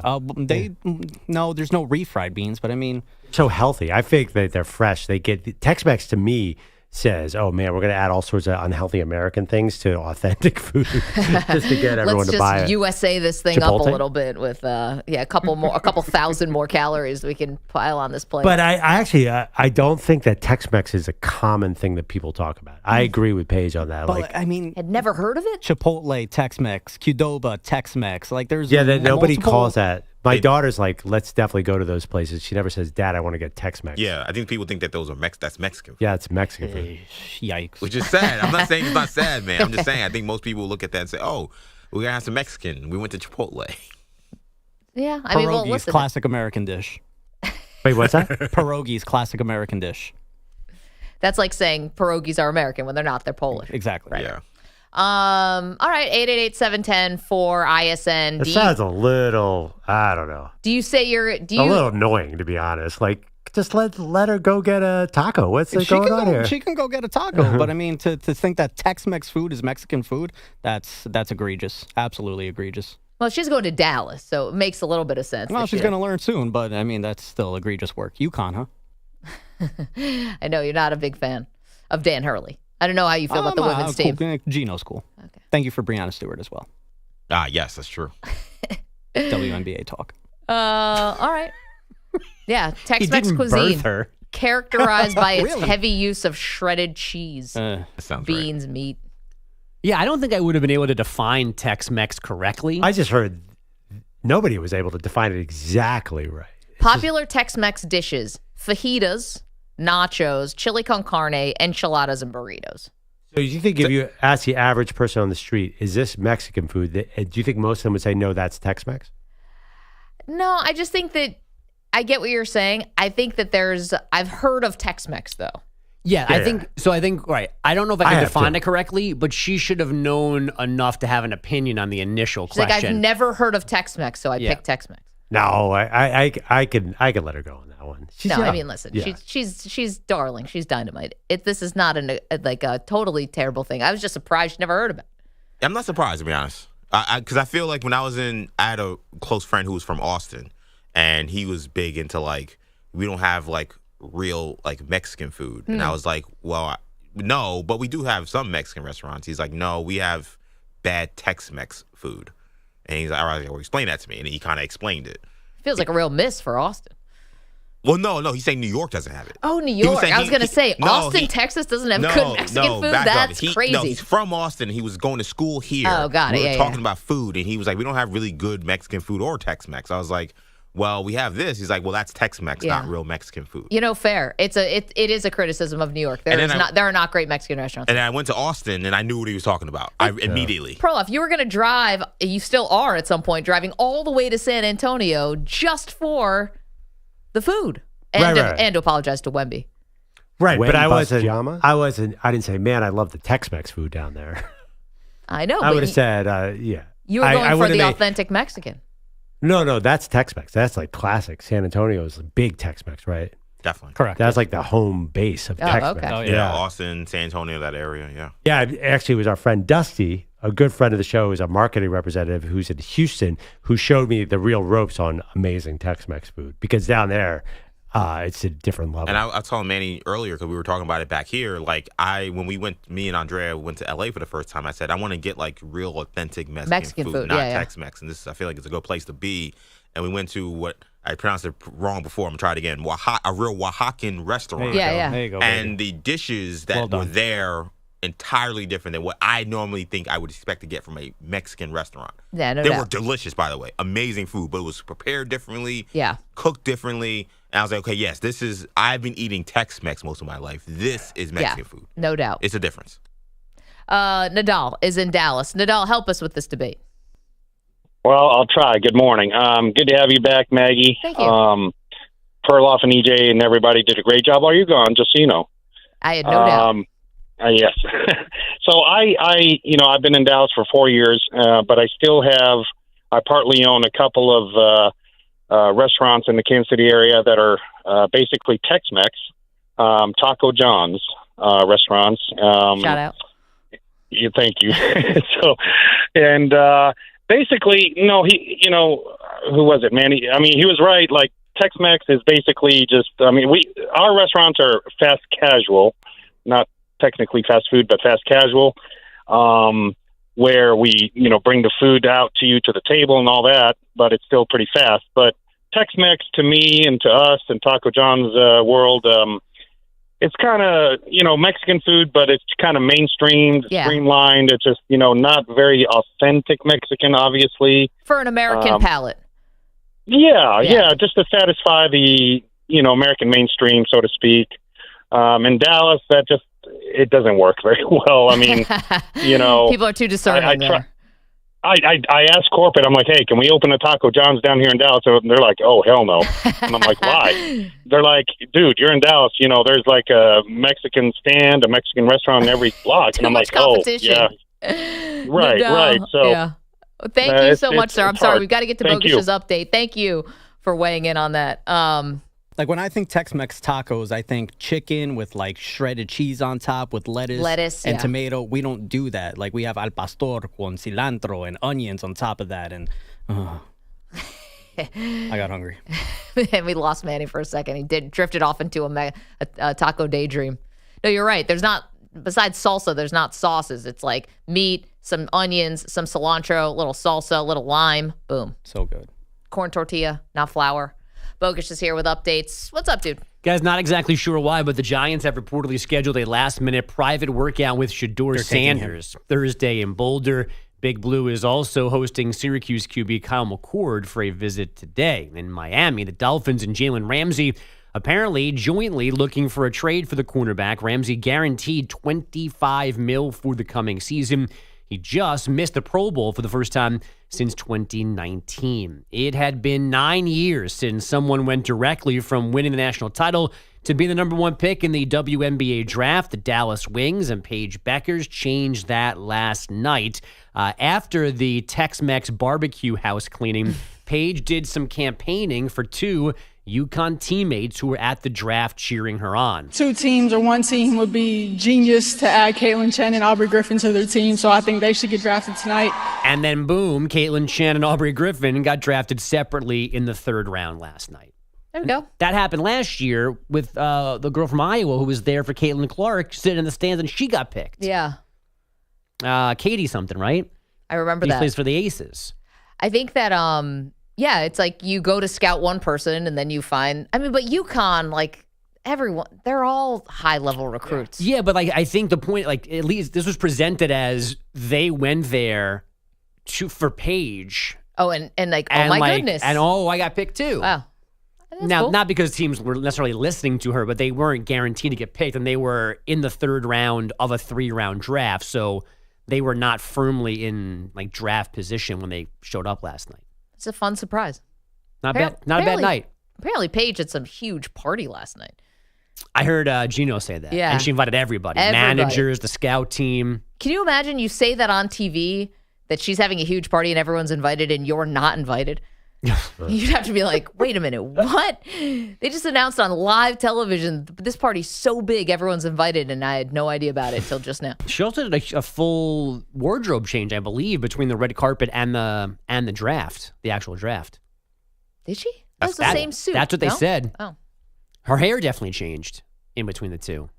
I like the suit. Listen, it's a challenge sometimes when you do that thing, because a couple of the women had this on last night, where it's a blazer that's a very deep V cut in the front with no shirt on underneath. Cool look, classic, but you have to have a serious amount of wardrobe tape to make that's tape that's double-sided to make sure that it doesn't move. And it felt like she was holding it together last night, like she was a little self-conscious about it. I know. I felt bad that she was like she was kind of missing the moment, worried about her jacket because she was holding it closed the entire time. Yeah, this is probably something must have malfunctioned behind the scenes here that it didn't stick. Did you also see that Russell Westbrook had dressed one of the draft picks? Yeah, the girl from Kentucky. Yep. And he was there He the was whole there. time. Yeah. How did it look? Look good. Great. Look great. Yeah. She wore this, again, a blazer and then this black blazer with this cool design on it and a cool pair of shorts and boots. Doesn't Russell Westbrook is worn the suit, no shirt underneath? Look. Oh, yeah. For men, it's not as scary. Wow. Like nothing can really come. Yeah, you're fine. Yeah, big wind comes and you're not going to have Yeah, it doesn't matter. A viral moment. Yeah. Guy can't hoop, but he can design clothes. Am I right, Pearl? Wait, I didn't say that. I thought it. I thought Wish you did. Yeah. I mean, only one player can win an MVP and get his coach fired 4 days before the playoffs. Go and ahead. that is Who is that? Russell Westbrook. Ah, okay. But he won an MVP just like James Harden, so he's great. Just like Joel Embiid. Joe Dumars is reportedly the front runner to run the Pelicans front office. Executive VP David Griffin was fired yesterday after missing the playoffs for the fourth time in his 6 seasons. Dumars currently the league's EVP for basketball operations, and obviously the Pelicans making a change reminds us of how at times useless Zion has been. He has only played in 45% of his possible games, and the 2 times that they made the postseason, he got hurt right before, so it didn't play either time. Oof. Yeah, Remember definitely a GM problem. Remember that game he had against the Lakers right before he got hurt, though? That was something special. Iconic. That was amazing. Then he got hurt with like 3 minutes left and they lost. But it was still, I was like, oh my God, he is the greatest player. I only judge players by their peak. Like their best game. Hates Russell Westbrook, loves Zion Williamson. I was going to say, only judging people by their peak, Did but you Russ see that? is a fraud. Did you see that Pelicans-Lakers game? I'd like to see Russell do what Zion was doing in that game. The guy shooting like 74% from the field. It's a bit of an exaggeration. But come on, Zion's more lovable than Russell Westbrook. Well, Oh, yeah, I love guys who eat themselves out of shape and only show up 10% of the season. But he plays well on a Wednesday in late March, and Pearl's got him. Honestly, for life. And clearly his taste in OnlyFans is top notch. Oh no. Yeah. But I mean, if you're a kid buying a ticket, who are you going to go buy a ticket for Russell Westbrook or Zion Williamson? Well, maybe Russ's prime Russell MVP Westbrook year they were buying was for very him. popular and very exciting for young kids. Yeah, but Zion was just a phenom who never actually stepped on the court because he was hurt. But he was. I remember he was televised 16 of his first 17 games were national TV. And he showed up in none of them. He's going to be that old guy. Eventually, the old guy in the nursing home is like, you should have seen Zion. Wow, Zion to me is the Vince Carter. Like, listen, I mean. But Vince played for 20 years. Vince Carter was that's Vince has played more seasons than Zion's played games. It's not right, but Zion, Iron Man. But Zion's highlights, you only need to play a few games to get a YouTube reel going. You don't need to play 82 games. Yet you don't love John Morant, who's also a human highlight reel, not the human highlight reel. Yeah, there's something about John Morant that doesn't capture my imagination like Zion. Zion's so unique. Plays too much. And he barely plays. Exactly. EJ, the other Pearlism that's driving me nuts lately is the day where he just didn't understand the Cooper Flag dunk on that Pitt kid, and now it is the lead clip in every Cooper Flag highlight reel, draft prep through the tournament, and every time I see it, I go, Pearl thought that was nothing. The dunk in the Final Four was way better. The one, but the one over the Pitt kid where he went the entire floor, jumped over a dude, and you were like, I think I could do that.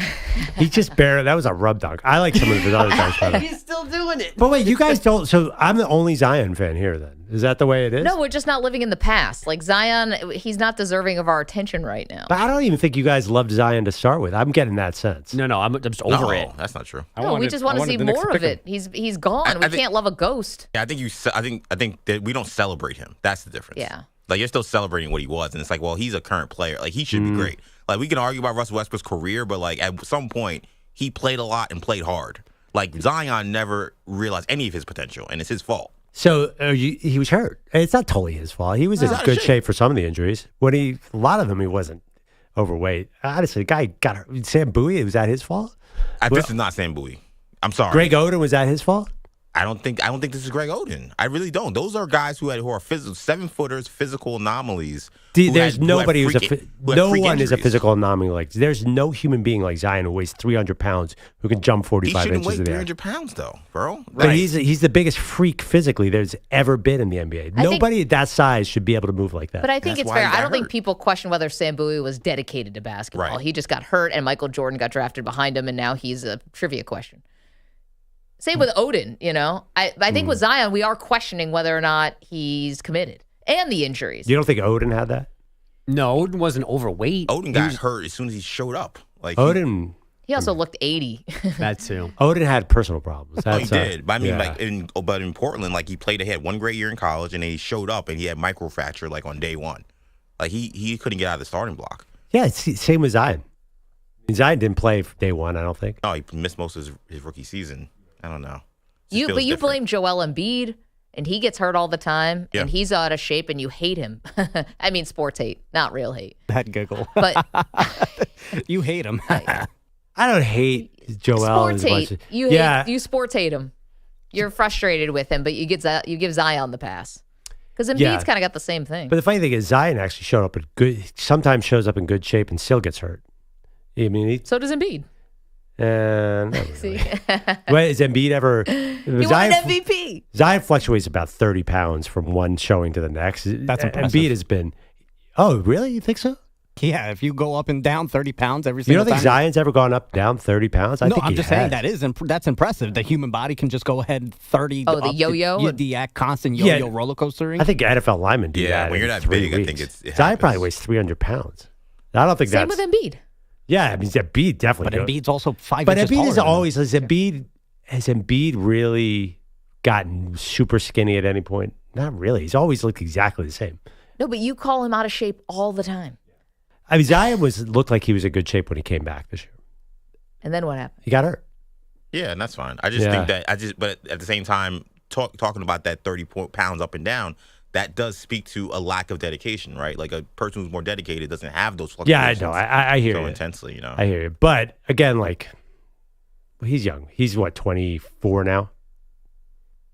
Is that it? I think Zion's next team, he will have some moments that will make Perloff say he's right. I'm gonna say that right now. Yeah, I think a lot of teams it's not want gonna work. Zion. It's not gonna work in New Orleans, but I don't think he ever wanted to be there. I mean, I saw as young Charles Barkley went up and down and weighed a lot, figured it out. It happens. yeah, he went to Phoenix and he was a killer. Like I think that could very well happen to Zion. I just wonder, to Perloff's point, if the body type is gonna make him get injured anyway. Yeah, he's just too big to move like he does. He has a 45-inch vertical. Like, that's not supposed to happen. Maybe you should lay off the Tex-Mex. 888-710-4ISN. I think it's more gumbo and Creole. 888-710-4476. That was off of Paige Becker saying last night that she's never heard of Tex-Mex before, but she's on her way to Dallas, so she's about to get very familiar with it. It's the number one overall pick in the WNBA draft. Bogusch, thanks so much. Coming up, this one's a bit controversial. Someone's getting honored in a very fun way, but is it too soon? Get to that next. You're in a 5-minute break.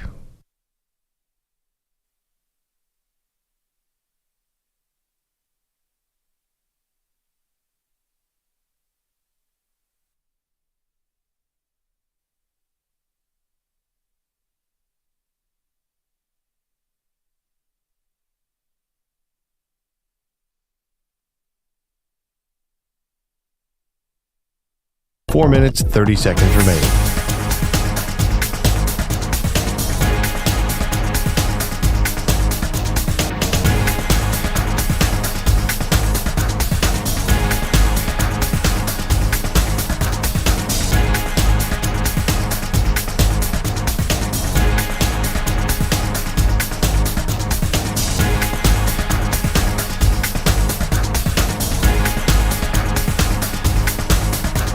Four minutes remaining.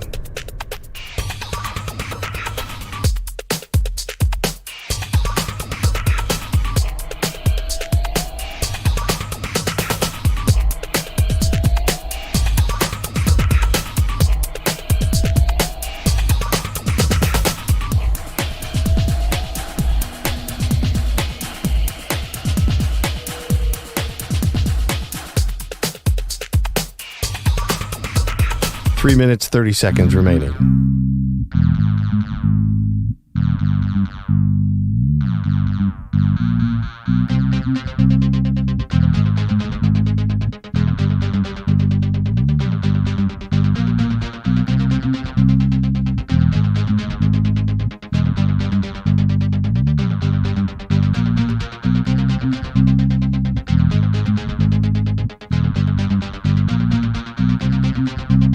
Three minutes remaining.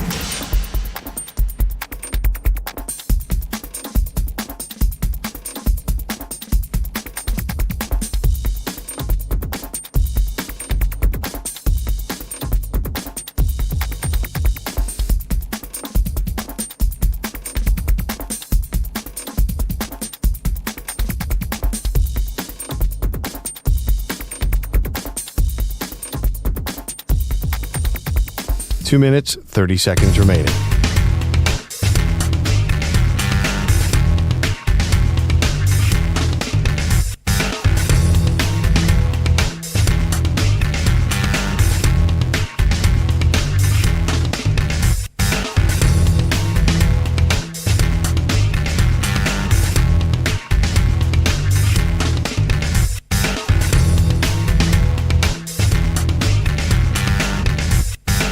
Two minutes remaining.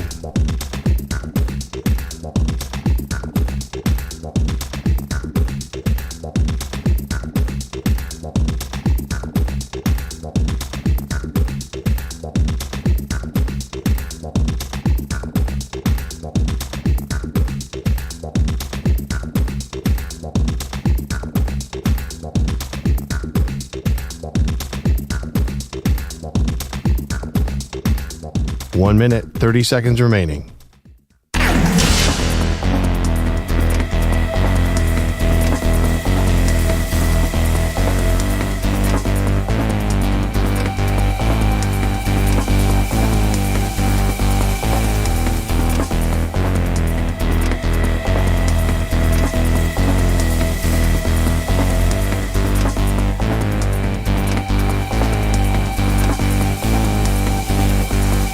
1 minute remaining.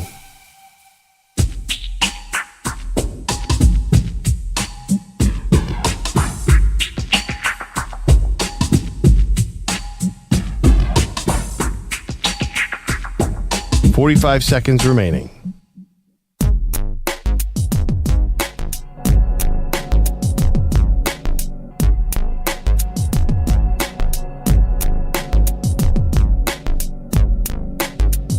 $30 seconds remaining.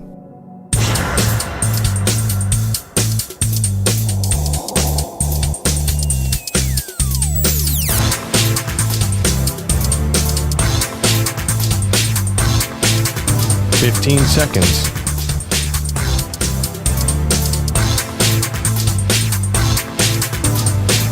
Break ends in 5 seconds.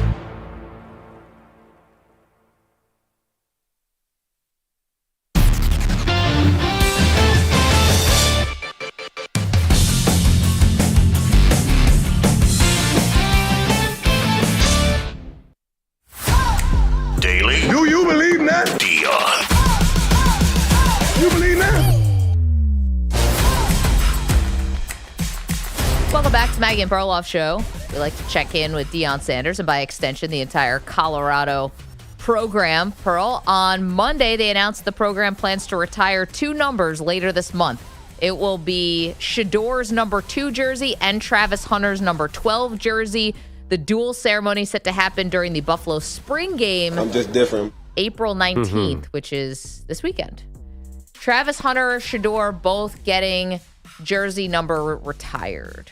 You know, it's so funny. By the way, I saw this tweet come out. I saw Adam Schefter said Travis Shedeur 2 and 12. I'm like, oh my God, he already knows that Travis is going number 2 and Shedeur is going number 12. But I am not surprised at all. Travis Hunter won the Heisman, so you got to give him the retirement. I mean, I assume every Heisman winner. Yeah. And Shedeur is the greatest quarterback Colorado ever had. I think you could put him right up there with Cordell Stewart. He holds every single season record by 50 miles already. He's already, in even just 2 seasons, he almost caught up to all the other full-time records.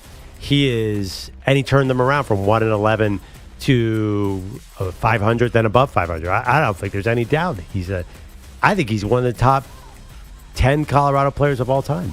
So the Travis Hunter thing, obviously, right? Yeah, You're right. he's the Heisman. You can't argue. Heisman and totally. But, you know, and listen, Shedeur was in the Heisman race for a lot of the season. I think that people are looking at a 13-11 quarterback record for Shedeur.